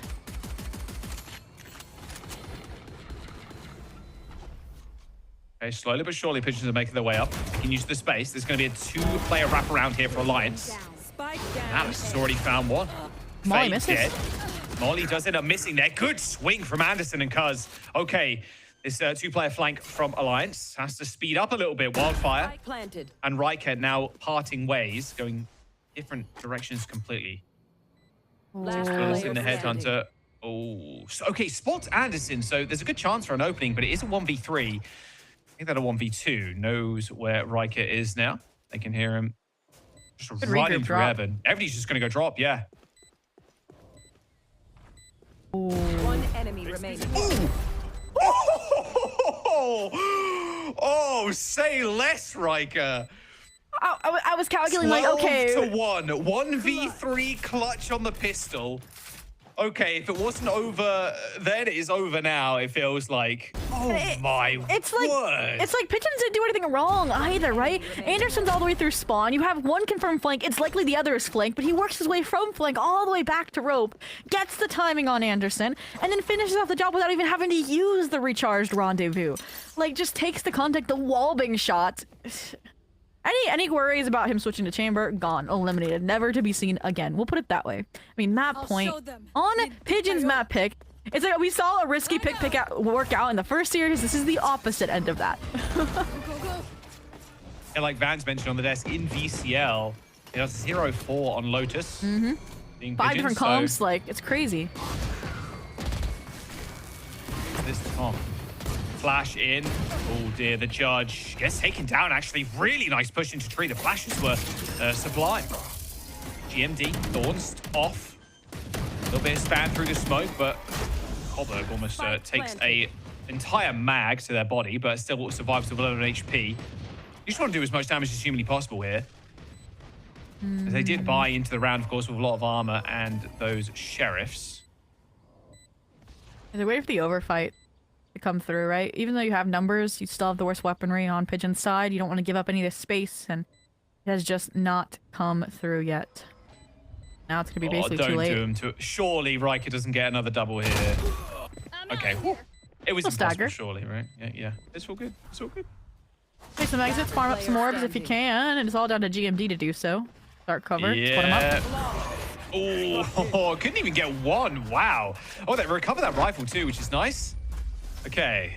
Not out of the woods just yet. Still sitting on match point. And that is probably one of the worst situations to be. A 12-2, and you're going to be hearing every single round, match point, match point, match point. Like, got to play on the mental game at least a little bit there.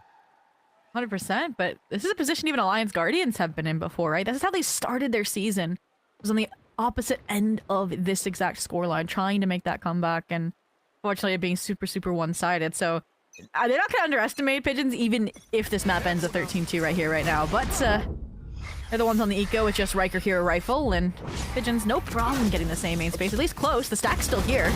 Yeah, oh, on the box too. Wow, so the round was over before it even begun. That clenching your teeth. But that's it. All right, yeah, everyone's like sat on top of that box.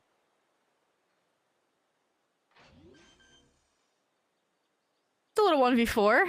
No biggie. I mean, maybe you can find the Riker Vandal, but I figured one of the players' bonusing weapon might have scooped it up. Yeah, you'd imagine so. They're just going to look for it. Okay, well, found him. No kills for you. All right, Pigeons. That's another. At what point does Lions Garden take it their first time out, we think? I'm feeling like 12-5. 12-5, right? 12-5? Yeah, sure. 12-5. Because that would be like this rifle round and the next one lost, you know? Or the bonus. It would set them up for the next rifle. Oh, 2. But for now, reason why Riker forced up that Hero Vandal shown clearly because of the Tour de Force. Big depends on that C side. The issue is that Pigeons have not deviated from this A main take because it's what's working. So now we're getting another test of, okay, these backside anchors from Alliance Guardians, right? It almost worked the previous, and then Riker just had to play that heroic retake.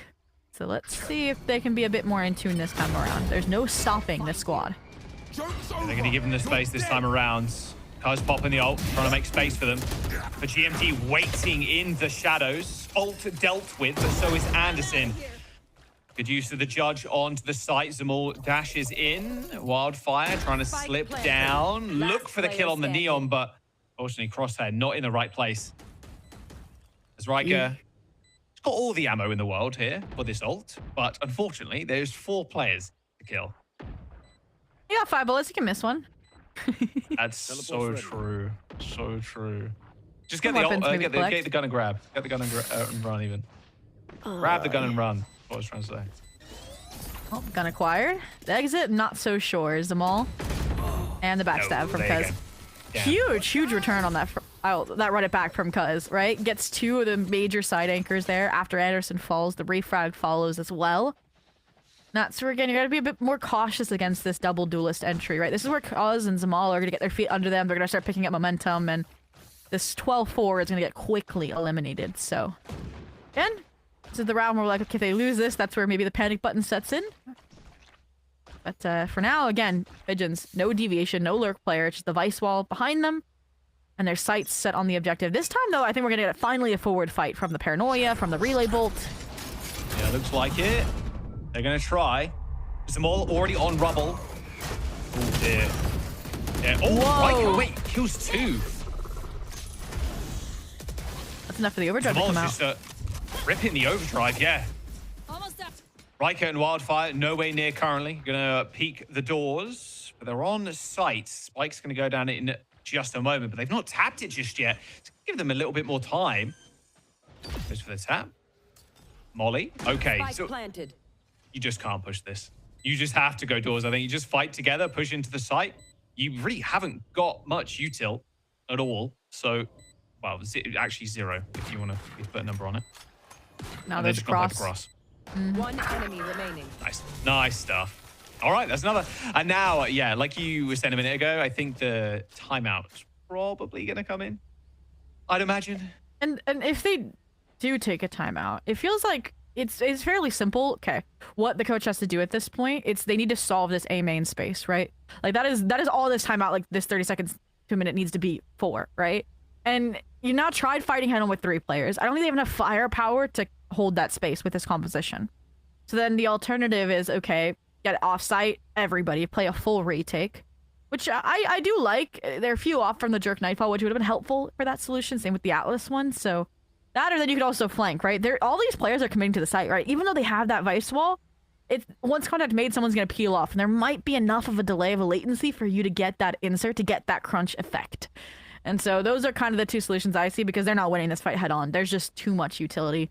You saw, right? The relay bolt again, the Phoenix Flash, obviously. Atlas is just charging in, fearless, and even the Arc Rose. It's just a nightmare. Okay, well, they're going to try and do, by the looks of things, another 5-stack push over towards A. Not really needed to test any other sites, to be honest with you. They're happy with how this one's going. Very happy. Look at that. Alliance Guardians, they do, in fact, weaken the A-hold a little bit. They set up Zamal likely for an early flank, perhaps. See what the Vice situation looks like. Where are they? And my hope is that once contact is made, GMD and Jerk will peel off unaffected.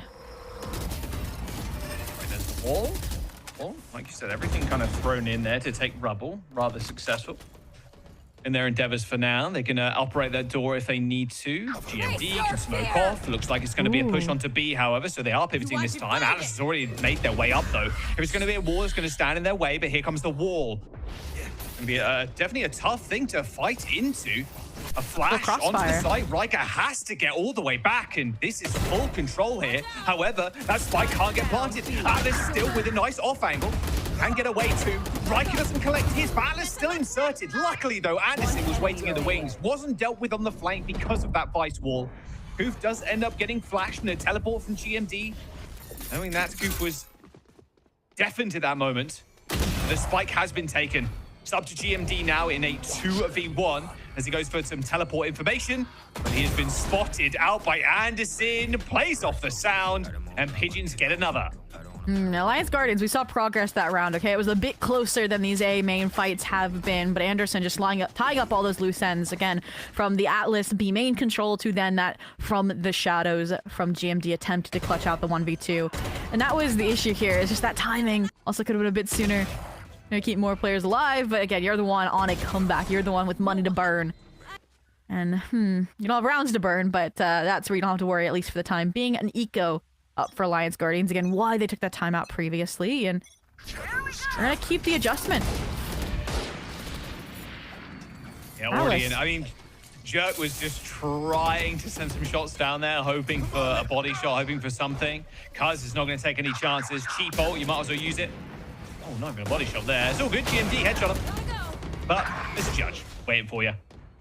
Should be a flawless round, you'd imagine. Too crazy can go right. Oh, well, that's just unlucky. Oh, nose go. Okay. Well, they shut down the Neon, I suppose. Wildfire's going to be a quick, swift end. There you go. All right. And the plant ends up coming through as well. Yeah, this 12 rounds to what, like, was it 2? Yeah, that's slowly getting out of hand. This is 12 rounds to 1 even. Started with that eco. Second round. Whew. Should have been the done and dusted deal, but the force up delivers, and now it is difficult when you just need one round. Now we've seen, okay, flank pressure from the Neon alone doesn't work, so they're going back to, okay, one of these times we're going to win the A main fight, just we're going to out-aim them, right? And so now it's going to be, again, just head-on collision, moments into the round. Riker, though, with an off and roll-on door could be promising. Or not, there's a judge. Oh, no, just, yeah, shut down by the judge. They do end up trading, though, so Tree has at least been secured for the time being. Gonna wait for that door to open again, pop down the molly, but they aren't gonna springboard through it. It's Atlas standing in a smoke, ends up disappearing, but fairly decently inserted here. A dog, and oh, Anderson just swings at the wrong moment, trying to kill the dog, but gets taken down by the Neon.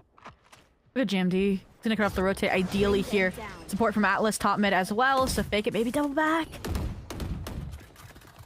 Alliance Guardians in a very good spot to win this one. As Atlas gets another one, Kopberg dead, now using the wall to push on forward. 10 HP remains on the Neon. The tap ended up coming through. They know it's a fake for now. Doesn't win the fight. 10 HP, you're not expecting him to, but still a 3-on-2 with both players for Pigeons now trapped in the B site, and slowly Alliance Guardians are encapsulating them. Plant is going to stick, but Cuz wins another for Pigeons. Okay, and now it's a 1v2. A pit available for Wildfire as well. Oh, and Cuz doesn't finish that kill. Luckily swings back and gets it, but no, Wildfire shuts him down. Pick not required, and Alliance Guardians are going to get map 1. And again, Wildfire, the dependable clutch, that close-out player, the 3K to crown the round. And you saw the realization as well. They understood they were going to get pushed as long as the number differential existed, and they still got tripped up by it a little bit. But again, that's the difficulty when it is an 11-1/2 and you lose the pistol round, is it had to be flawless from there on out. And they had us believing in it for a while as well, looking very clean, not having to deviate from that A hit, but it was a matter of time. Again, those timeouts that would come through, and even a coin toss of that A main fight not working out. And again, I like the A main fight, but that was really all we could praise Pigeons for, it felt like, on Lotus. Their map pick, right? And when it is that simplistic of a strategy, then when that falls through, there isn't much to rely upon. So, I mean, Split up next. Yeah, that elusive win on Lotus and VCL for Pigeons. It didn't end up coming today. But the comeback, it looked kind of real until, unfortunately, it didn't. Just an insane lead. Just going 12 rounds just like that. It was a painful upward hill climb, and they couldn't quite make it work. But yeah, like you said, Split is up next. So don't go anywhere. We'll be right back.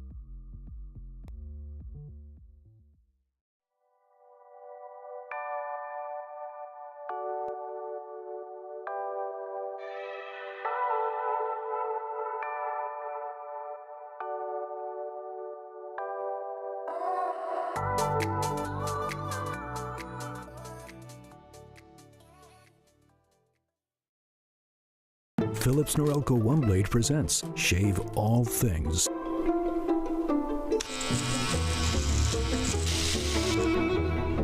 Your style made simple with Philips Norelco One Blade 360.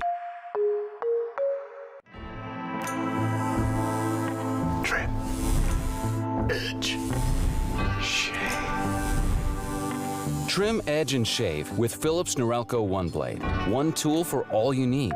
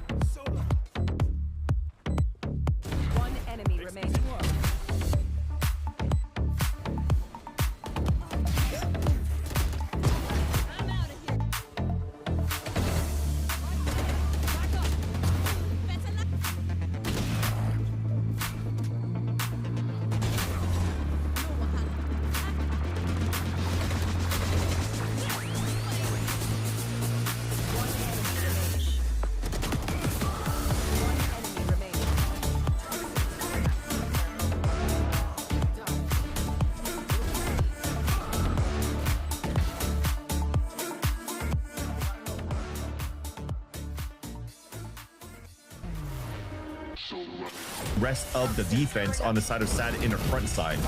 That said, though, Welly is just gonna kill me. Oh my god! I'm gonna go. That's how we're gonna finish this match.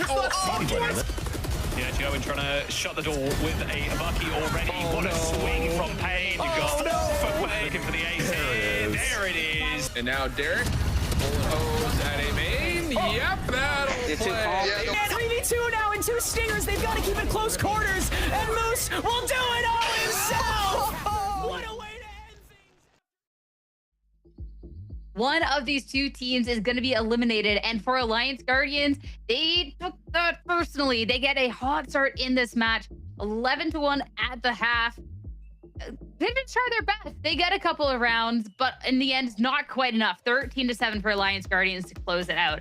I know, Dan, you love a good fake comeback here. Pigeons definitely had us, you know, on the edge of our seats, but they're not able to get it done. You know me so well. You know me so well. Honestly, I couldn't believe it. They just kept winning rounds into the second half. We usually have one-sided Lotus maps. Maybe not as much anymore as it used to be, but they can be one-sided depending on the composition. But this one was an 11-1. Surely you think one pistol that actually they were able to get for the set of Alliance Guardians is going to allow them to close it out. But then, what was it, 6 rounds in a row that you see on the other side for Pigeons? I mean, it's tough. Sure, the comeback is great. You have great ideas. You're winning those duels, those clutches as well. But you just don't have any room to work with. And it was just a really good attack side that you see looking at what the Chamber was doing, how they were holding that A, how they were waiting for the pushes as well to come through, how they were finding openings as well towards that C side. They had a lot of different things to work around, and it felt like Pigeons, they were always trying to catch up, and it just didn't really happen. And we get to see GMD on Omen, and he was actually dropping some numbers. That was super fun to see as well. So back into his comfort role. But I think overall, it was almost not necessarily, well, let's put it that way, almost a comp dip that we really saw here from this side of Alliance Guardians versus the Pigeons. I still like on paper what they were attempting to do for the side of the Pigeons, but it's just seeing Riker on this Chamber, or anybody just playing the Chamber, and then you have the Fade on the other side, so you could open up for some aggressive peaks on the A side. If there's a lot of util on that side, you just TP out. If there's nothing, you can just hold that line and people can start defaulting on that side. I think it's like ask a question and it was an answer on the other side. And every time they asked a question with like a Prowler on C side or making a little bit of noise, tapping an orb or something, and something was being popped instantly as how they want to flood back with like Phoenix flashes, then it was just easy for the side of AxG to just pivot on the other side. So play it slow, and on the other rounds when they played super slow, they even were aware of like 4-man pushes on an eco round for the side of Pigeons too. So again, some good reads for the side of Jerk as he was calling the attack side for the team.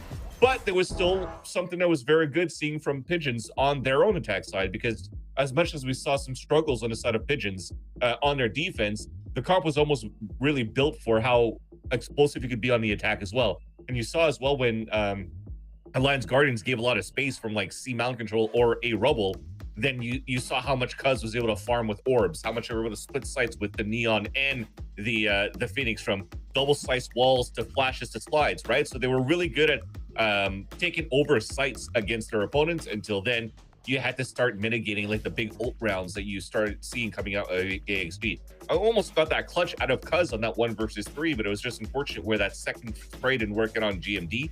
If not, this potentially could have really gone into overtime.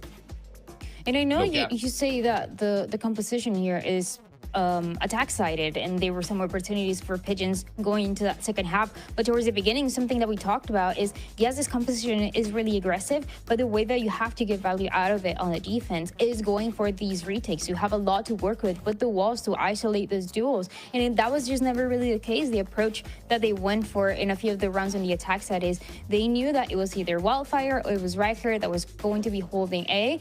And you see sometimes Zamal trying to go for the stun, somebody smoking, trying to play inside of the smokes, trying to get that space towards lobby, towards rubble.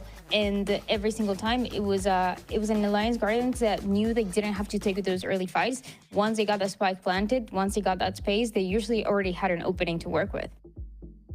I think it's so interesting about Alliance Guardians and how they played this as well is we kind of called upon the fact that we've seen a couple of different looks from them on this map of Lotus, right? And we get to see Riker take the top spot with the Chamber, but with the Philips Norelco head-to-head, let's dive into that a little bit more, because Riker isn't normally who we get to see on the Chamber here for the map here, Vans, but when they get its compositional switch, Riker doesn't necessarily play the Neon, is going to be giving up that duelist spot.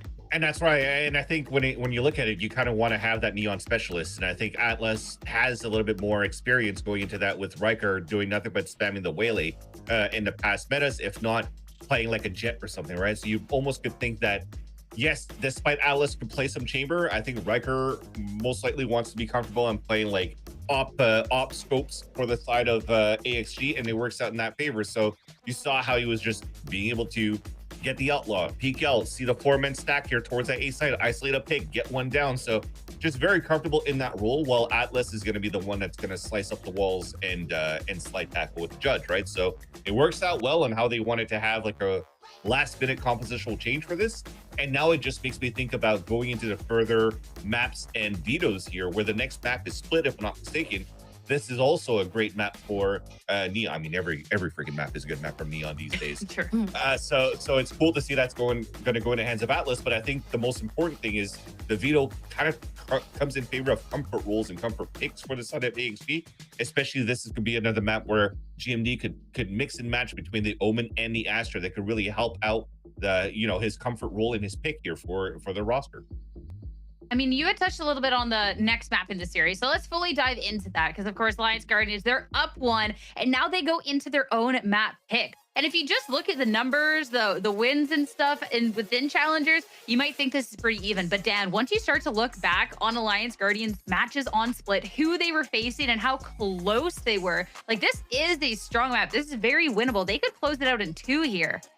And that's why it makes sense that they're going for this map pick. Like you said, you look at the opponents, and this is what we talked about at the beginning. You look at the recent matches that Alliance Guardians have played. They have been pretty tough, but they still had opportunities to close it out in a map like this one, for example. And it is not only a really good map for them, but it is a pretty tough map on the other side. Last time that we saw this set of Pigeons play this here in Challengers, it was against Nightblood, and they lost 13-1. Pretty much what almost happened in that map that we just saw on the first half of Lotus. Then they changed the composition a little bit more. Then you see that they're not playing the mix that they were experimenting with. They're not playing that deadlock as well. They go for more of a standard composition, still with the double duelist, taking advantage of the Neon. But regardless, I don't think they have enough reps in this map, so that is going to be my main concern. And with this comp, they haven't played it against an opponent like Alliance Guardians. Pitch Vans out here, it's looking a little rough. I mean, Vans, we set the stakes. We kind of set the tone for this. But what do we think we can look at for win conditions here for Pigeons to try and take it into a map 3, especially now that we get our agents locked in? The simple patch. Look at GMD playing Omen instead of the Viper, and then Wildfire was just playing Viper on the previous map. So you're playing to comfort rules. Just have like, why wasn't this the point in the first place, right? Riker and Atlas in these roles is very standard for them as well. But if you're looking for the side of the Pigeons right now, I think this is what they've been trying to practice throughout their own tournaments to get the double duelist on their side too. So it's almost a mirror matchup. It's really on the smokes that makes the difference or not. And I think all of this is all comfort picks. I think GMD staying as his Omen is just going to be good in general. And Alliance Guardians, they look really dominant on that map 1, but we saw almost a comeback take place for Pigeons. They are on the verge of elimination. They are playing with a composition that sets them up for success individually. They're going against an attack side of Alliance Guardians that can be very overwhelming. I mean, at this point in Challengers, there is absolutely no place left to hide. Pigeons are down 1. They have to win this one out or it will be elimination, and Alliance Guardians will still be in this to try and fight for the playoff spot. It's time to see, going into Split, how this one's going to be shaking up with your casters. Back over to Jaws and Zobi. Yeah, thank you very much. Do or die time here for Pigeons. As Alliance Guardians, on that last map, that Lotus, it wasn't close. The fake comeback, Dan Drad loves it. Unfortunately, it didn't end up happening for Pigeons. And now they're going to an Alliance Guardians map pick here. And it was framed as a compositional diff, right? It seemed like Pigeons was not afraid to experiment, and unfortunately they got all of the wrong data points, super high percentage of errors. Now they've gone back to, as they just said, comfort picks, and that sums up Alliance Guardians pretty well as well. They experimented with throwing Atlas onto a veto and solo raise in the third-party Fun Haver events, but here they were like, okay, we're going back to the double duelist, and it also could just be the fact that they are starting the attack. They want more firepower to kick-start this map, to keep it, to sweep this squad under the rug, send them into elimination, and get themselves one step closer to playoffs. All right, heavy mid presence already from both teams. Oh, I like the Cuz starting with the Bandit. Little flash into Male. Spots the Neon. Spots the, sorry, the Raze, but it's actually Cuz that takes down Riker, who had a grenade in his hand. Those paint shells were drawn, but unfortunately weren't able to get him off. And even like Atlas taking a lot of damage too. Getting healed back up by the Sky, however, as GMD is inserted into Garage. Like it. Good regroup, especially when you spotted out 2 vents. You had the Raze, obviously B-side Heaven. You should know what they're walking into. They should do. This feels like a very different tone they're setting already with this pistol and with these bandits, honestly. Heaven push for Atlas, get shut down. It's going to be a... Hang on a second. Is this a perfect pistol? I mean, Jerk's 28 HP. Wildfire has to do something. Both of them on this side of the map already. And the spike also is here. And yeah, it will be a flawless. Wow, that was a ridiculously dominant start for Pigeons. Absolutely. Hey, one more round and they're already where they were in the previous map at the halftime. Better than, I should say. And honestly, like, last round it was very much so that they were all fighting for that mid space early on, and so now it's okay. This round is interesting, right? You're the one with better weapons, but you're leaning, kind of deserting at B space. Maybe it's just deploy the Viper while get back to the action. Yep, that's the look. But they are just kind of waiting and respecting, I think, this double dive more than anything. Like, they don't want to be in the full force, the front of this exec. Okay, there's the smoke. There's the dog up mid. Viper orb coming in. Double satchel actually into Mail. But unfortunately, there is a judge waiting for you. Atlas, though, is going to retrieve the judge for the team as Alliance Guardians now pushing through this B heaven. Rotations are coming through from Anderson, but he's only got a ghost. Very close range weaponry here for Koof, waiting for that smoke to disappear to get some information down on that garage side, but he is backside alone. This cut of noise, the exploration from GMD is promising if he doesn't fall. They're trying to figure things out. Do we end B? Do we pivot through spawn to A? They haven't quite had the answers, so now Koof's the one to go exploring. Alongside that dog that Trailblazer upstairs gets all the answers Pigeons need. Few players on this side of the map, but they're going to get split up completely here by that smoke. So it's going to be up to individual plays here coming through from Coburg.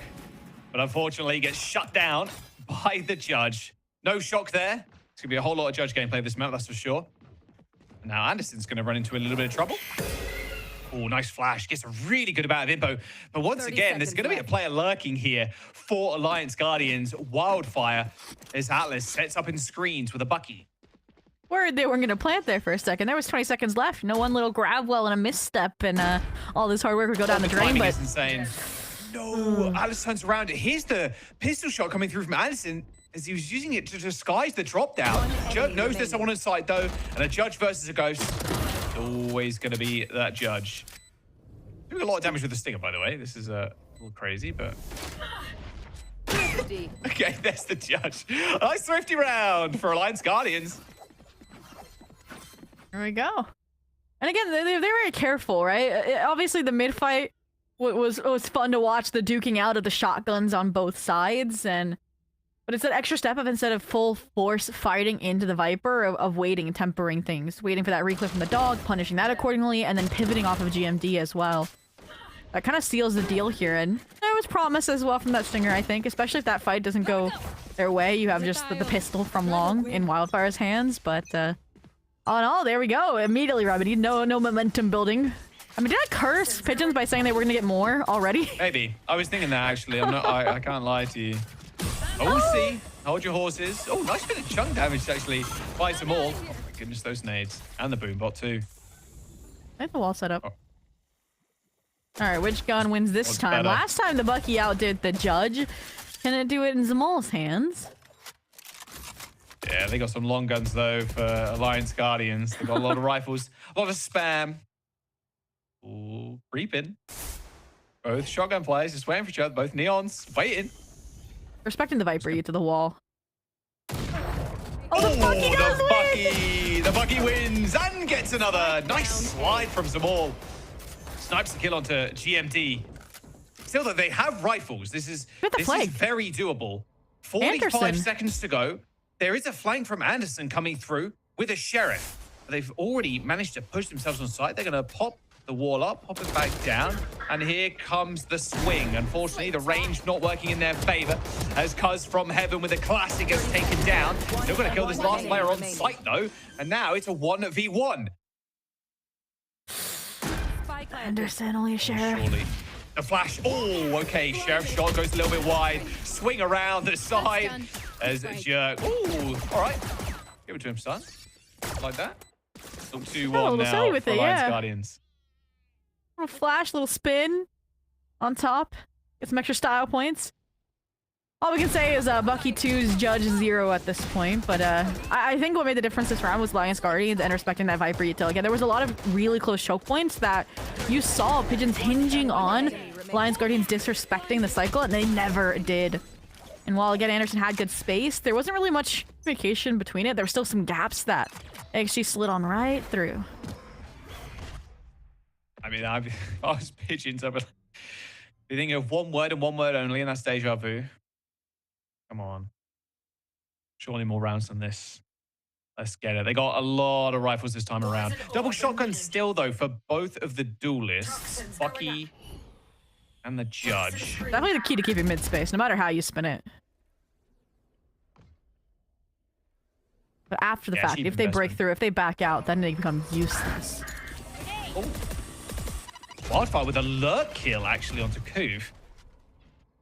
All backed up, getting naded, but they are actually pushing out Heaven right now. Ooh. Although, look at this timing here. GMD's been so good at holding down these flank angles here, but it looks like they are just going to accelerate a little bit faster now onto A. But there's a two-person flank here. This wrap, it could be disastrous. Someone from Alliance has to be involved here into stopping this. I needed Zamal as well to keep them in the choke, because now it feels like the effects are going to be nullified. You could have had 5 there in main. Now you only have 2, and maybe none. GMD. All gets taken down, but now they know. Now Wildfire can get in the mix. It's again taken down anyway, as Riker now slinks into Heaven, spots an aid. Oh, the double spray down is just sick. Nice transfer of the spray, and Alliance Guardians get their 3rd round. Seekers are what set them over the edge when they realized, okay, the judge timing is good. The refrag as well from double duelists were good, but Riker, another player. Huge. It doesn't matter if it's the chamber or the raise, looking clean. In these late rounds more than anything, right? It feels like it's the calling from Jerk that's setting them into these positions, but then it's the duelist seizing it in the late round. It's a nice dichotomy. Complete picture here. And now Pigeons are going away, straying away from this Stark mid hold for the eco. Little fake too, just faking the TP or GMD. Look for some info. I'm worried Wildfire won't be able to fully get away here if the Neon really decides to go for it, but where Wildfire can count his lucky stars, they hear the runaway, they know they just collected the orb, and they're gone. Stun, Molly, Small. Oh, they know. Get off that line. Oh, I mean, worth the attempt, I'd say. Ambitious, yes. Would it look cool? Yes. But fortunately, Zamal does end up going down. Wildfire again in such a lurk spot. Oh, they've actually spotted him out this time around. Okay, the dog is going to stun Cuz, but still has a shotty, so pushing him is going to be ill-advised in such close quarters. And Wildfire shut down. Good kill from Coburg. Crazy off angle. Oh my goodness, yeah. Orb immediate too. The light and the low, give him more. Don't give him another. Surely don't give him another. Oh, but Anderson does. Tips back into Garage as now they're getting pincered. Spike recoverable though, as Anderson toys with the smoke. GMD laid to rest as Riker picks off Anderson, so one less angle to deal with. There's the Seekers, the Boombot. A lot to try and find Riker here, but there is, little time and little hope for Riker as Kaz shuts him down with the judge. And that was just coming out of the reshuffling of players on that defense that worked out. Again, a bit more laissez-faire in terms of the mid-space control, a little bit deeper into the mains, right? Between the Astra, between the Sky.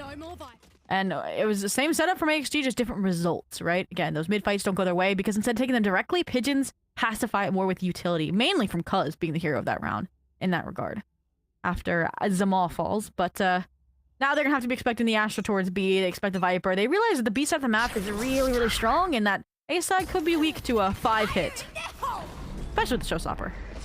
Zamal is on. Oh, if only they knew Zamal was on the site with that judge. I would have made a swift end. Oh, it's just, what is happening? Jumping through the smoke with a shotty. Okay, Wildfire shuts down the Neon at the very least. And now Jerk trying to accelerate through to screens to try and punish any rotations. That nade is going to stop the plant from coming in. Eventually tapped again, but Riker shuts down Anderson, so they can't get it this time around. Showstopper used direct collision with Wildfire's chest. As COO, they get another one, or Pigeons, they get another one. All right, a little bit closer. Ties us up. We should, yeah. Call it cuckoo, you know? Cuckoo. But I think it was the speed of the rotation there that allowed them to get back in so fruitfully. Obviously, not clearing out fully as all there is difficult when the pathing from Riker is very front sight, then into elbow. So that was a great timing. Great side smoke that allowed him to pivot as well, fruitfully with that judge. So they're going to keep the shotgun here, round after round. You have the overdrive in the back pocket if need be, but you're going to keep, again, the double controller B-side setup. The benefit of the Astra, again, can smoke wherever you need, whenever you need. And now, Zamal, up ramp. And I've been loving Zamal on this judge, I can't lie. Although it's got to feel painful on the other side of things. Nice spam damage, though. Yeah, more painful. Oh, surely. Oh, no. Oh, the quick jump around the corner. GMD shuts them all down, but still gets the trade and actually gives information over. So a quick rotation from Cuz here to reinforce this screen's position from Kohlberg. And they knew Kohlberg from the dog positioning was Rafters. Had to give it up. Had to go having control. Pings contemplated. It'll be off the info from the Omen that they actually decide. No conclusion reached. No Pings way went through they spawn. expect Kohlberg to be here. Jux can just walk into smoke. Yeah. Spike? A spike down. Now Kohlberg can try and flip the script on them a little bit. They're going to slide. Cuz is waiting for them too. I mean, this is just all falling apart for Alliance. It's GMD versus 3. It's got the spike. No ult, because used it for scouting a second ago onto the site itself. GMD does end up getting one, a nice little teleport, but straight into the Viper with a short in her hand. And there we go. Pigeon suddenly back with the lead since the pistol round. And yeah, it's difficult There's because life here. Yeah, there's life. And it's coming off the lack of information from Alliance Guardians, and more than anything, right? You have a Sky, you have no scan. And honestly, Jerk's usually one of the later players to the party as well, because the duelists have been just running it in and finding success. So that's where Alliance Guardians start to slow things down, take a bigger look at the map. I think at this point they know what the new defense looks like. It's just how to get past it. And the rotation timings, they've not been able to pin down either, Jaws. Yeah, good little timeout timing, I think, too. Losing 3 rounds in a row like that, especially with how the rounds have been kind of picked apart by Pigeons in a way, right? Mm-hmm. Where they're, well, Alliance, they end up making it to site. And then Pigeons in heaven on A, they get a pick onto the ramps player, they get a pick onto the lurk player, and then they're trapped on the site, and then they just get slowly just kind of jumped on, and it's tough for Alliance Guardians to really react. I mean, you saw Cuz in the previous round, like sitting on the site, the spike ends up going down because of Kohlberg just running to the smoke, or like walking to the smoke, sitting in it. It's just beautiful stuff. Ooh. We'll see what Alliance Guardians can come up with now. It's going to be like a light buy here, if you can call it that. A couple of stingers, a little bit of armor. Full shield for Atlas. Yeah, they're going to overdrive this. I think they're going fast B, it feels like. They know, again, it's just kind of solo Astra here with some heaven support, so maybe they can overwhelm it, and Wildfire can clean up the rotates. That's exactly what they're going to do. Oh, they're going to stop this one, though. Good little stun on Anderson. Takes a single bullet. And the judge, yeah. 3 little judge pump kills there. Easy peasy. GMD with a couple. And now Kohlberg once again lurking in the smoke. The shadows are his best friend. But GMD, not with the stinger, not today. Almost got 4. 24 HP remaining. Nice little clutch up at the very end. That makes Pigeons 5 rounds, but still a decent damage to the economy there just from those stingers. Yeah, close but no dice. Definitely, it felt like they wanted to use that round, that eco, as a test of how fast Pigeons are rotating. I think they got their answer. Again, as soon as that presence was shown, everybody was there.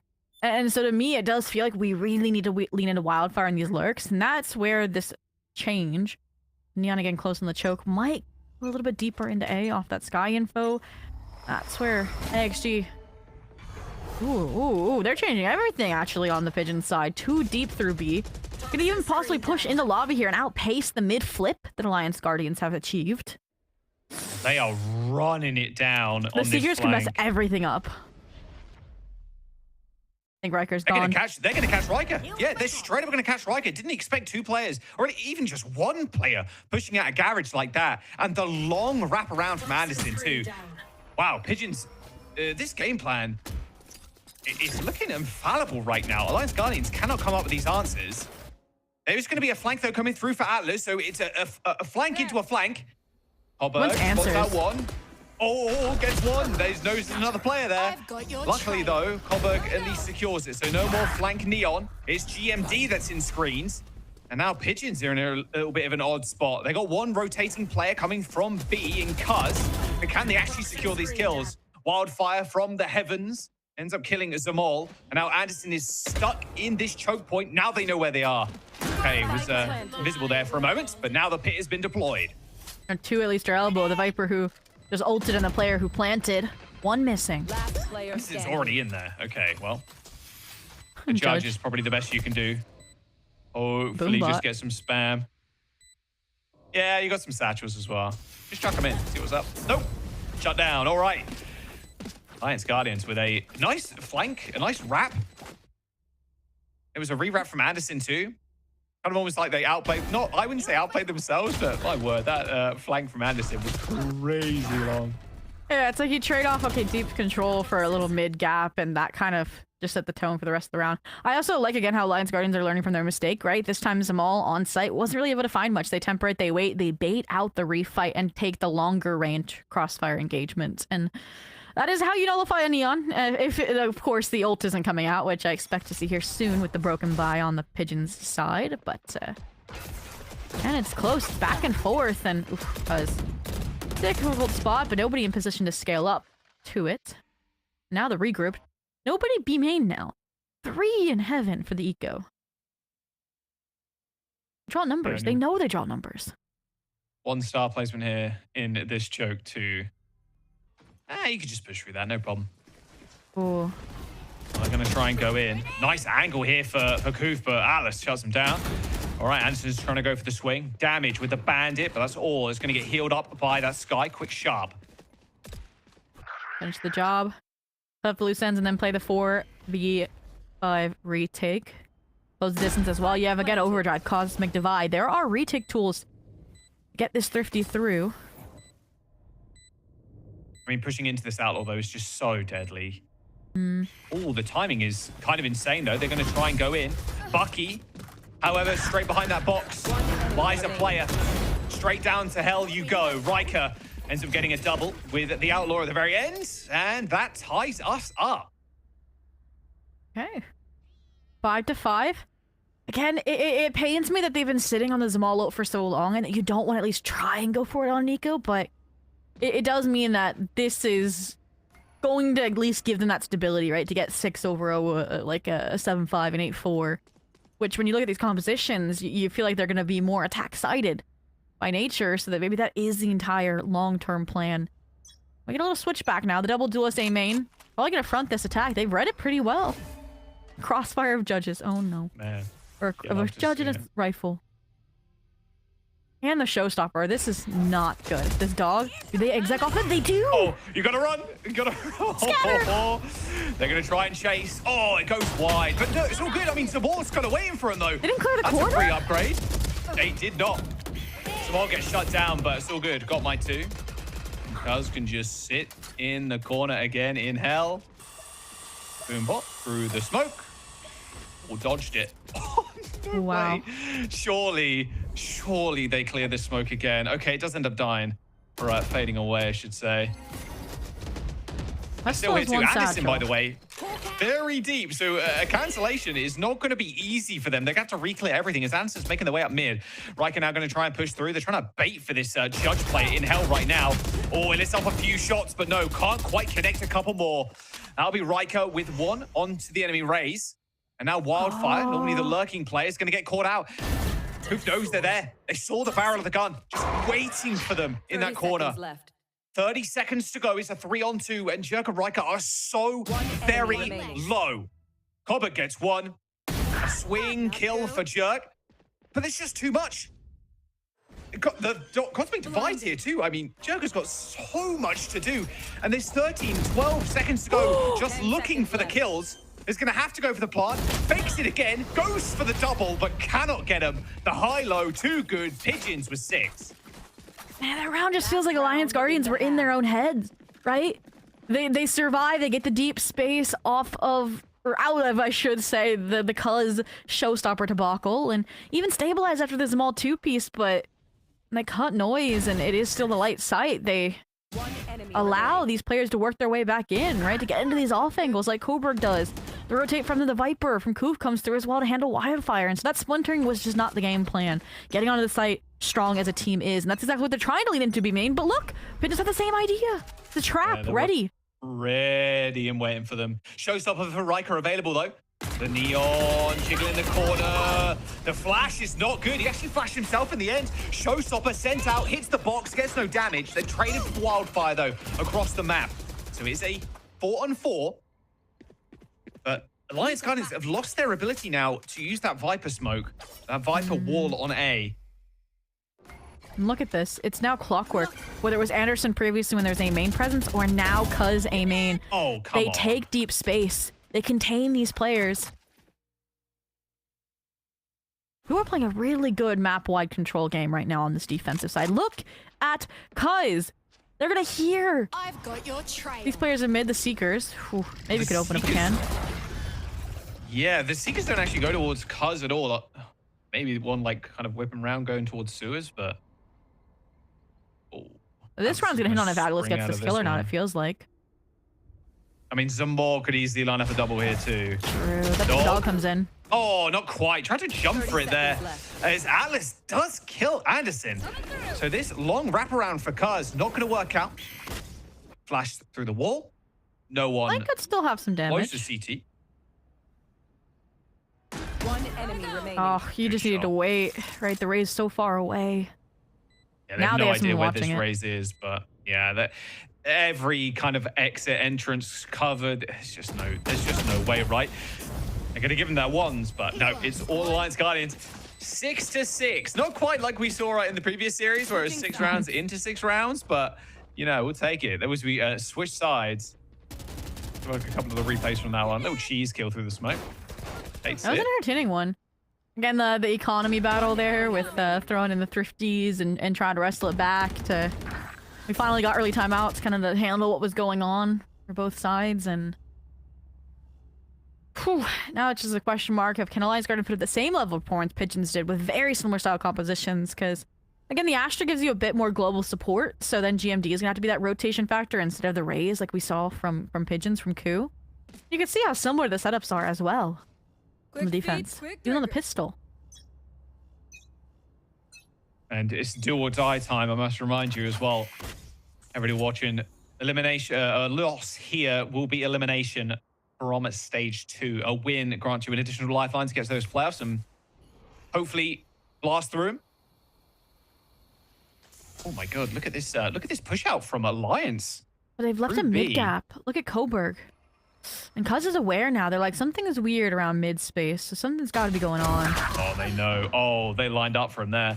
A lot of damage done. I'm surprised Anderson's going back to mid. Okay, thank you. I was about to say, it would have been crazy. Because now they have a crunch onto the Rams player if they want. Ooh, the flash is going to connect. Conceals. Yo, there you go. There's the kill. Okay. Nice kill onto Atlas, though. Pigeons. Toxin screen down. 2v3 to navigate. Have a regroup on Heaven if Cuz. Ooh, doesn't get a kill. Wow. Yeah. Riker was 25 HP. That felt like a guaranteed kill there. Now a 2-on-2. Let it open. Anderson can try wrapping is the idea, or still play for this screen's position. Yeah, this spike is in such an awkward spot as well. Site is completely clear. Both players playing off site, waiting for the tap and then making their move. Anderson's going to get pushed first and killed in screens. Heaven, though, it is planted. Double flash, like you mentioned. First tap comes in. He's going to have to use it at some point. Flash ends up connecting. Another connection. Oh, both of the players blinded up, but they don't manage to get a kill. They end up halving the spike as well. They're both one tap to the Sheriff. They're spinning and they're winning. Alliance, they managed to secure another pistol. How does Riker do that with 25 HP? Like, we need just his POV on full display to see how close to death he was. And that was since like earlier to the round too, from that Ramen side engagement. And this round did look like Pigeons running amok, exploiting every single defensive gap from that aggro B main take on Alliance Guardian's side. But yeah, that's where sometimes heroics prevail. Riker 13-11 now. Stinger Force from Pigeons here. They don't want to let this get too out of hand. They know every round loss is that advancement towards elimination that you mentioned, Jaws. Oh, they're going quick. Oh, the first Bucky shot. Yeah, it goes wide, tries to pump it, but Samol shut down. And Samol's been so good with the shotties. Actually just really good on the Neon, to be fair. Little jump spot, GMD spots 2. Stinger's going to be good for 1. Anderson, though, long range 1 into the play in hell. GMD on the site alone now, joined by Wildfire. But yeah, tried to play the smoke, but heard him coming. The spam is too good. As Pigeons get the plant, there's going to be a flank here for Atlas. And a kill to boot. Okay, how do Pigeons respond now? Jug in hell and the kill onto the Viper. Anderson's managed to go for the full wraparound. An isolation kill onto Jug. Atlas now, he's given up the goose. It's going to be a start on the ground. Nice little pull. But he's rotated so well. Goes round pillar. And that's going to be another round for Atlas. We were about to get a repeat blow for blow pistol. You lose the second to an eco force. And yeah, Atlas, that is a huge win. And the Vandal recovered as well. Yeah. I mean, it was a difficult position there. I mean, you even blinded Cuz on the entry accidentally, so we're breaking down on their own team dynamics there a touch. But it was that refight as the Omen smoke descended that really made it seem like Pigeons were gonna get it done. But all right, Atlas, there we go. 10-10. Again, that head-to-head versus Riker alive and well. Now, and Pigeons start with the mid fight and then they pivot off of it. That's been their go-to. They've bought up for it. Full armor on Samol and the Judge. So you're expecting big things here from Samol. That's a lot of pressure on Wildfire. Has to back up. Taking a lot of chunk damage, but there's 2 shotguns in ropes. I mean, come on. This isn't even fair. That's better than 1-2. Hey, no. Whoa. Okay. Oh, there you go. We get 1. Maybe another. Oh, playing the ropes. Cuz takes so much damage there. Still recovers the weapon. Riker now trying to move up. Punish this player in mail. Gotta clear this corner. The spray and pray is not good enough as Anderson takes down Riker. A 3-on-1. GMD last alive. A phantom in hand, but a spike goes down on A for Pigeons. GMD. Long rotate to play this 1v3 out. Anderson. I think just shy of hearing footsteps, but we'll get safely into sewers to play down these post-plant stars. And they know what this player is capable of. To get cautious. Oh, the timing is crazy. That's crazy. So good. It feels like Alliance Guardians are playing this defense a bit too eager, almost, is the best way to phrase it, right? Like, the first fight, good, but the re-engagement onto Cuz there? It's... ugh. Messy, and yeah, that was an eco for Pigeons, but that's exactly why we get the proof in the pudding that you shouldn't go back for seconds. And still 1 round deficit here for Pigeons. Have a half-buy situation in that showstopper to bolster the chances for Alliance Guardians, but you can see how reserved Pigeons are. They're gonna wait really deep to respond to pressure, which is going to come from this main take, or was jump at least. Yeah, they're expecting some aggressive B push. It's stacked up. It's actually an aggressive A push. Oh, good patience by Koof. If you're Jerk, you need to get that gun back. Like, there's no way around it. Yeah, they're not going to let him have it. Yoink! Trade. Thank you very much. Yeah, a little flash for the gun. You take that. Okay. I'm surprised they actually don't go for that. But there was no one really there to back him up. But yeah. It's a good call as well. Not to stay and anchor the A site, but to just give it up, play retake on a 4v5 that it'll be. If Pigeons find the opening, which they have. Don't go back on it, Jerk. Don't do it. Oh, he's doing it. Okay, yeah. Now you survive. It's 4v4, right? That's all you do. And you're the Seekers. Just wait. Perfect. Anderson in the same spot, going back to sewers to make sure there's no one going for a crazy flank. Pigeons once again get that spike down. I've got your trail. As there's the Seekers, both sides using them. Up to heaven they go. Showstopper. Oh, completely blind. So good, you can just fire into the site. Surely you'll get a kill. There it is. Patience. Ends up going down. Patience. A hunter's best virtue. And Alliance are hunting down Pigeons right now. Pulling them in. And it's in a 1v4. Oh, looking great. Nice, 1 kill. Make another one. Oh, not quite. Good smoke. Going Drop from smoke. GMD. Mastery of that Omen kit, but you know, these team fights, these retakes are, I think, have been Alliance Guardian's strongest point so far. It feels like in this half in particular. I'm glad to see that Jerka played for the one and survived both. Again, it was risky. I think if he does fall, then the chances are obliterated for this round. Like, you wouldn't want to invest a showstopper, you wouldn't want to go for it, but huge attack fight. They came out of that, by the way, with 2 rifles, right? And they lost one within the first 20 seconds of the round that they recovered. Yeah. So that to me feels like what could be the start of the tipping point for Alliance Guardians in a 2-0, but this is the round that'll drive it home, right? You lose this, it's double digits, likely 11 for Alliance Guardians. So hopefully get a Cuz orb or a Zamal orb. Hopefully you leverage a really strong exec off this Cosmic Divide, but the stacks outside of B. And yeah, look at the Triangle of Trust.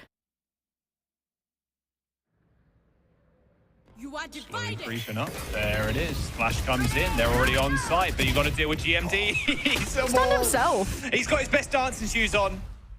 But it doesn't help if the laces are tied together.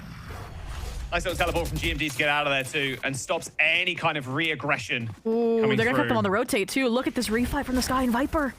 Oh, good use of the dog though. As Cuz shuts down Jerk. Uh-oh, showstopper. Look at flush out of it. It's not gonna really get that much other than the mid space that you can see now. Wildfire's happy to give up, pivot, play for the rotates through A heaven.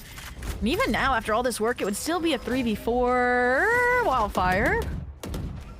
Wildfire has I don't know, the fastest clock in the West or something.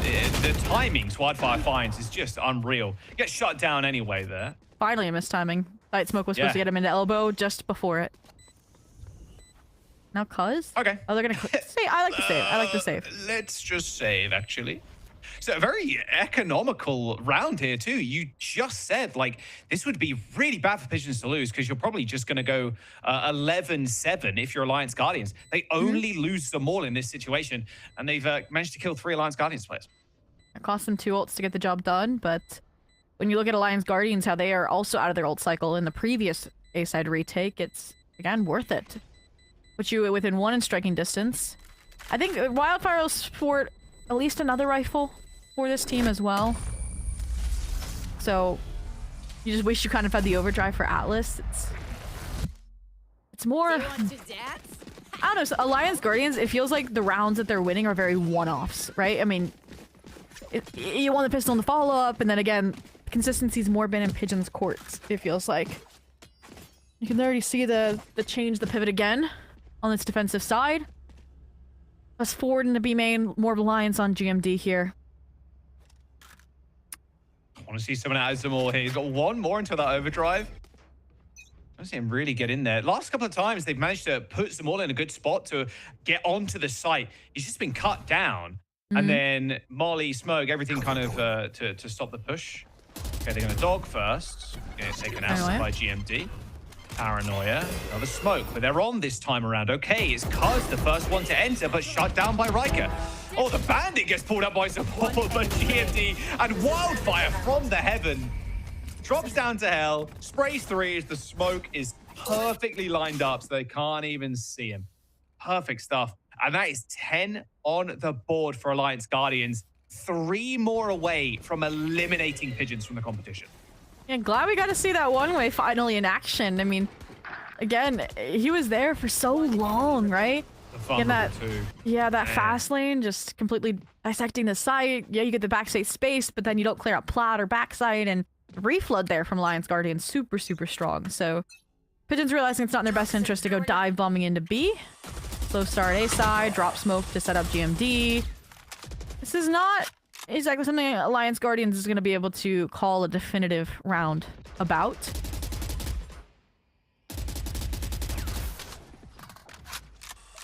Bombot comes out, more info needed. 1 away from Pit are Pigeons. 2 for Wildfire on Alliance Guardian side. As Wildfire just waits in the smoke with the judge. Here's the flash go out. Try to fake an A split. Ropes. Yeah. Which the dog comes out and shows it's a lie. Oh, Coach is going to get timing. Goes gets the answers. But now it's like you've sold an A split, but then your stack is A main. So it's like the actions aren't aligning to the final game plan here. And that's where my concerns are mounting just a touch for Pigeons. If you can get this Viper and Orb or a kill, they might be good for just a site hold. But Zamol again just dancing into the site, just gets shut down. Cobber completely blinded in that cubby and taken out. That's 11 for Alliance Guardians. And now Pigeons. This is going to be a tough round for them. They can't go for this crazy full buy. Zamal's going to obviously pick up the shoddy and going to pick up some armor, but they've got Pit, they've got Overdrive. A timeout, yeah, it's got to come in. They've got 2 of them. And Alliance Guardians, they might just be eliminating him in the next couple of rounds. They've just looked so good. As soon as Pigeons start to aggress onto the site, Alliance Guardians have players in like 3 or 4 different angles, like just ready to just pick them out of the air. But it's the problem of why they had those players in those positions. It's because your Sky lurking up mid, flashing, and also the smoke in mail makes it seem like you're ending A. And so then those players are going to rotate over. And Alliance Guardians have been starting with B stacks anyways. So it's like, again, I think that's where the timeout comes through. Not just because Alliance Guardians are on that cusp of map of series point of eliminating Pigeons from this stage to NA Challengers. But it's more, again, the actions weren't fitting the end goals. And so you need a major reset there for Coburg. And he was the lurk player as well. So he was relying on that streamlined information from his team to make those calls. And I don't know. I didn't like the splintered look. I mean, even just the team fights themselves and the sites were more promising than this scrambled late round that we saw. So I'm honestly not opposed to them starting out 4 strong B side and with this singular lurk from Koof. Like I mentioned, they got ults. And they know something's awry on A, but again, GMD has been so instrumental to the team in locking this site down, able to get 1 kill, get out most of the time. That's why he's playing right side this time. He's expecting to get an overdrive, a Bucky off the fast lane. Knows he can't get a kill and a paranoia off out in the open. Pivot here. Oh man. It's just like running into a sword or running into a spear. Like, you pick. Well, there's the overdrive. Yeah, they declined to pick. Oh, nice long-range kill with the overdrive. However, GMD shuts down Cobbo, but you know what? So all picking up 2. They got ults, you might as well use them. You got it at this point. The plant's going to come in for Pigeons. So 2 on 4, guns still in hands of Alliance. They are in heaven, grouped up, but very swiftly they'll meet their demise unless they clear out this male player. Oh, but no. Anderson. And some more. Shut down with a Bucky and a Judge. Perfect stuff. A thrifty round win for Pigeons and a much needed one too. Couldn't afford to go down. They pick up some weapons and upgrade for free. Yeah, it was a difficult round and a questionable buy strategy from Alliance Guardians when, again, you're coming to the cusp of map of series point, right? Like Outlaw, yes, it's an eco killer, but putting it in mid, not in mid vent because you have a Judge there, it's difficult, especially when we know that the default is for Anderson to smoke that male side. Like, you weren't going to get much out of that, and then you just pressured into CT. And again, I like the deposits that Pigeons left, but can't deposit if they're fighting forward and fighting into the off. Oh. Wow, Zamal is as fast as lightning. Already through past the wall, up the elbow, and need wildfire to pivot through the smoke. And he's dead. Yeah. Yep, gone down. A push into garage here for 2 players of Alliance Guardians, but already Pigeons have made their way up into heaven with an opportunity to pivot towards B. They've got a player inserted in mail already. Huge stun. And he gets 1? Okay, Atlas. What you got for us with the op? Oh, the shorty? Yeah, ain't gonna reach that range, unfortunately. In enviable position now for Riker in a 1v3. Takes down Anderson, sure, but ain't happening, Chief. That's gonna be an 11 to 10, I'd imagine, as Riker probably looks to save or just... I think Riker needs 1 here. Retreat. If the showstopper online, 3 out of 4 players can buy. I would be trying to play for at least the 1 exit, but... yeah. Nah, they're not gonna give it to him. And I kind of, again, go back to it feels like these deposits are so strong for Pigeons. And it goes again, yeah, you mentioned the speed on the main, so now the main fights aren't working for Alliance Guardian since they went for both simultaneously this round. If they are going to have a broken buy in the next, maybe a mid walkdown could be the play. Like, expect the team to be ready to fight there, because a few of these defaults have been hefty on mid for Pigeons, but I feel like they're just exploiting so many of these links and keeping this team guessing. The ults, though. Yeah, Pigeons have so many ults. A timeout for Alliance Guardians. Okay, better late than never here. Only got a few rounds left if you want to end up scooping up the victory. Anderson's got the wall. Like, we've got the pit. The Seekers available too. There's a lot of tools to use. I mean, Jurg and Kohlberg ended up using Seekers on the same round last time we saw those ults available. There's a pit for Wildfire. So, you know, realistically, there's fight back power here. Even just like hitting a point on the map, like pitting A or like pitting A choke, just to make sure we can force them over towards B so they're not fighting into it. Well, there's a lot of answers here for Alliance Guardians, but whether they actually draw them is a different question. And it's always interesting there's like an 18-second timeout instead of earlier, because then it's like, okay, they heard a little bit of what Alliance Guardian was discussing, and the coach was like, oh, I need to step in. It's either wrong, or it needs more details, or they're lost. And I'm seeing the pings come out for an A main fight, and it does feel like we're not seeing a perpetual A side like lurk or a default from Pigeons, so it is very investment heavy, and then they're just going to inform them and rotate. So it does mean they're going to play B side retake, which I'm still convinced their retakes have been their strongest point. But it does worry me that if they all die on this A main collision, this is going to be really quickly 11-11. Yep, they're going to go for that A main push. Whoa, Alice already with a kill. Sliding up the ramp, though. As already the duelists coming through for Pigeons have found 2 kills. And now Jurg alone on the site. There's util to clear him out. Don't need it. Just don't need it. There's an off for Atlas, sure, but getting on an angle here is going to be next to impossible. Some more also just hanging around in screens. Kaz is going to get a timing. Koof's going to get a timing. Like, they're literally tracking them down to the last decimal point where these players are. It's the precision. Immense. There could be an opening. Wildfire wants to leverage some of those heroics, but... Knife? Oh, not quite. Okay. I wanted the knife. Yeah. Look, could have got it. Wildfire gets a kill. Maybe could get out. Ooh. You know the Viper's here. Yeah, but which way? Let's get the kill for the... Oh, not that way. Not that way. Pigeons making it 11-11. Oh my word. Okay, that timeout not really working out in favor of Alliance Guardians here. I'm getting flashbacks. Opens it up on a ramp kill. Getting flashbacks, but the opposite way. It was what Dryad on the desk mentioned about how the last time it was a 2-0 for Pigeons about a month ago in that third-party event. And the second map went OT, but obviously favored then Pigeons, I think it was. So I can see an OT here, but I feel like it wouldn't be a third map or OT, so we'll see. And third maps are the Kryptonite of Pigeons. We won't even cross that bridge till we get there, but look at this. Alliance Guardians managed to get 2 rifles online with these Seekers. This is big ults coming in line, right? Riker, Atlas, an opening kill, and you have a closing kill, basically guaranteed. They want that match point. No spam, tags Atlas in the pit. They're dogging A main too. There's no one in A main right now, and Alliance Guardians basically have full information that it's going to be a B hit. They're going to boot bod as well, just to make sure the dog wasn't like missed something. GMD very aware at this point. Got 5 seconds to another smoke. Jiggling this angle. Here comes the aggression as Samor gets in. Bit of an awkward angle on the wall, but Alice gets shut down in the middle of the pit. Samor ends up coming out with one. It's a rocket to the face, but already they are on the site, most importantly.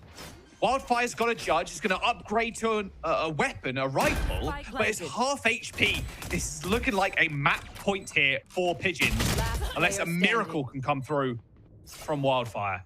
Well, there's enough HP. And you're probably even thinking about saving that weapon too. Yep, there it is. You'll have at least a 3-rifle strong team coming into the next, is the idea, to try and get yourself to overtime now. You're not even thinking about winning this game anymore in a 13-11 fashion. Yeah, they still got pit. They still got wall. Like, Pigeons are in such a good spot. Yeah, just the muscle memory on that entry. Like, it doesn't matter. The paranoia, Zamal's just disrespecting it. Even if he dies, he's getting the site for his team, right? The follow-up from Cuz is so strong, even refragging the Showstopper, which was the only kill that Alliance Guardians found that round. And so right now, again, circling back to what's worked for Alliance Guardians. Ooh, you're lucky to have that gun, number close. 1. Yeah, well, honestly, I think you need to keep the 3-stack B, play disconnected A, and play retake A. Like, there's really nothing else has worked this half. Especially the last 4 rounds. Okay, well, they gotta buy. They've scrambled together some pocket change, and they've got to buy. Not full armor, sadly. Gonna be that regen armor. 5 seconds to the gate drops down as they've given up on that A ramp take. They just send Atlas in with his overdrive. They're just going, run and gun. They have to smoke up the shorty. Oh, the overdrive. Oh, and Anderson deletes him. Wildfire, though, punishes the Astra. Limited smokes available to him now, as overtime is what they want. It's not over yet. This lurk from COO could clean up the players that are low HP, such as Riker, right? Your Sky down, no regrowth available. They're terraforming the B site as we speak, and yeah, they have the pit to try and further leverage this disadvantage into a 13-11. And you've lost any info agent eye as well. You've lost your nade to try and funnel these players out. Only thing could be the snake bite to narrow down where COO is playing. So, and you're spiraling of all the ways this round could end. So far away. All right, there's the spike.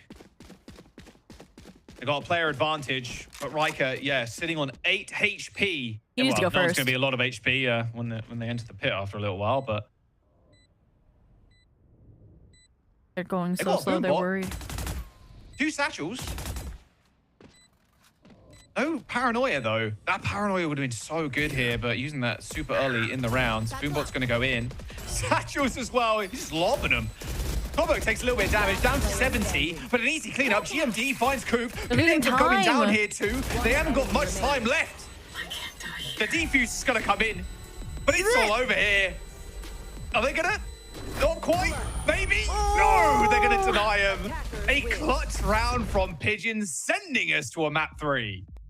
Narrowly avoiding overtime, narrowly avoiding elimination by not 0.55 seconds, since it would have been the overtime, but could have been an alternate future for sure. And it was that pause in B main before they exited, that worry that there could be players playing close instead of in the pit, that cost them everything. And Pigeons push us through to Haven, a map that honestly is better suited for Pigeons than it is for Alliance Guardians, who have had a difficult time charting, navigating the meta changes. They're back to one of the older ones in the books of a Breach-Sova combination, where we may see a resurgence of the Riker Chamber if they keep Atlas off the roll, so only time will tell, and if they pull the Neon out. But all in all, that means, like, this series went exactly how we thought it was. They had to win kind of, again, 1-1 and get to that third map. But up to Haven, no clue, no preds. An elimination game going all the way to map number 3. Both teams with their final lifeline here in this one. One of them, it will be going home. One of them advancing. Who's going to do it? Not sure. We're going to have to find out after this break. Going to Haven as our third map in the series. We'll see in a minute.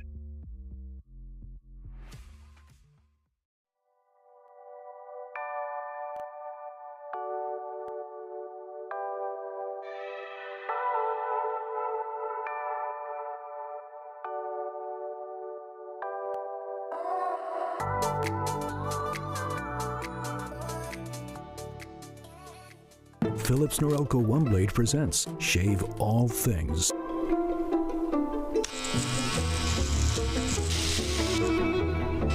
Your style made simple with Philips Norelco OneBlade 360. Trim. Edge. Shave. Trim, edge, and shave with Philips Norelco OneBlade. One tool for all you need.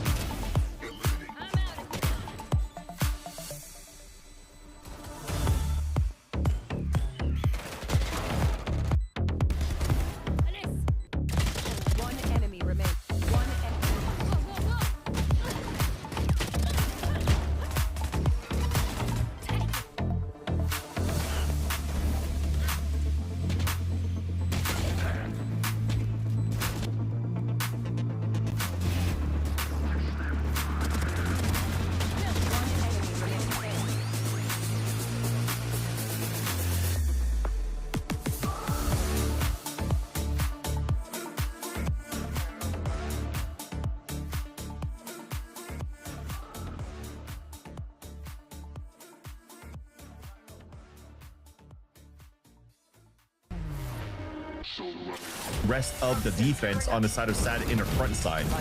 That said, though, Welly is just gonna kill me. Oh my god! I'm gonna go. That's how we're gonna finish this match. Anybody. Yeah, Joey trying to shut the door with a Bucky already. What a swing from Pain. You've got looking for the ace. There it is. And now Derek, bullet hose at a main. Yep, that'll play. 3v2 now and 2 stingers. They've got to keep it close quarters. And Moose will do it all himself. What a way to end things. The Pigeons were staring down the barrel of elimination heading into the second map of the series on Split. One that was a back and forth affair between these two teams. But they get a second win at the end and are able to go on that attack-sided run, closing out 13-11 to take us into an all-decisive map number 3. Vans, honestly, for a moment, especially after that first map, I didn't know if we would get to this point, but what a turnaround by the Pigeons to get it done. Yeah, we definitely had another one of those games where it was a strong start for the side of AxG, and they won pistol. They were looking pretty good. They're able to stop a little bit on the side of Pigeons when they were trying to activate here on their attack side. But that said, I gotta say, it's all thanks to Jerk as well. I think he played a phenomenal attack side for the side of Alliance Guardians. Sorry, I'm muffling my names now. It's been a long day. But he was not really on the column of like getting assists to support the team, because he was there with the team, just getting that flash in to move in with the team, plant in, and if he had to go for those one-on-ones, he was able to win that for the team.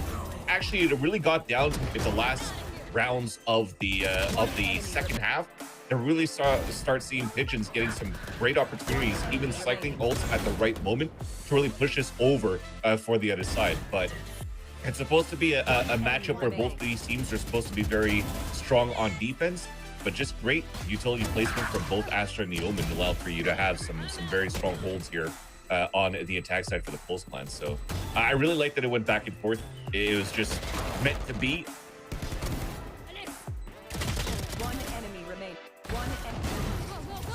To see what was going to happen going into this one, because we had a very even first half, but as we get into the second half, things get a little bit messy. So you have great opportunities for Alliance Guardians to not only take the lead as they did, but also to be able to close it out. And then you have also a Pigeons that starts adapting really well to this. At the beginning, you saw Alliance Guardians getting away into that second half with a lot of 4v5s, with a lot of messy 1v1s that maybe could have gone either way. But then the adaptation is great. They are struggling a lot to hold an anchor into these sites. They try to play retakes and they're not really able to do so. And things that get a little bit more chaotic just because of that. Once they lose that side control, going for the retake becomes impossible. They go for a few save runs. And I'm remembering that round 22 when he had the decision where the economy was down of using the Viper Spit on that full buy and opting to save it for the next one. Then you're down, the economy isn't the greatest, you ult towards mid, and then you have barely any presence towards that B side where the other side has that Viper Spit and ends up winning the round. So it's just little things and little decisions of when you use the ultimates, when you go for these fights, when you are anchoring, when you're retaking, that really ended up costing Alliance Guardians that second half, even after taking the lead. That was the thing too. If you're looking at the timeline as well, that pistol one, that's what I was wondering. It was won by AxG, but then after that they get ecoed. So it really allowed for Pigeons to start getting a good foothold into the money being back in the direction of AxG on the defense. So it's good that they were able to turn that around. So I think what was good by AxG is that they never really got flustered from what happened in that first half. But again, it got into like a timeout call that Pigeons were able to like really get some rounds in. It got really stressful there for AxG. They thought they could get a good run out with the timeout when they had a pit available and whatnot, and they never really used it going out from the timeout as well to try to funnel into a win con. Because I think that round we also had an op that was already available out for Atlas as well. We had the pit that could funnel them towards him, but I don't think they really used that. That really allowed for Pigeons to not only win the round, but break the economy on the side of AxG as well. So you can really come back and close out that series in a 2-0 fashion for AxG. And even though I don't really mind the approach that Alliance Guardians were going for in this defense, the problem was that a lot of these fights that they were taking, they were by themselves. It was just one player on side. You see sometimes Atlas being the one on that A side, backside, trying to get one before he runs away and he gets taken down. Then you see Wildfire as well, constantly holding towards mid, but going for these fights where if he doesn't win, then you completely lose mid, you lose your Viper as well, so things get a little bit more difficult. And then you have also GMD that was great in some rounds at being able to hold down B, but in other ones it felt like they didn't have any other ideas to either back up and play for this retake or really work around this Omen and seeing how he was going to get those openings. And I mean, in the end, it's all just going to be enough for Pigeons to just barely get over that finish line. And now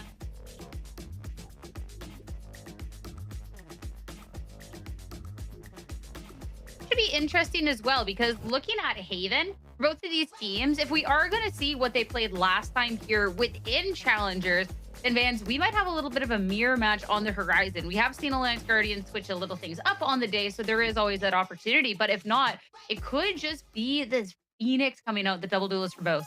That's the fun part. Both of these teams shied away of like playing into a meta of, should we play the double controller Viper Omen, or should we go into like a Phoenix Neon? And I think they opted into that instead. But the difference is too is like when this was first introduced by Paper X, they were leveraging a lot of like Fade and Chamber as well to have a different guy opting here for the team. And I think that could have been good too. But if you're looking at the rosters for both of these teams, I don't think they have kind of like the Chamber specialists if you already have somebody going to play a Neon in a Phoenix, right? So you're going to try to battle it up with some good lurks around the Cypher that's going to allow for you to get some good mid control or some good mid information on your attack side, and then have the duelist work around the information that you gather. So the thing is right now, it hasn't been the best results for either of the teams, because it almost feels like, again, trying to plug and play into the meta that didn't really pan out for these guys yet. And hopefully like that extra week, if it goes down to that same type of composition, that could help them a little bit more understand how they could play better to their capabilities. If, for example, if Phoenix is something unfamiliar for Riker, let's say. There's a lot of possibilities here, and I know that we talked about it in that first series. The Phoenix is really cool, but this double duelist, depending on the play style that the teams are bringing. But I am, if anything, a little bit more concerned on the side of Alliance Guardians, just because of what they played before. Last time they played it here in Challengers against FlyQuest, they lost it 2-13. So these results that they've gotten in the past have been very one-sided. Now, that being said, they were able to recover in that last map that we saw compared to the previous result, but I'm still kind of questioning how this is going to play out. Now we see, especially because yes, the Phoenix is there as well, but then you're mixing it with a Jet. Yeah, and that's the thing too, because Riker, as I mentioned before, maybe not as comfortable playing on a Phoenix, but plays into a comfort role with a Jet. And the Jet could be a pseudo like Chamber. So if they want to play aggro in that style to get him on a forward line, and then you have Device for Wildfire to stall things on the other extremity of the map when it comes down to your defensive side, cool, it works out. But they're starting off on the attack side first. They need to find some real value around Atlas under this new role as the Phoenix. And I think it's on Pigeons to understand how they can play against that Phoenix, because Cuz plays it, and he played it fairly well on Lotus. So now you have to understand that protocol, fight against the orb control that they might try to take here on the extremities for Alliance Guardians, and maybe Pigeons could really run away with this map. For Pigeons, it was a little bit of an asterisk what they were able to do with that Cypher and the value that they were really getting with it in the past when they played against Nightblood. But this time around, they switch it up, and I really do like this Chamber. Like you mentioned, just like we saw and we talked about with the Jet, those operators, those angles are going to be really important in the extremities, depending on how they want to play it, how aggressive they want to get in one side compared to the other. But this is still elimination, and these changes can play a massive part in who's going to move forward and who's going to have to say goodbye and not make it to the playoffs. With only one match left for these teams to try and determine who can stay here in Challengers, might as well bring out everything that you can. It's time to see, with changes on both sides, who's going to be the victor between Pigeons and Alliance Guardians, and live to see another day. Let's find out. Head to it for the final time today. It's Jaws and Zobi. Yeah, is it a secret sauce, or are they overcooking with this one? Pigeons and Alliance Guardians, one map away. Elimination on the line. Both teams going pretty even there on split, unlike how we started out this series here, Zobi, on Lotus. Oh, absolutely. And that just sets us up for a perfect finale for this elimination series. And it is. It's like a Frankenstein Alliance Guardians of their old comp versus the new one they tested out. And then you have Wildfire on a Vice debut. And Pigeons, the only tweak was a Cypher to this Koof chamber. So curious to see how that one's going to function here as well. But all in all, it is going to be Alliance Guardians on that attack. To see how this Vice Lurk functions, how this Jet Phoenix function, and maybe how the 3 push. Oh, that's going to be the first point of contact here. Very quick teleport away. Smoke, flash around the corner. Samol with the first and the second. Pigeons springing their trap in short. A slide out from Samol again, biting off a little bit more than he can chew. There's going to be a molly to stop this approach. The spike has been dropped. They're going to be able to retrieve it, but this chamber up on this high ground, this box, is proving quite the nuisance. Wildfire's wall does end up getting tripped, but running into certain doom as Pigeons find the pistol. And again, sometimes all it takes is that momentum shift from denying overtime in the previous, now winning this pistol. It's a question of if they can keep it up, they can maintain it. And Pigeons have always been really good at those first round calls, right? It happened even on split, right? And then it was just that second round chaos shenanigans of the eco from Alliance Guardians. But this is not, I would say, the friendliest Stinger force kind of map, unless you just hightail it through B or Garage. So going for a good old-fashioned C split, see if they can overwhelm again. The lack of a firm side anchor between a Viper or a KJ, so because first point of contact. That's done. Oh, good shot onto Riker too. I'm gonna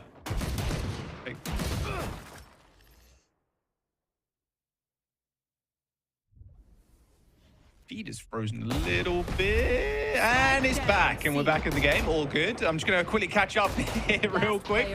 Pigeons, okay. Atlas left. It's all good. Not a problem here. Didn't need it. Didn't need feed. We're chill. We're chill. As 2 going down for Pigeons there, but it is going to be a fairly clean second round. This is why we have replays, because we can just catch up on what we missed. But I will say, I don't think Atlas got an additional kill. I think he got traded pretty easily. Or sorry, I should say Cuz got traded.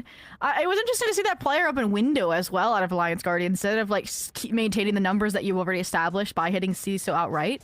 I will say, look at the buy for Pigeons, right? Or the bonus, we can say. It's not as strong as you would hope for it to be, so that means Alliance Guardians did enough damage to hopefully win the C-split. They're running it back. They know what it looks like now, they think. But Cuz trying to force them back into, look at Anderson's deep space. Riker. Alice! Oh, the timing was crazy there. Riker almost managing to beat him to that corner. They do end up trading. Flash out of Garage just to retrieve that rifle. Huge upgrade.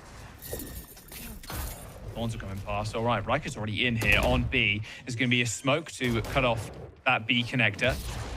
A connector, sorry.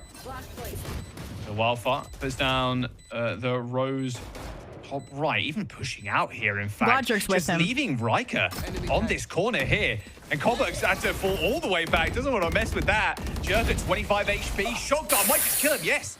Nice use of the shot darts. Gets a gun over if he can actually pick it up. Small ends up going down, a little TP away as Cuz goes for the trade. Riker falls, a blind onto the Phoenix now as Wildfire goes for the swing. Both players on the site, time sticking down. GMD with a kill on to the Phoenix. And a good flash from Wildfire ends the round as Alliance Guardians get their first on the board. That one's a nerve-wracking one for sure. The players that peel off and stayed disconnected, getting punished, and those guns getting collected and leveraged to make that bonus hurt. I mean, look at the buy now. Stingers, Riker maybe not picking anything up, and you'll try and farm the orbs across the map. But yeah, this proactivity, again, it shows Pigeons the confidence they have, just the fact that they pushed this to a third map after the 6-6 half. Little bring around the rosy there with your own arc rose for Wildfire, but gets the job done. Pigeons, they're going down mid fast. It doesn't matter if they're the ones on a better buy. Yeah, taking full control here of A main. They push them towards an op, though. They push them towards the weak side. Look at the rotations coming through already from Pigeons. Know exactly what's going on. Op in the hands of Booth here. All right, they've cleaned out this entire site. All good. They're actually just going to maybe just clean out more, go back. Yes. Your okay. Sova's going with Spike. Still hasn't planted. There's a flash out. They haven't even tapped here. Jerk ends up going down. A spray into Graffiti. So many low health bars, in fact, on the side of Alliance Guardians right now. Rikers in the center of the site with 24 HP. An easy chance for Pigeons to flood. They've got 3 players facing this right-hand side of the box. GMD's going to go for the swing, but they're just too low to do it. Samal takes down Atlas, and now it's only Wildfire left on the point. 33 HP remaining versus 4. One jumps out the window, gets headshot. And Samal also ends up falling, but there's no chance. Did enough work there, did Wildfire for 2, but not enough to win the round. Pigeons with 3. I'm very confused at that round. I think Alliance Guardians may have not expected the reflood, maybe expected that their brief cut of noise had those players peel off. Because if they wanted to go for that hard CT fight, you would have expected a bit more utility into the engagement, right? For the players who were left.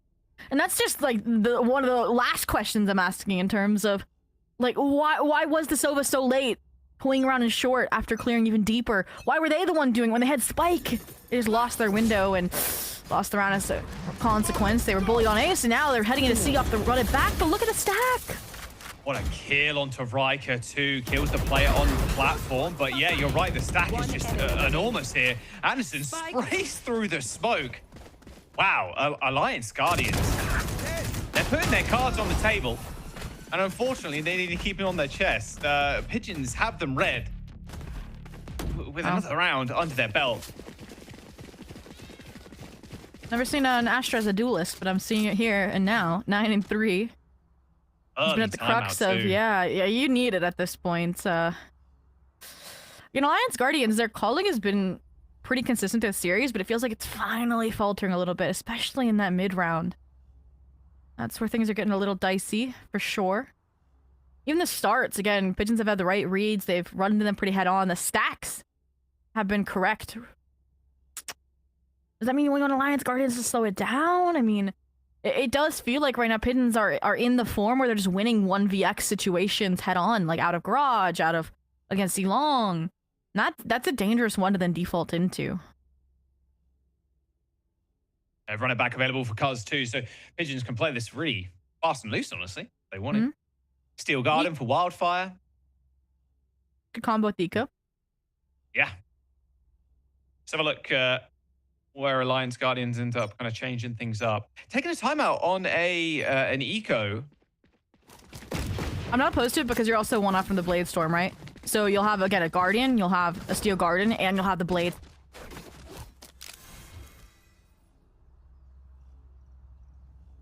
Outside of that, more of a question of where is Pigeons going to be? And it looks like Ash just playing safe, playing for retake. After the info, Coburg's going to collect. They do just play really heavy mid, and then they play heavy rotates. That's how they've played many of these maps. Even they started the day off, the series off on Lotus. Feeling confident going into this one with some rifles. We've got a Guardian, we've got a Bulldog, they haven't got Wildfire anymore. At least they killed Cuz on the side. No chance to run it back now. Graffiti swing. Anderson gets one there in Riker, but they're actually on the site, and now they can upgrade their guns. It's a 3-on-3, but the AWP is holding down already. Like you said, this heavy mid-presence makes it easy for Coop to get into the action. A swing out, and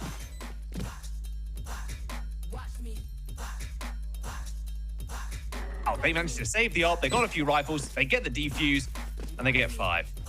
And I thought we finally saw some promise. The very cohesive team fight dismantling that Sova Astra hold on the A space. But if you're down numbers, it makes sense for Atlas to go for that CT fight. But just gives the numbers over. You know an op's in the mix as well. So giving them that sight line, it's just...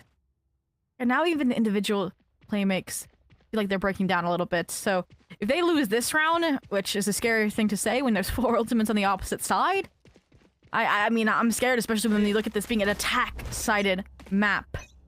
And no ops, right place, right time again, Jaws. Oh, that's unlucky. Can't quite get on the line, sadly. Really early Hunter's Fury, too.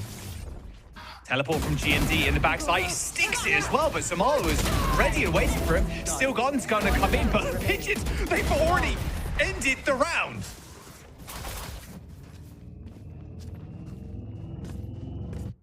Just need to give a moment of appreciation for that crunch, and just that Steel Garden being a bit too shallow. Doesn't catch any of these players playing from links or backside, and that's definitely how you get to play that round. We're now not even getting spike plants down, and GMD, we've gone full circle from the too impressive from the shadows on Lotus that were huge plays to that one fizzling out, and it does feel like Alliance Guardians at least putting effort into change to make moves, make plays, and those are even faltering. So now what do you do? What about mental bounce backs? They need one desperately. This is feeling like Lotus, but flipped. I mean, Lotus was kind of disastrous to Pigeons this time around. Alliance Guardians. Koof, do you walk up? Do you think you missed the timing? Drone will confirm that for sure. Yeah. Now you stay posted. Now they can't escape. Yep. Gonna walk straight into the scope. Who's gonna peek first? That's the question. Go on, send the... Yep. No punish either. Send the Phoenix. Alice goes down. Don't need your flashes. Nice flash out. All right. All right. Oh, there's one. Smoke comes in. C hits. Abound here for Alliance Guardians. Already there's a flash, and it's a good one from Cuz too. It's a volley as well to stop them from running through. However, Riker decides, you know what, I'm going to get on the site anyway, and get shot in the head. Well, Jerk tried to make his mark on the site too, but the only mark he's making is a giant pool of blood on the floor. GMD at least gets one in Cuz, but yeah, it's a 1v3. He's got a stinger, he's got 15 HP. You don't need to tell me how this one goes. At the end of the day, with how aggressive Pigeons are playing too, so quick are they to like transfer to different sites. It's hard for Alliance Guardians to really even pop anything too quickly. It's crazy quick reactions coming from Pigeons. Absolutely, and then it's also just Alliance Guardians in these moments. Like the kill from Wildfire, perfect. The re-engagement onto the Phoenix who flashed to get away? I don't know. Especially when you can then go for a little bit later, can hopefully help, right, your team who's now rotating to C, versus then they're just playing a normal, like, oh, barrier drop C take with worse weapons. So, again, the starts are strong, the late round's fizzling, and now, once again, right place, right time, Pigeons. Framed to possibly fight outside of this dark cover. Cuz is gonna go for it, I'm guessing. I mean, would track with what we've seen from him previously. Ooh. Wildfire lurking again. Gonna be a drone up short, they're not gonna reveal anybody. One shot from Riker in mid, but what? Wildfire is still inserted. Getting out is going to be impossible. Yeah, that's a kill. Run it back through Garrett to try and accelerate. But look, everybody already sprinting towards the C site. B is completely clear. There's a trip on it as well. There's one player on the site right now, but it's just to run it back. They're in a position to plant at this current moment in time with both duelists out on grass, but Zamal quickly shuts them down. Didn't need the backup, only needed his rifle. A plant's going to come in for Jerk, as now they can just play for the retake. A flash, not needed. And in fact, it's a flash in the pan for Alliance Guardians. A single round on the board as Pigeons get 8. I mean, this is an absolute schmacking. Like, this is not close. And that round, the way it was flawless is so different from the rest, right? The calls were perfect, right? You lose a player to a crazy stack on a Wildfire calls. They accelerate into see the correct call, have to run it back. But then there was this moment of hesitation when they realized, like, oh no, there's a dart coming down mid. They're going to punish our Phoenix. And you saw Jerk kind of then like dawdle, like, do I go for the site? Do I try and keep them alive? And they just put that dependence on Riker, and Riker's just not also having a good map right now. 3 and 9 cannot defend Atlas. They both go down, and now you don't even get the site early either. So it's like all the decisions they're making they're being pushed into corners that they cannot get out of. They're gonna try and go quick this time. Just get onto the site ASAP, get the plant down. They've got a lot of stingers. They've got a Guardian. It is doable. But the retake's going to be tough. Look at the flank already, by the way. Cuz, Zamal, already on the flank. Wall is going to get tripped, so Wildfire knows they're there, but they're outgunned and outmanned. They end up sending Cuz back to the link.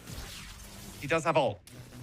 That ult early shows them they might be having heavy heaven presence. There it is. There's the run it back. Oh, stunned up as GMD. Good flash. Can he get one? No, he cannot. Anderson I don't think they saw from the Atlas. heavens. I don't think they did. Anderson's just going to wait. A nice little re-swing there. Anderson's got 3. He's 26 HP. Tries to get out the window, but finally they've managed to do it. On a almost all stinger buy, Alliance Guardians get another round. Okay, we think it's just these comps and their crazy defense nature. Maybe an 8-4 would be enough here. If Alliance Guardians can flawless the rest of this half, I mean, you have to navigate the C-long tour de force from Koof. They're going again for this A fight, which you can see this time. Pigeon's realizing, okay, we happily gave up A site this time. That didn't work to play the full retake against the Zico, so we'll happily oblige to an early engagement. Get Zamal. Oh, they're flashing. Wow, Zamal's way too deep. You don't double down there, Coburg. What? Don't triple it, cuz. Don't. Got flash. It's fine. Yeah. It's fine. It's not fine. It's not fine. It's not fine. He's running away. He's gonna delay you till though. Gonna delay. But the fast rotates means Alliance Guardians may have just jumped the ghost here. They managed to rotate into mid. Still worried about this chamber ult. He's on a good line too. Do something. Oh, tried to lay the thorns down. Oh, surprised Jerk actually went for that. Walked into the slow, but still manages to come away with a kill. This is where things are going to go down on splintered. C. And this is where they spread themselves thin when they have numbers, and I don't like it. I mean, there's at least a 1-for-1 trade, but cuz 1v3 again, you're giving him ones. Ooh, if he was looking the right way, right time, could have added up. Good regroup. GMD's going to stand stalwart there on the Omen. Okay. Last round before Not quite the same as Lotus.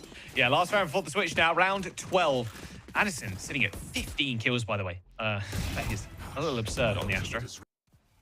The ability to just hit the shot through the smoke while anchoring these sites. Yeah, it's been crazy. I'm so shocked. The Jerk went for the re-swing there through the slow. That was crazy.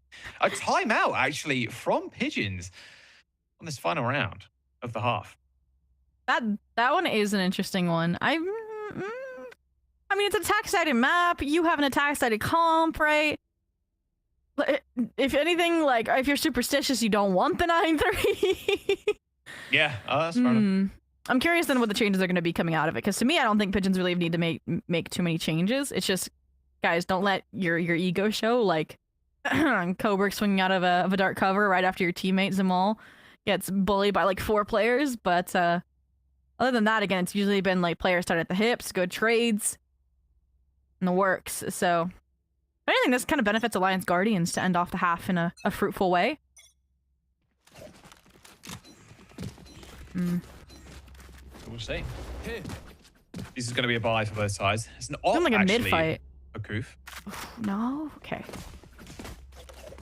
Thought we just see a little Phoenix walk down since he started front B, but could be a front C. You're trying to funnel these players, looks like, towards the Koof operator is the game plan for Pigeons.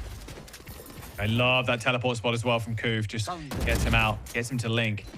Okay, well, a little bit of chip damage onto Atlas, but now Koof can try and get on this angle. They're gonna have to clear him with the drone, and they do. Okay, they know the op is down on shore, but doesn't mean to say that they're actually gonna move from this. Drone is gonna get shot, the wall ends up coming in, and that is an orb obtained in a second. Run it back. Okay.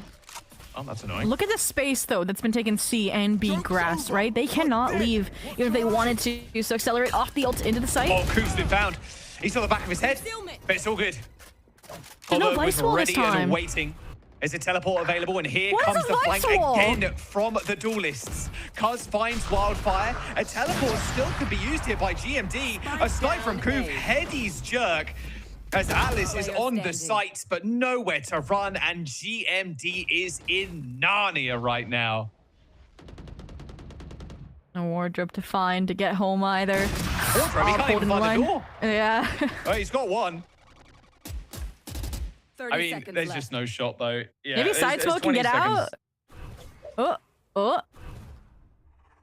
Is he gonna go for the jump smoke on a box instead? No, typical side smoke. Okay. Oh, don't put him in a jar. Fake him with the TP. Oh, there you go.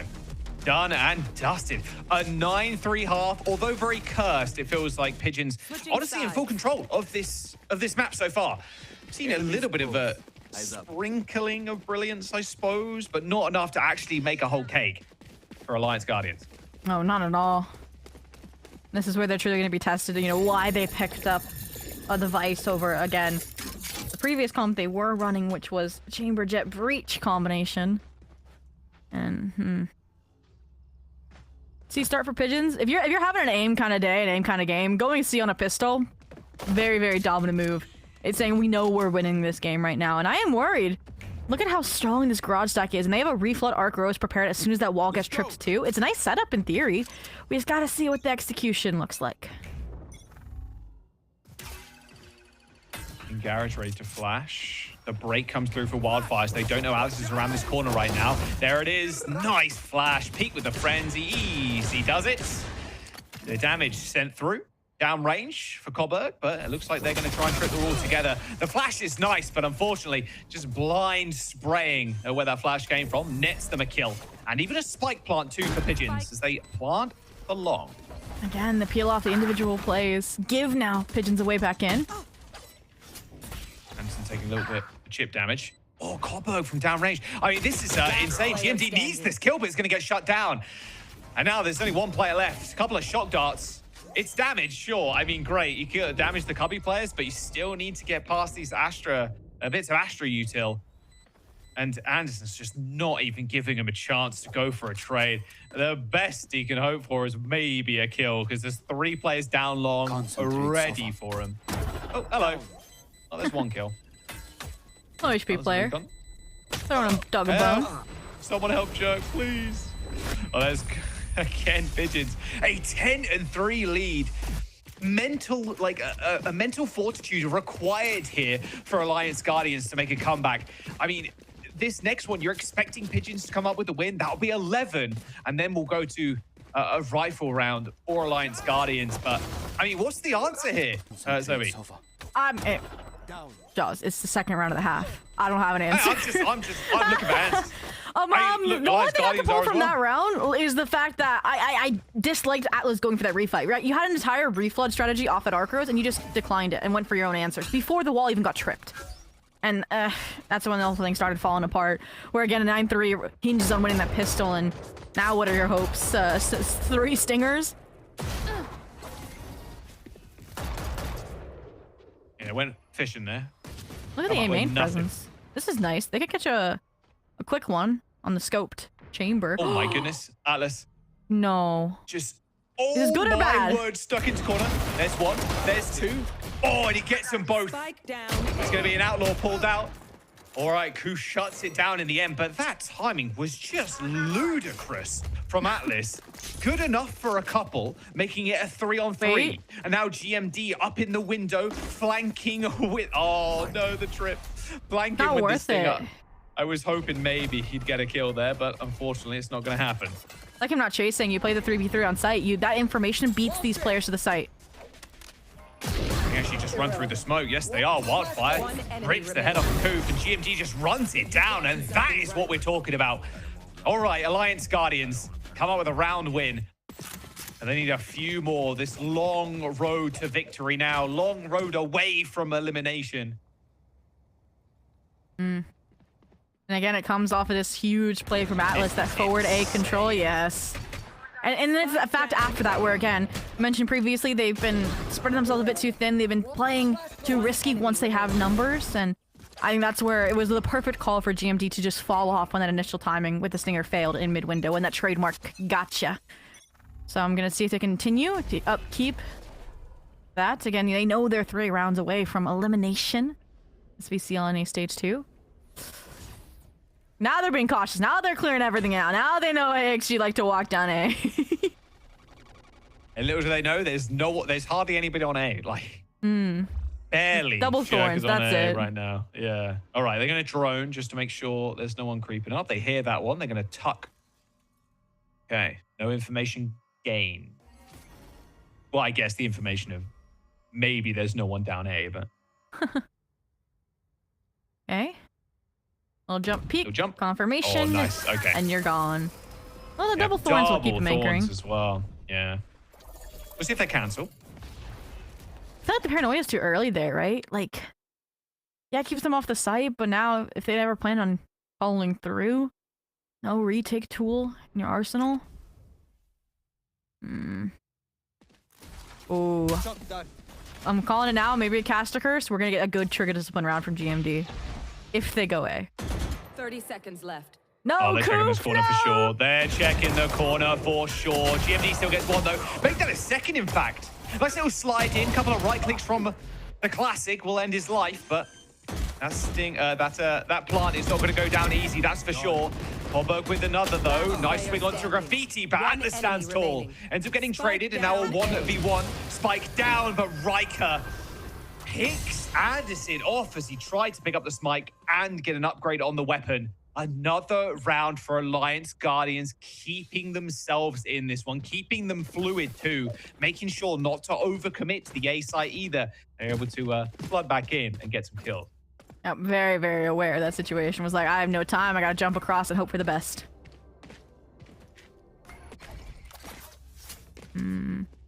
Again, Pigeons, they're just gonna consistently lean A on these defaults. Try to keep those players from getting that deep space like they did in the previous few that they won. Early dart as well. This is more of heavy, heavy fake pressure and immediately pivot. Hopefully get the weak side. Oh, this angle from Riker. Top of the box.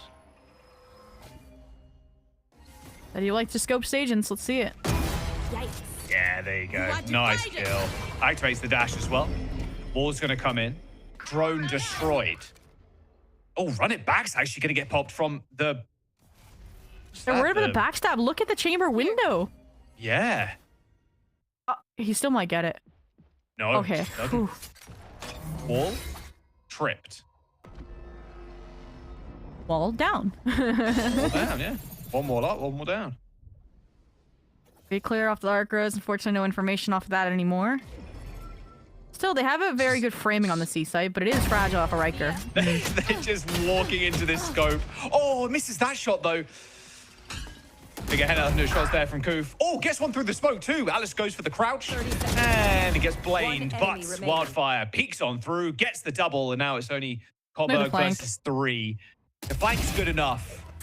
And it doesn't matter if he was going to try for the tap there. He had no time, really. No time to deal with all 3 players, that's for certain. And there's 6. That gap closing. They found the secret sauce. They found the recipe to make this thing work. Definitely just playing more reactive and more playing off of each other, right? You have a Wildfire double back to protect the body as the Phoenix regenerates, right? That's an unfortunate moment, and this was risky from Wildfire, but sometimes when you're down this far, again, 9-3 curse style, you definitely need to get some of those confident plays through. And that bounce back and that mental is everything. And if you were on the coaching staff for Pigeons right now, are you regretting that timeout for round 12 in the first half? Yeah, it was. Yeah, I think both of us kind of wondering why that was. I'm superstitious, so I wouldn't have wanted the 9-3 to begin with. Yeah, no, I can appreciate that. All right, well, they're going to use their last one. Only 3 rounds away. Hey, that's it. Only 3 rounds away. Just need 3 good, honest rounds. And then we're through. We might make it all the way to playoffs and hopefully all the way through as well as we eliminate Alliance Guardians. Seen too many fake comebacks today, Jaws. One has to happen. We have seen a lot of fake comebacks, but you know. It'd be a crazy one for elimination on the line instead of just like a map 2 or a map 1 as well. But coming out of the timeout, Alliance Guardians. Ooh, really good read on the switch up, right? Operator posted now A long. Super, super light on the C side.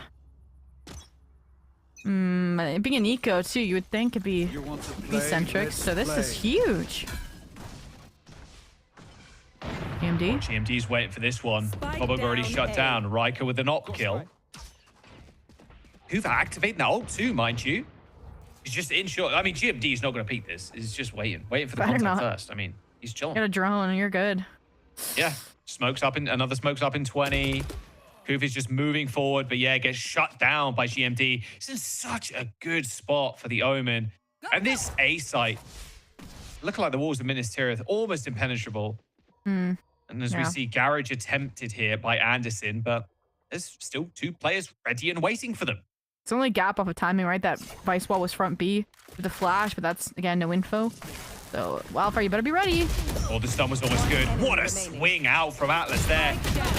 Oh, no way Zamor almost getting a double. Wildfire saving the day. Shuts down the Leon. Make that 7.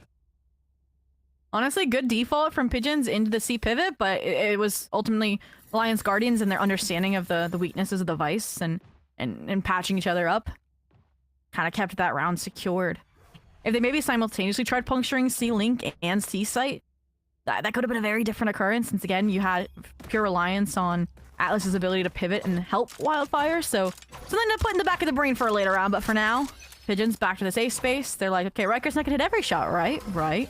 Surely. Clueless. It's Riker. That was nice. Yeah, 2 HP. goodbye. Take I don't think you're gonna get another with 2 HP overdrive ain't comes 0. in. 2 HP ain't 0. Ooh, Hunter's Fury. Goodness, Hunter's Fury, yeah. Riker goes down. 2 HP, maybe biting him in the butt now. Overdrive's going to get popped. GMD up to heaven already. The site completely cleared out, apart from GMD up there. Spike goes down, and here comes the retake. Phoenix playing a bit forward because the running back come offline. First kill. This is the Steel Garden. It's actually going to tag people in hell. It actually just lines them up for GMD, though. Ascends, gets 3. 5 HP. Oh my goodness. The Steel Garden pushing them both in the corner, and GMD just ate them up like a snack. And that's like the perfect like 180 from the previous time we saw the Steel Garden, which is on that B egg. It's like having too many gaps that Pigeons exploited sitting on the edge of. So really nice full circle moment as we start to complete this comeback arc. Hunter's Fury was good too. It punished the initial kills. Again, that ultimate, I wish it got more movement than being more of a reflood aid out of out of Zmal. And 10-8, 2 more rounds, no more timeouts for Pigeons. It's 5 in a row. That is insane. Look at the ults too. This feels like Alliance Guardian to start running away with things, especially with another forced, constrained Pigeons buy. It's a double pistol win for Pigeons too, mind you. They're in this spot now. Green Phoenix ult on the eco. Nope. Very lucky. Oh, through the smoke. This might just stand in the smoke. Yeah, that's exactly what they're going to do. And Alliance Guardians just disintegrating this team now. Pigeons is just getting plucked apart. It's another round win, and now only one more round until it's 10-10. This literally couldn't be closer. This turnaround is insane. Only the pistol round going Pigeons' way. And last time they stabilized on split after losing the second round, this has not been that case. And that last round looked like a near mirror to the dominance that we saw from Pigeons on their B-side anchor as well. So I have been nervous again that Pigeons didn't get that fixed out of their timeout. We talked about the first series and how magical it was when they took them out, getting their streak of rounds started. But look at this trap play to take all of the A-side space. You've got to answer. You've got to accelerate into C for Pigeons and GMD. Is on the run it back, but I mean GMD was just waiting in that corner the whole time. So both Phoenix ults not really finding too much. They cancel, and so does the rotate from Project Alliance. They double back, and they haven't learned. Running straight into Riker's sightline too, with Anderson going down. They're gonna re-drone up A long here. I mean, you're in a decent spot. Look at the position of Atlas right now. He is tucked away in this corner. It's going to be a lone push from the Sova. You have to go back C. Short. You can't end here. Look at your chamber. Should move to answer that this has been completely deserted. You now know, okay, Sova's definitely here. Jet could be here since she was also B. And there's 40 seconds left. This should have been happening a bit faster. The rotate, the scaling from the chamber, because now you just split back up. Yeah, 30 seconds who can get onto the site? GMD can. And, well, maybe even Wildfire as well. Who's going to walk up, takes down the Omen. So no real smokes here available. Obviously the Jet ones, of course, but they're not going to last too long. Pigeons get the spike down with 15 seconds to go. Blades run for the retake, but Riker's low. Be more like of a bait updraft kind of play. And Phoenix doesn't go for the full-fledged flank, just going for the garage take. I don't see how this happens. Maybe the dart for Jerk will enlighten us. Yeah, instantly destroyed too. They know when someone's on default right now. Koof is off also angle. just tucked in that corner. It's just too much for them. All right, okay, they found their way back in. They're not going to allow this to go 10-10. Riker with the ult is probably going to save it. Actually just gets shut down completely by Koof. Nice angle from the chamber. That is finally a round win on the board. They stopped the win streak here from Alliance Guardians. Look at that, 6 rounds in a row. Finally, Pigeons back on the board after only winning that pistol. And they keep it pretty stable as well, because if they lost too many players, they wouldn't have found that consistency. It definitely would have been more of a blip type of situation. And honestly, the fault for Alliance Guardians was just over-rotating there. Again, you already have that Vice wall on B. You should not have your Vice holding said Vice wall on B. You needed that early information on C, and GMD obviously was that C player ulted over to the A site, so again, that full commitment punishes them. And I don't expect them to make that same mistake twice, so what you do instead, again, get those deep deposits. Riker on the A line, Vice util on the C side. You're going to stack a bit heavier towards B.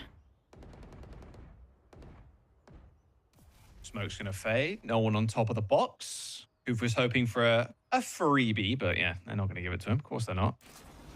Oh, they've slowed this right down. They're gonna have to clear this whole thing again. And Riker, I'm assuming, hit from the drone there. Not gonna foil them just because the drone didn't see anything. Yeah, exactly. Recall started to rob info, right? So that's why the drone comes out. And all of this is gonna try and force Wildfire into peeking into the operator as well. This is where you just gotta trust your Vice util, trust your wall. And it finally seemed to be doing exactly that. Oh, Rose has been revealed too. Oh. Well, it's only the Neon on the site. You have to wait for that wall to drop. If they kill Zamal here, it's going to be a huge side smoke. Side smoke's good though. Flash inside of it's nice. Reveals where Zamal is. But Atlas with a swing. It's massive. Wildfire too. A double kill for both. Only Anderson left. And Anderson's on the other side of the map. Just trying to throw the op over the wall so they don't re-get it. I mean, yeah, that is a round. That's 10. I might save the op instead. Yeah, no, again, it's just playing a few steps back and playing reactive off of your util instead of searching for those answers. And that's exactly what we saw this round happen. And also, I believe, I don't know where GMD was playing from. Maybe it was a little X coming out of Garage. That Paranoia default that Atlas played off of was perfect. Again, you split them up front and back site, them never quite dislodging Wildfire, and it's a really nice ping pong board. So, I honestly don't want to see them change anything. And, ooh, where's the op going? Where is the op going? Are we doing a high-low with an op and the TP? Okay, no. I mean, I don't know how I would feel about an A retake. This is an A retake style, and I don't. Because of the eco. Flash out, get the op off the line. I'm going to dissuade Riker though. That flash is not going to hit him. He's very defensive angle right now. Takes a shot on the Neon. Dashes away, doesn't want to get randomly headed. And they've taken grass at the very least, as Koof is now on a line to maybe spot a rotation, but still they have to deal with this jet, or at least maybe just kind of ignore the jet and go to a different site. I'm going to trigger the wall in Garage first though. Oh, fighting over it though, Atlas. Wow. Doesn't expect both now. Anderson has a good deposit timing. Has to fall back off of Wildfire though. Mentioned Koof. Oh, Koof. Op out of head. Op 1v1. Oh, Koof lands a shot through the box. So Riker only taken down to 53. Now it's going to be the C-split crunch. Get past Wildfire off at info. Backside. Oh, Wildfire. That's tragic. Hit with the drone, straight into Molly. Atlas on site. Anderson goes down. Double flash through the box. Them all completely blind. As Alliance Guardians trying to hold down this C site. The ult through Garage though. Jug not expecting it. And Koof too whips up the headhunter. Double taps Atlas. And the rotation now can go through to A. Is there enough time to actually plant? GMD shuts down the chamber, but they've got to go fast. But GMD's going to be able to shut this one down, surely. There's a slight smoke at the very least. The shock dart ends up coming in, but Copper now needs to swing off this one to protect the plant. GMD takes down the Sober, and there's no time. Alliance Guardians tie us up to 11 apiece. Wow. Crazy round. And every player for both teams delivering. I mean, the Soviet util on point to flush out, again, the Vice. The refight from Atlas here that actually forces that rotation today. After Ku finds these kills scattered across the map, it's that decision for Chamber to stick around B, maybe cut off those rotates, try to secure that plant, understanding they had no room for error. That might determine if this comeback gets complete or not. We've been here before though, 11-11. It ended at 13-11. We'll see. You want to play? Let's play. For some money, still good. Again, that's why neither team has been able to strike up a lead since AxG's was cancelled. Oh, the op head again. Don't do it, Riker. 3-1. I think Coop's always been ahead in those op fights, I'm not gonna lie. Even though they survived last round, the 53 damage, the 2 HP previous. I think that's the only one, technically. Was that a long one? Moral victory in the other one. A moral victory, yes. Now we can go for it. Ooh, huge timing. Hello. Spot the gun. I think, yeah, they spotted Riker too. Good shot, though. Oh, even better one, though. Combo shuts down Riker through the cloudburst. Double Thorns on A site.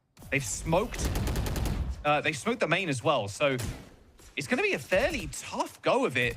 They've got the wall. There's Hunter's Fury as well. In fact, they're just going to rip Hunter's Fury to try and clear out some players. It's making noise. As Anderson kills GMD on B. Ooh, the timing from Wildfire, though. Look at it. Oh, not good enough, though. Zamal ends up going down, but they've got the left side of the map for free here, as Jerk is just making so much noise. Anderson, so deep inserted into the backlines, now leaves Atlas in a 1v3 without an ult. And without any flashes. He's only got wall. Maybe we could split up the players.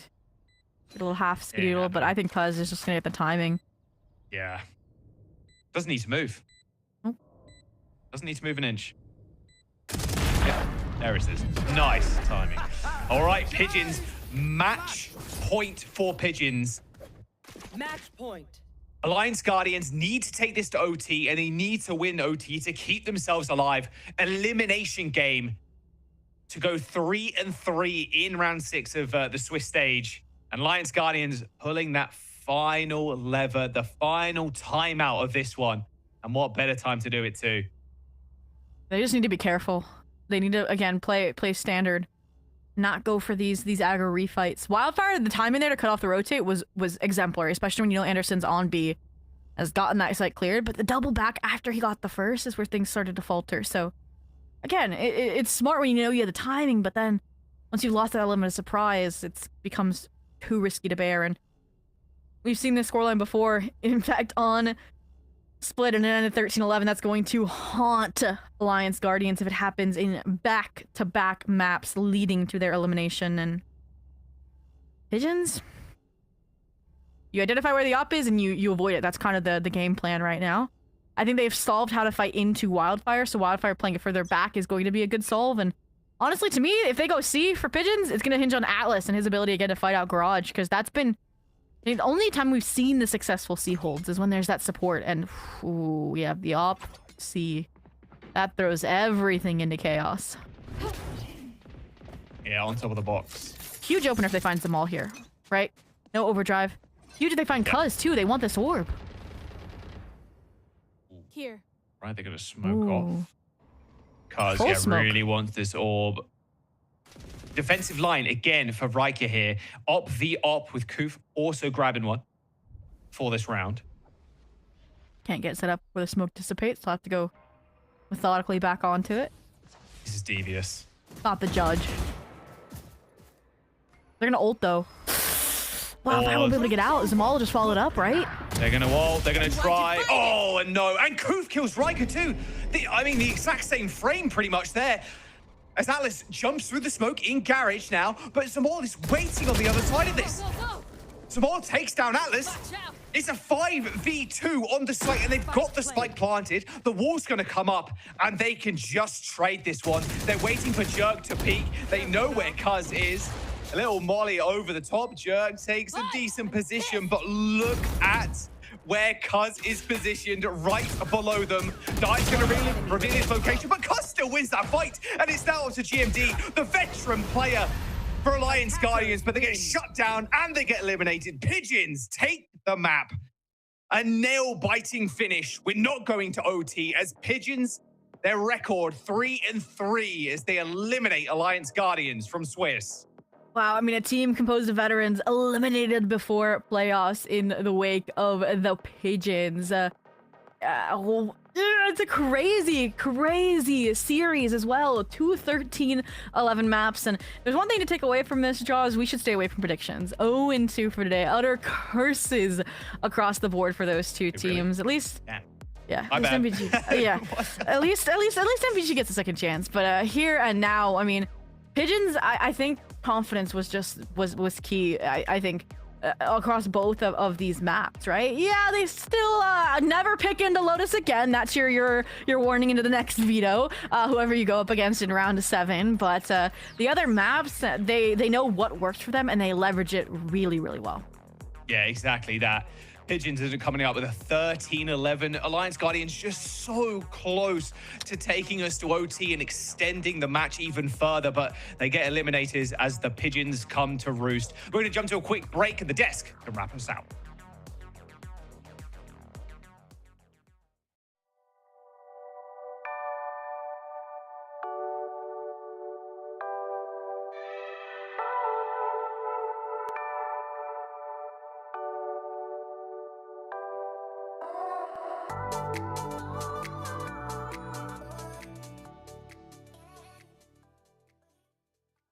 Philips Norelco One Blade presents Shave All Things.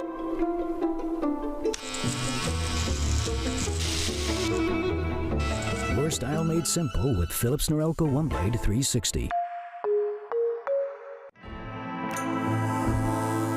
Trim. Edge. Shave. Trim, edge, and shave with Philips Norelco One Blade. One tool for all you need. Done. They are standing.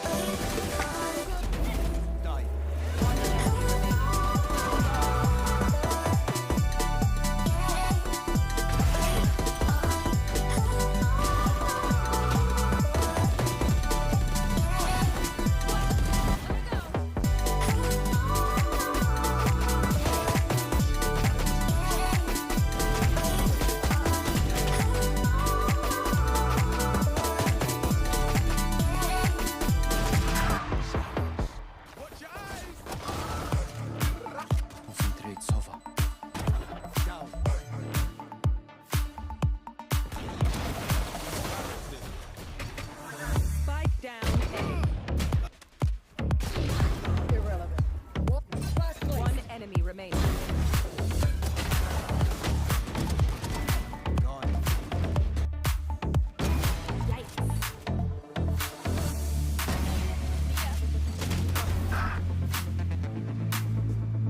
Deficient.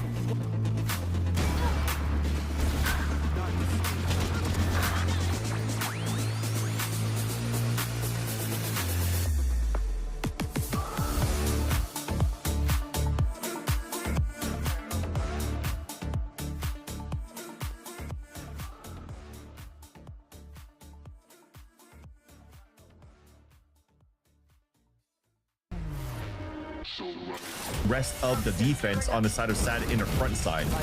That said, though, Welly is just gonna kill me. Oh my god! I'm gonna go. That's how we're gonna finish this match. Yeah, Joe trying to shut the door with a Bucky already. What a swing from Pain. You got footwear looking for the ace. There it is. And now Derek pulling hose at a main. Yep, that'll play. And 3v2 now and 2 stingers. They've got to keep it close quarters. And Moose will do it all himself. What a way to end things. Pigeons fans, your time has come. After the first map in the series, maybe not going their way, they'll take down map 2 and 3, 13-11. and get to stick around one more day here in Valorant Challengers North America. I mean, it looked dark after that very first map, but Vans, like, they're resilient. I'll give them that. You know, I feel like it's historic Pigeons of, like, you know, they're always there. They're resilient little guys, and the team's going to show up all the same. Yeah, I think even both teams are actually really good here on that third map because you saw a lot of resiliency from the side of Alliance Guardians. Sorry, if you're looking at I think the name of the game for that matchup was probably two players on both sides on different approaches in how you play, like the defensive side. I think for Alliance Guardians was around Riker and Atlas. Riker with the op on defense was just so hard to deal against. And I think it's just the nature of the composition between both of these teams, right? If you're playing no Cypher, so there's no camera, no cages to cross, whatnot. So the A line is so much easier for somebody to take advantage of, which Riker did excellently. On the other side, though, if you were playing the defense, you didn't really have Koof opting on that side. It was consistent slams from Alliance Guardians to try to hit towards the A site, and then you had double flanks or just aggro flanks coming out from Zamal and Cud, because the early rounds on a default, because you're playing a Vice on the attack for Alliance Guardians, there's no early info you're able to get on like a C push or like a B push in the beginning. So if you can avoid that wall, even if it was placed so passively on the A side when they're leaning on that side. So it's the whole BC line it's taken advantage of on the defensive line for Pigeons. So both teams had really good defensive lines. I think it's all due in part of, unfortunately, bad defaulting and setups on the attack side.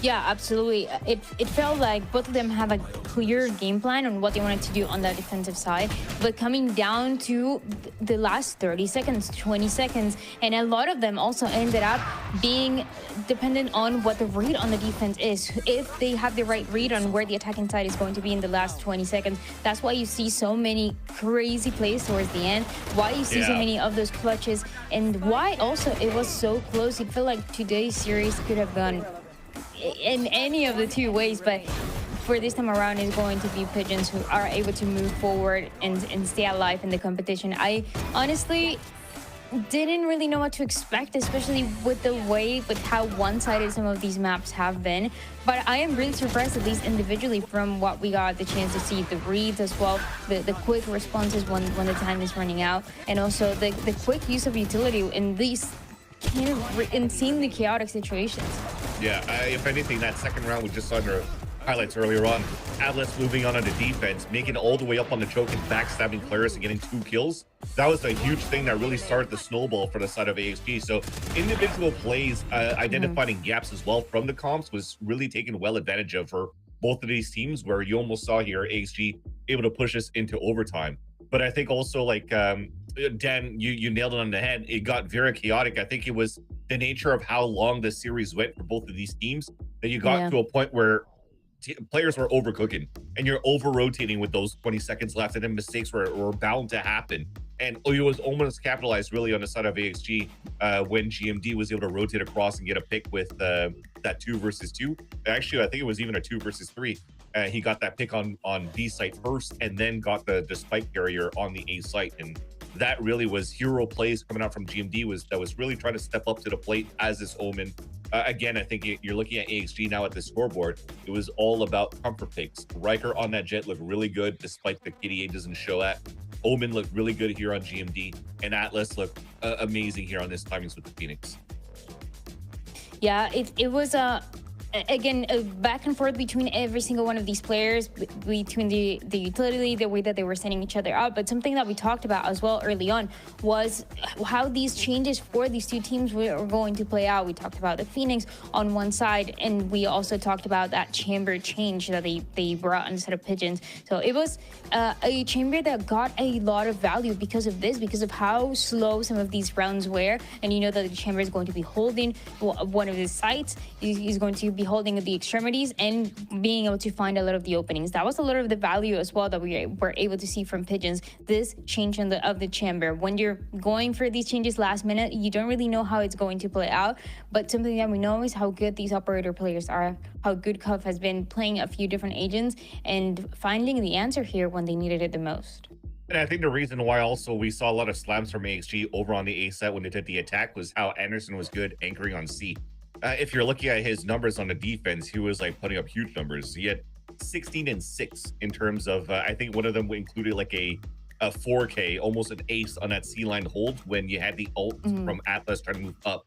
340 ACS, 100% cast as an Astra, 222 ADR on the defensive side for Anderson. So he was on fire, really giving a huge cushion for the Pigeons on that first half. So they really had to dig deep here for Alliance Guardians, and good on them again for Atlas on that hero play. That second round, they really started to snowball the things on the side of AxG.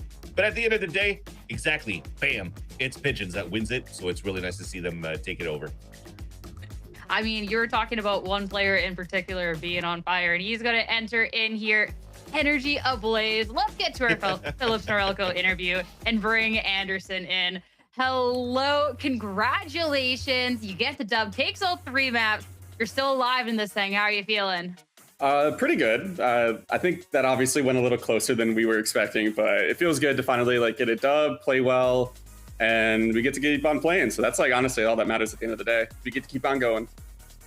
Yeah, still another chance to keep this going. Let's talk about that map 1 into the map 2 and 3, because map 1, you know, we can erase that from the memories a little bit, but map 2 and 3, like, you guys go the distance each map. It's so back and forth. Like, how do you and the rest of the team just find that composure and able to get past that finish line?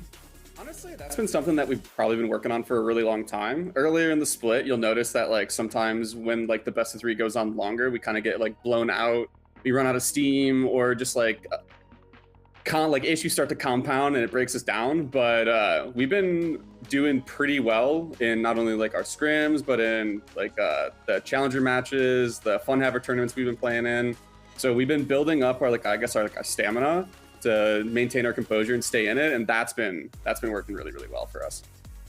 I'm glad to hear. We have been looking at like the fun havers and everything, and you guys have been putting in a lot of reps there.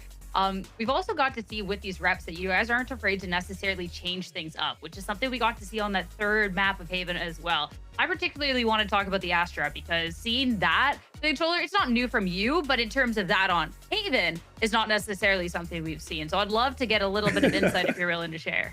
The insight is honestly, I've been kind of sucking at Omen. And it's like due to like various like micro decisions on how I've been playing it, but I've been not having the like most fun on it. So our coach Ruby honestly was just like, dude, the things you do on Astra are really, really well, and you can do them on Omen, but like just try Astra, see it. And I was just like, screw it, like why not?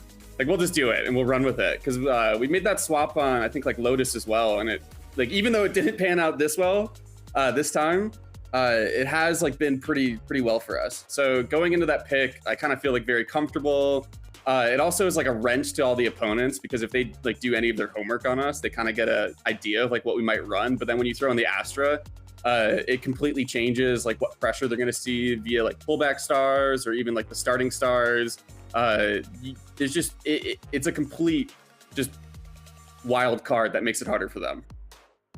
I mean, definitely worked out in this case, and I hope to see a lot more of the Astra, because you absolutely fried with this agent. Thank you. No worries. Now, you're 3-3, one final match to determine if you're in playoffs. Are you guys just feeling nervous, just excited to play more Valorant? Just excited, really just excited. It's a really unique opportunity, especially coming from like our first split. So being able to like make playoffs would be like awesome for us. We'd be really excited to be able to play there. You're so close to it. Last but not least, our producer is saying you might have a dog with you. Yes. Yeah, he's just chilling in my lap. He like, because it's like late at night, so he's like ready to go for a walk. If I even say the words, you see the ears perk. He's ready to go. But yeah, this is my dog Bandit. If he wants to. Hi, Bandit. Hey, buddy. Hey, Bandit, we'll give you Anderson back. Anderson, thank you so much for your time. Congrats and best of luck with the next one. Thank you so much. Always a pleasure to be here. Thank you. Back over to the desk for us. Bandit is so precious. Oh my god, we love the pet appearances. We really Riot named the latest weapon, the latest pistol after Anderson's dog. That they did. They knew. I mean, dog gets to go for a walk. Pigeons get to wrap up that game, and they are still alive in this. As said at the beginning of the show, this is the final week. We still have 5 spots open for the playoffs to determine who else is going to be moving on. And Vans, that is going to be set for tomorrow when you're looking at Core versus EDG and EG versus SRB to see who's going to claim those first 2 spots.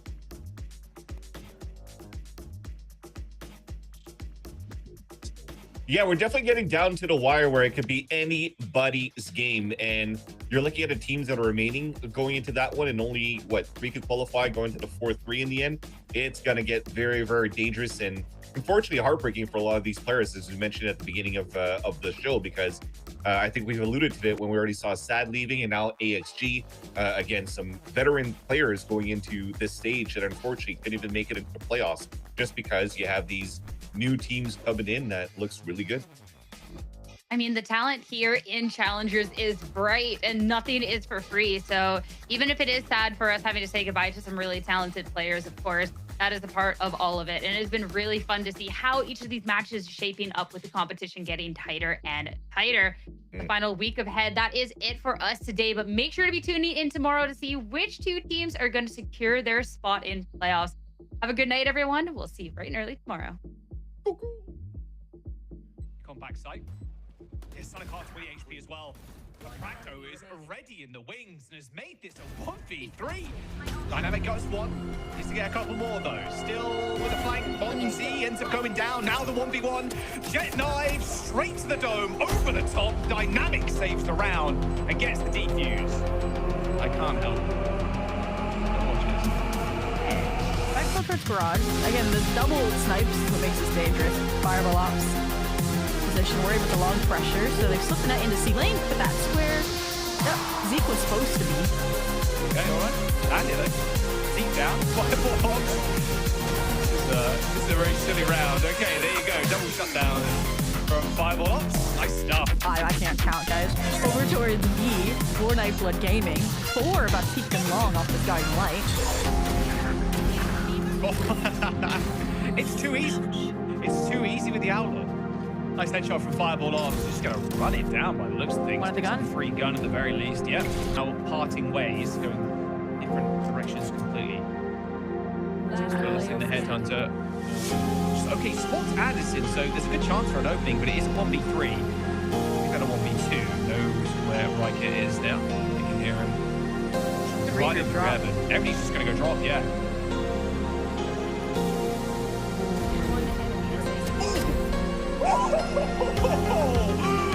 Oh, say less, Riker. I was calculating like, okay. 12-1. Win it back through Garrett to try and accelerate. But look, everybody already sprinting towards the C site. B is completely clear. There's a trip on it as well. There's one player on the site right now, but it's just to run it back. There is a part at this current moment in time. We're going to do this out of grasp, but some more quickly shuts it down. Didn't need the backup, only needed his rifle. A plant's going to come in for Jerk, and now they can just play for the retake. A flash, not needed. All right.